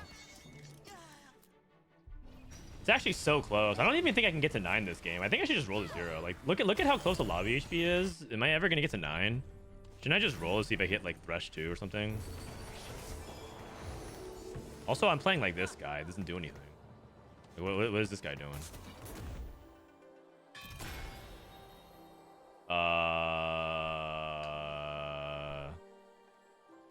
Is that takeable? It actually kind of is. I might take it. The power of a dragon. I'm coming for you. If I hit sets, Thresh 2, Potential. 4 Mogs.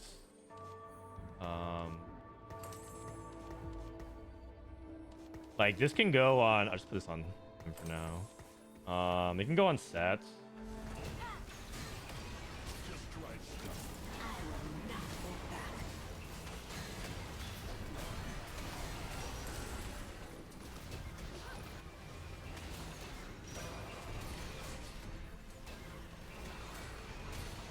No, Ornn. Aw, man. I lose this fight again. It's so close. Are these positioning diffs? It might be. And my items aren't like particularly bad either. No. I mean, I like this. My new recruit is a Kabuko. It's actually not good at all.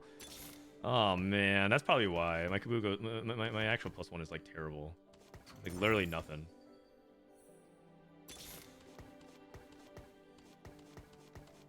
I just play 2 Syndra 2s.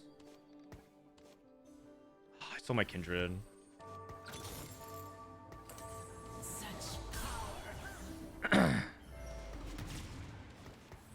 think I'm dead.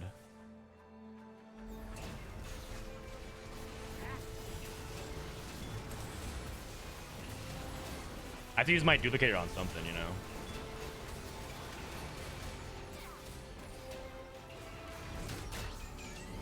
Okay. 12 HP. Why does literally every TFT stream say XDD? I mean, only the smart ones do.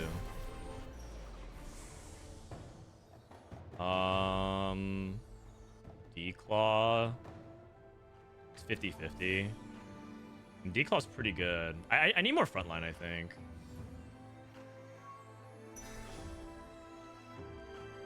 Like my frontline's like pretty bad. I'm playing like Rek'Sai 1 and stuff like that. Like Yasuo 2. My items are like my units are like pretty bad.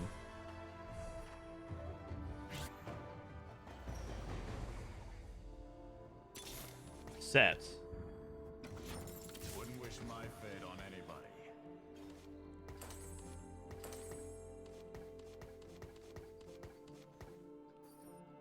How do I position for this? This is the Fortune cash out player. I have to be really careful with like positioning too closely to Nautilus, things like that. I think this is fine though.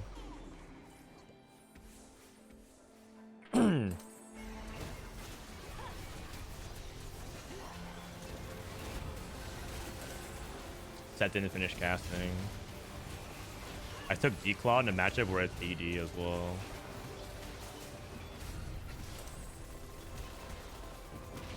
Dead. I lost a Kaisa. It's a 6? Oh man. I'm so penetrated. I can't actually top 4. I can't actually top 4. I think the new recruit was pretty bad. I'm kind of thinking about it. Like it ended up not doing anything. And I had to think about like my options at that spot. I guess I should have taken stationary support, but I got Arcanist Crown. I got Arcanist Crown, Warden Crown, Prismatic Tickets. Wait, I don't think I would take any of them. And then I don't think I would take... Like, Lucky Gloves felt like weak in that spot. Maybe a stationary support. That's like one thing I think I could have done better. My stage 3, maybe I should level to 7. That was like a loss, and I ended up going 3-win here. And then I'm slow on my roll down. My roll down's like really slow. Also, I don't think I built like that good of a stage 4 board because I lost so much. I messed up by not putting items on Orn. Like, there's a lot of like small mistakes across the board. Did you hear about the behemoth bug? Which behemoth bug? Oh, hold on a second, actually. Let me talk.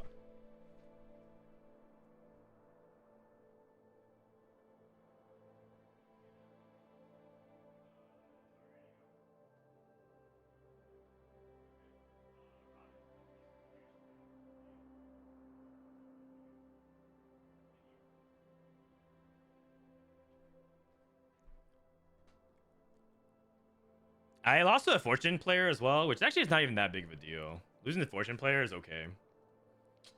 Let me see. There's like I made like a lot of mistakes in stage 4. I just felt it. So this roll down, let me watch this roll down. 33 gold. Nothing here. Nothing here. Syndra. And then should I like double duplicate immediately, or should I like, I think I rolled and I found an Orn pair or something like that. I should have picked Annie here. That's a miss.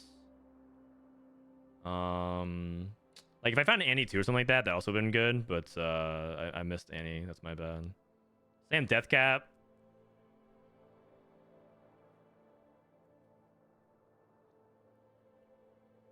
I'm playing RE2 carry. I could have just probably used my dupes here, honestly. It's probably fine. That's actually a fight diff if I like if I did that correctly.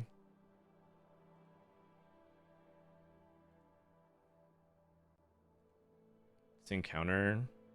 Oh, I got a 5 cost. This 5 cost was like kind of useless. I should have like probably like thought about like playing like another dragon or something like that, like Lee Sin here or something like that temporarily. I thought about Alawi. Man, my brain moves so slow. All good. Next game. And after this game, I'm probably gonna head out. I promised my family I would hang out with them. But they said you can play like another game. So we'll end on a top 4, and then we'll call it. And then this weekend we'll be covering the qualifiers, which would be fun.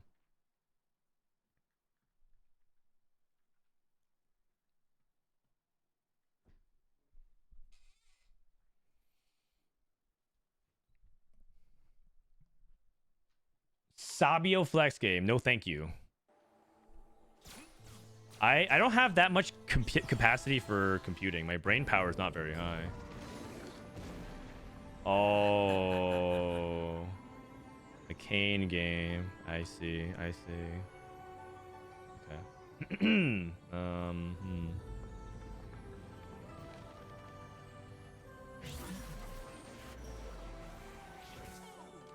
I see.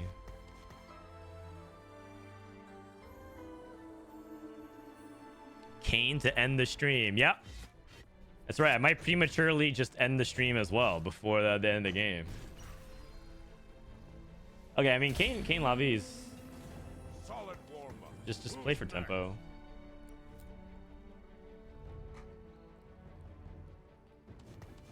Does this mean 2 more? Oh, probably not.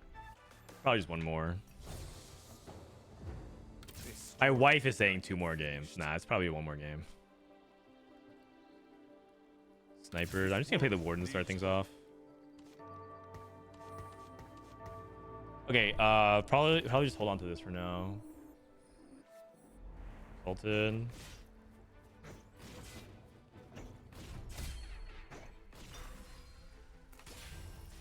Bow. Solid warm-up. Who's next? Okay. Yasuo 2. I mean, this is a pretty decent component for AD. So I can play like duelists. The Yasuo 2. This world needs hope. This story is not yet finished.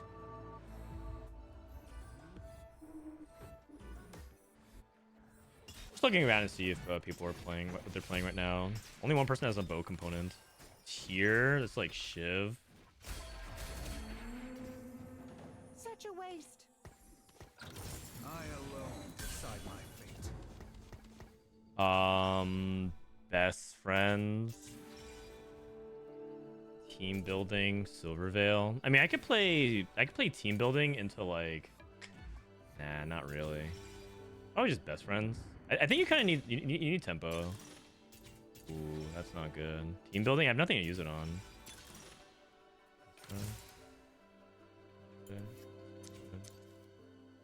My destination is clear.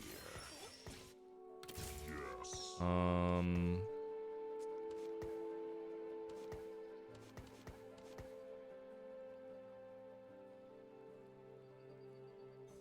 I'm not entirely sure like how to play this. Fate hunts you today. Because if I like slam shit, like I'm not gonna win anyways. If I slam Shiv, I'm like committed to the AP line here. Probably just preserve a little bit of HP. Shiv around cloak. How many people are playing AP though? So many people slammed AP items. Am I insane to think that I could actually play AD from here? I want to play Sivir, hold the Sivir. Probably not. Ari. Spirits are calling. Okay, it's probably just to play around AP. I think I had to do something because I have like Shiv and I have Cloak. I gotta do something.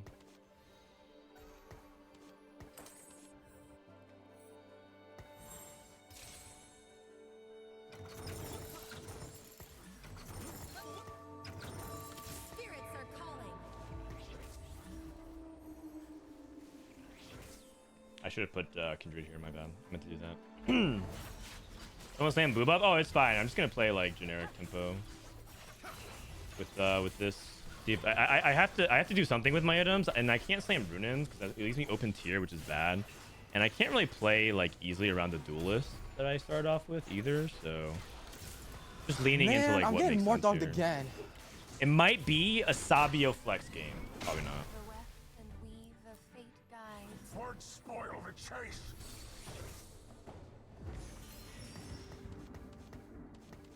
Kindred. Never a dull moment. Titans, 2 dupes, Rage Blade, Death Blade, Caretakers. I mean, that's okay. 5 people playing AP. I've seen worse. It's not good, actually. That's really bad. That's actually really, really bad for me. You know what it is, man? It's just like you just know you're gonna miss. I feel like I'm in stage 2 and I already know I'm just gonna miss.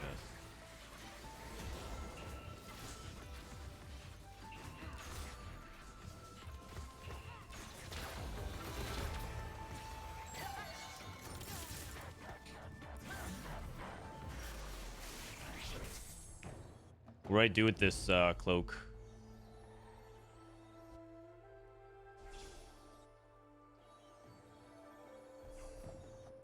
Thresh. Thresh with stone plate. Or should I declaw? I think it's fine.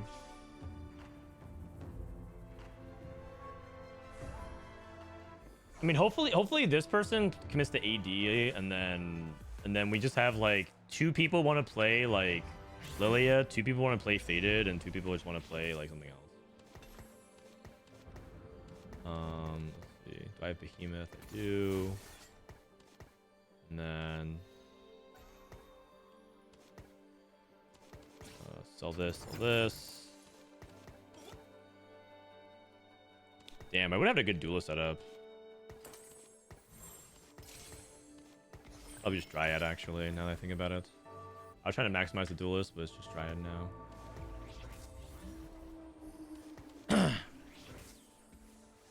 Why Shiv Slam? Oh, Shiv is just a good early game item in general. it sets you up into a bunch of other things. Like the time to slam, the time that shiv is like best is usually in the early game. Okay, it is not going well. Everyone's really strong. Senna too. Did he get Senna? Oh man.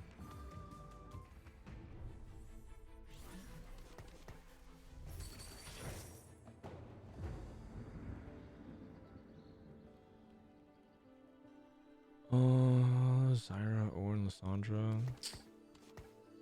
I mean, I'm also broke. That's the problem. I want to fight. Is this guy going Riven reroll? Oh my god. We have a Riven reroller in the lobby.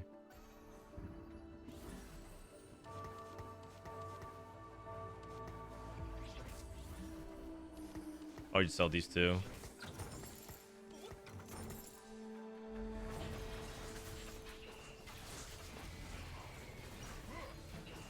I lose this fight as well. I guess that's the good news. So I keep my streak.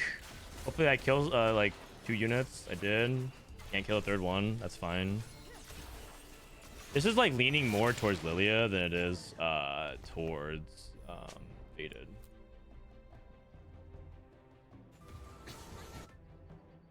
Am I tripping? How do you have 2 Nikos? I mean, he got it dropped. He got it dropped. Come closer. Okay, do I want to play around Zyra instead? I don't have any ghostly units. Probably not.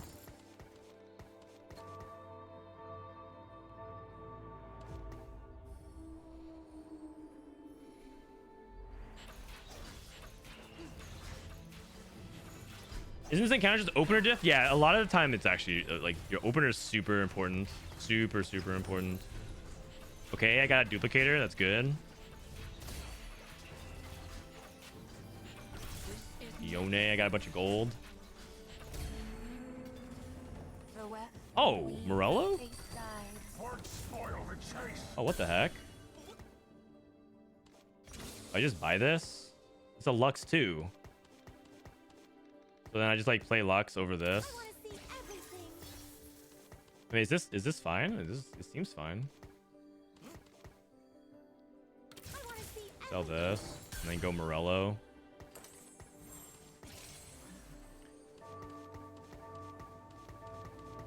Am I actually? I guess I guess I'm just committed to this at this point. Then that's a Volibear 2 on 5. I guess everyone's high rolling. It's a Volibear 2, Aatrox 2, Shen 2, Zyra 2. What the heck? His entire board is upgraded. Oh god. Okay. Okay. Never mind. Oh wait, I'm not getting best friends value, my bad. Forgot about that. Lunch money, Pandora's, misconnections, golden remover. Misconnections. What does that give me? Just gold?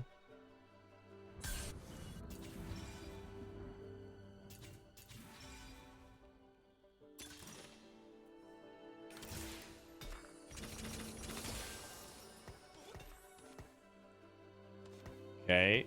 Do I roll here at all? Big strong Nico coming true. Lux. Alawi. I think Alawi might be better here. And then I think I can transition over to the Ghostly Zyra set if I need to. Sell this. The thing is I have like Lux too, and I have... Man, it's kind of rough actually. It's kind of rough out here.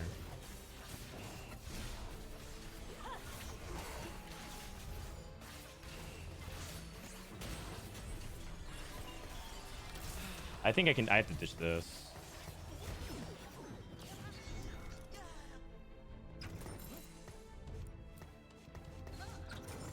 I think I just have to play into the Faded line. I didn't really want to go into it, but I think I have to now. Oh, Diana 2. Kindred. Okay, so I do this. Go 5 Faded. Yasuo Thresh for mid game. Duplicate Kindred 2. Probably. Just do this for now.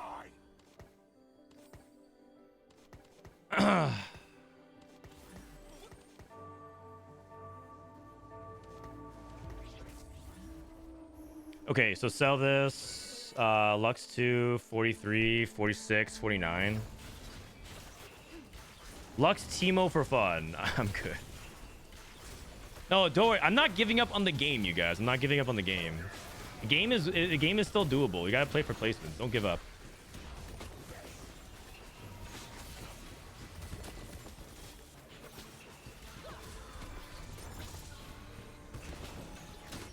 Okay, 50.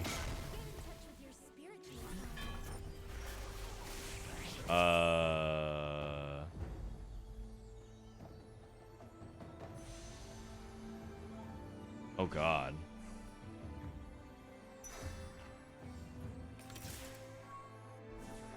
Just frontline item, I guess. Redemption, but like kind of hoping to actually hit like a rod or a tier.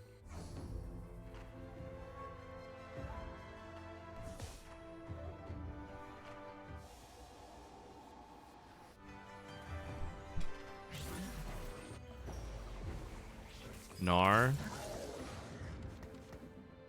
32. Do I just level for tempo here? I can like play this and then just level for the Arcanist and Warden. I think so. I think I kind of have to fight a little bit. Now, I've lost streak too much. The worst feeling would be if this is specifically like a Laui or a Kha'Zix encounter, but I think I have to fight for my HP because the game's gonna end like sooner than you think.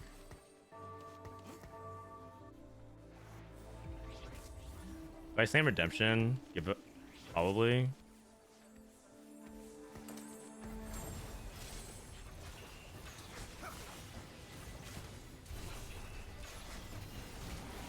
Okay.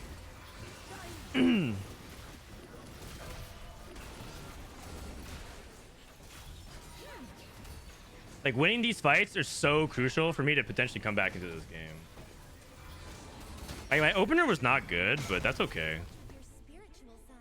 If I can just like win streak stage 4 and be strong for stage 4, then I can play for like these placements. I want this. I'm very low resource. Oh no, where's my okay.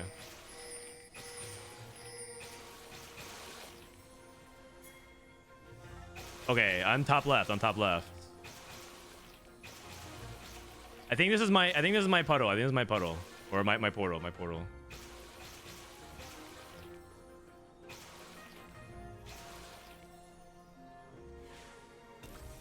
Oh, did I get it? I did. Did I get gold? Oh, it was component anvils. Oh, that's actually good though. That's actually good.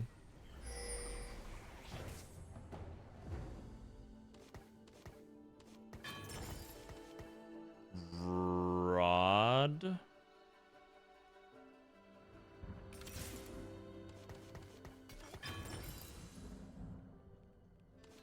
Here. Anti-heal, shred. JG, I guess.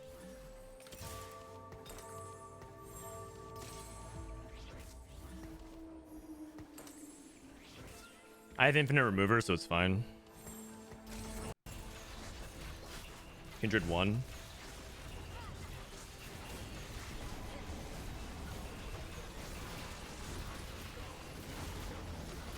Dude, Kindred's a beast.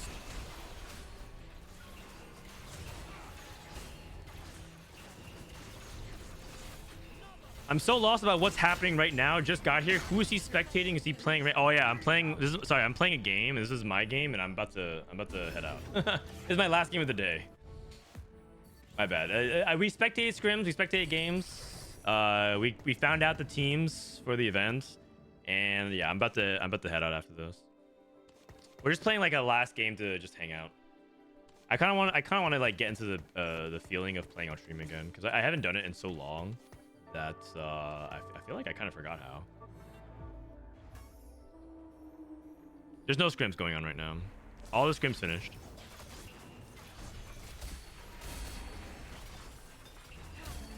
Blue buff.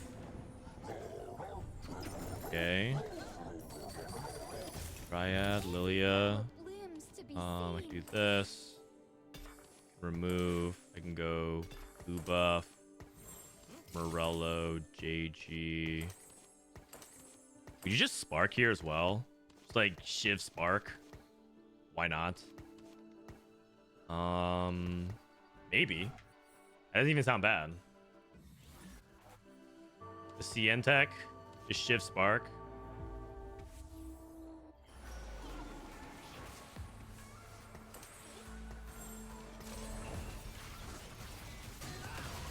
Someone's got to stop this guy's reign of terror, man. He's just high rolling way too hard.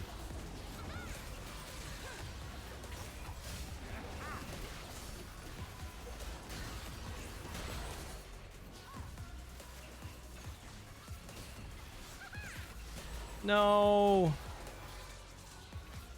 Oh, Aphelios. Yes. That's so big. That's so big. That is so big. Warden Crown, Radiant Relics, Freaky Friday, Jewel Lotus 3. Probably Jewel Lotus 3. Okay, and level and roll.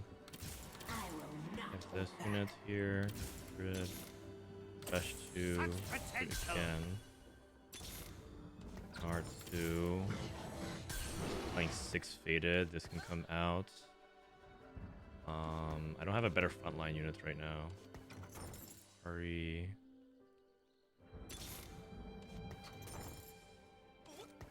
Just play another this. I herald the greatest blessing.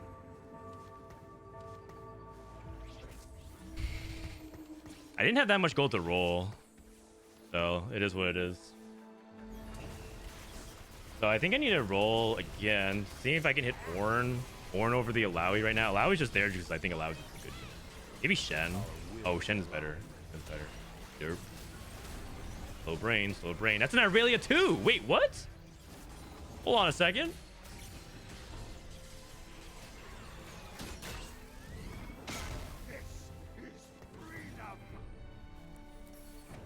Zir.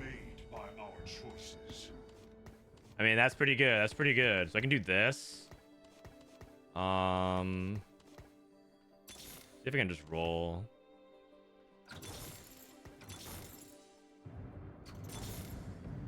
Our wills align. Okay.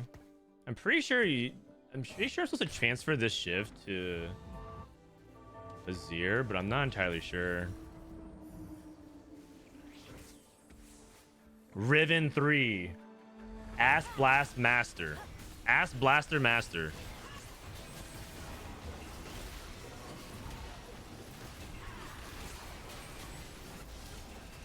The Galio's taunting away from the Riven.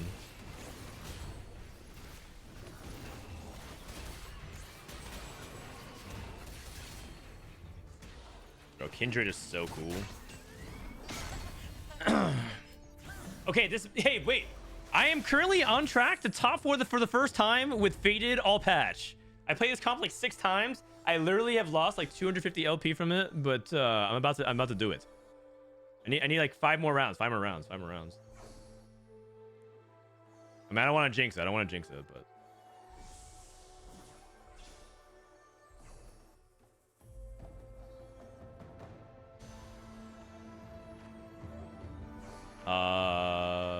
bow could be like blue buff Nashers, something like that. I don't have a third item for Syndra. If I do end up hitting Syndra this game, you're just rolling at 8 for the rest of the game. No one's going to 9. Nautilus. Okay, I'm not gonna be able to hit. So I'm thinking it's something like this.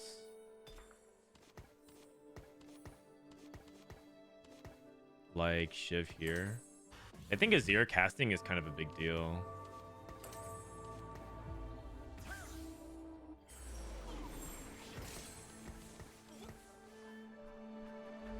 Syndra 1.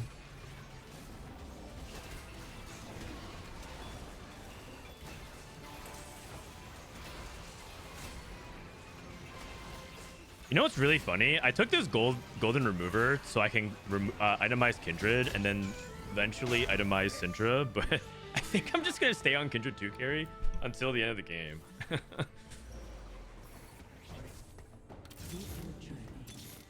Repair.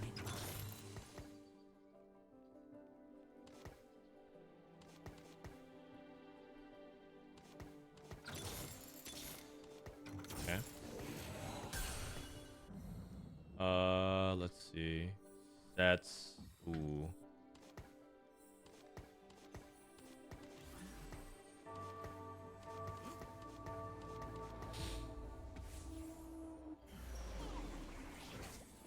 Uh-oh. I'm a little bit clumped for this Lillia.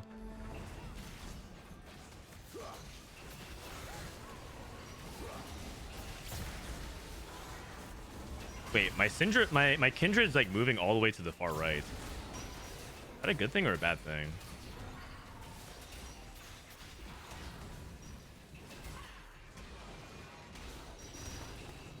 Dude, Kindred's busted. What is going on? 0 orange, 0 no problem. Apparently, Kindred 2 is good enough, man. I mean, Annie. This Kindred just keeps moving farther and farther away, giving her more time to actually get away from aggro. That was actually pretty. That was pretty impressive display of skill. Okay, if I win one more fight, I'm guaranteed top 4, and every fight I win after that is top 2. I think if I win 1, top 4, win 2, top 3, win 3, top 2. Barriers exist to be broken. Oh, orange. Set. Wish my fate on anybody.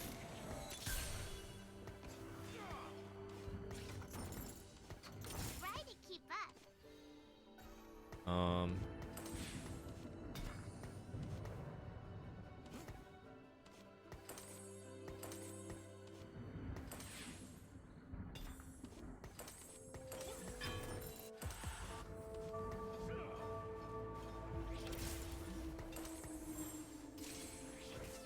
I'm not playing Ornn.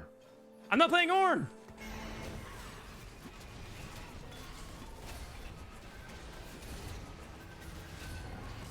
Okay, Rek'Sai 2 got me, right? Rek'Sai 2's got me. Top 4, baby. I did it.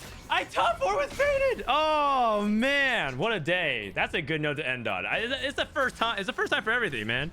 I top 4 from Faded. Whoa. I always knew I could. I always knew I could. Also, except I messed this up. Okay.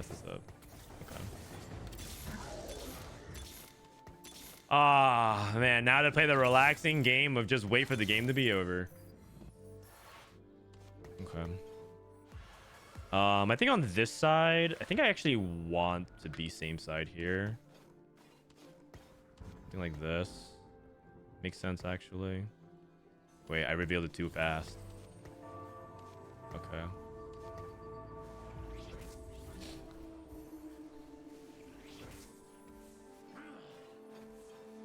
I try to position you to dodge a little bit of the Udyr as well. Like, I don't want him to charge the back line.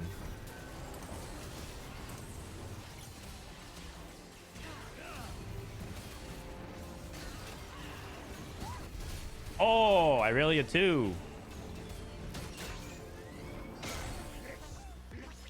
Okay, it's a second. Guaranteed. All right. All right, what's up, man? Well, there's nothing else much to do. Basically, I can just pressure, but it's just sell board. And, isn't that kind of unfair to everybody else, though? If I sell board, I'm kind of messing with people's placements. I should play like a strong board. Sell the board. You guys just want me to sell board? All right, I guess I might as well sell board. No, wait. I need to keep my board because I need to prove that I top 4 with Faded. I need to prove that I top 4 with Faded. This is the proof to myself, man. I mean, selling board, like, it's all good, but like, there's no point of that. It just messes with other people's games. I think they're gonna be mad. Like, if I was one of these players at low HP, and I got like a free win, I'd be really happy. But it's like really unfair to anybody else. Barriers exist to be broken. top 4 ended up getting squared away by 5-3 anyways. Yeah. All right, what's the Ezreal emotes? Wait, that's it? That's okay. $200 well spent.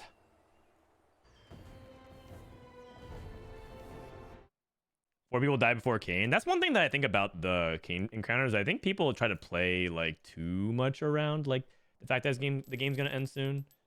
You just basically play for like meaningful tempo. And try to spike decisively. That's why it was really important that one fight where I won. What was the fight that I won barely? Is it this fight? Yeah, this fight where I won barely by like 1 HP. Like this fight was everything. It gave me streak, it gave me momentum, it gave me gold, and it was everything. Like winning this fight ended up helping me win win out and get second. It's arguable that I think I was in a position to play for first if we try to go toe to toe because my board it was scaling really nicely as well. I was a guy that that was mine. Well played, man. Well played. That's it for me today, though. We spectate some scrims. We got some teams in this weekend. I'll be spectating the Esports World Cup. That's going to be happening on Friday, so I'll catch you guys then. I'll probably stream a little bit tomorrow as well. Catch the last-minute scrims of people. See how people are climbing. And then this weekend is not just the EWC, but it's also Snapshots. So we're going to be following and tracking a lot of the tournaments and the ladder climbing. So if you guys want to spectate your streamers or you have even requests to follow certain players, let me know. I'm going to go ahead and raid Mr. Dish Soap. He got me yesterday. I'll get him today. Thanks for the stream. Thanks for hanging out, you guys. Go hang out with Dish Soap. Oh, before you go. There is a new podcast out for TFT Academy. We updated the tier list. If you go to ! Podcast, we have a new podcast episode out. TFT Study Hall with positioning. This positioning was the topic of for today. And like this is a little bit of a snippet of the podcast with me and just hello everybody and welcome back for another episode of TFT Study Hall with me, your host Frodan. Do I really sound like that? And today is June 5th, 2024, and we're currently on TFT Ink 4 Fables patch 14.11. Okay, so like me and Dish Soap go it back and back. Is that really what I sound like? My God. Damn. Also, I have a new YouTube video out as well. Please, if you guys, I actually did a Lillia guide. So if you guys want to learn how to climb with Lillia, definitely check this out.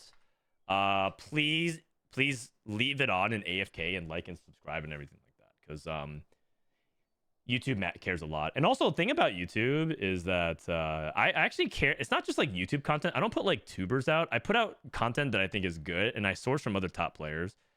So definitely check it out. I actually go into really big in depth about like how to play different Lillia boards. Like I go into all the variations to think about. I think about your flex options. I talk about your item builds. I talk about your augments. I talk about like what good exalted. You know, like I go through everything. So definitely check it out. And support the channel. All right. Thank you guys. I'll see you guys next time. Peace.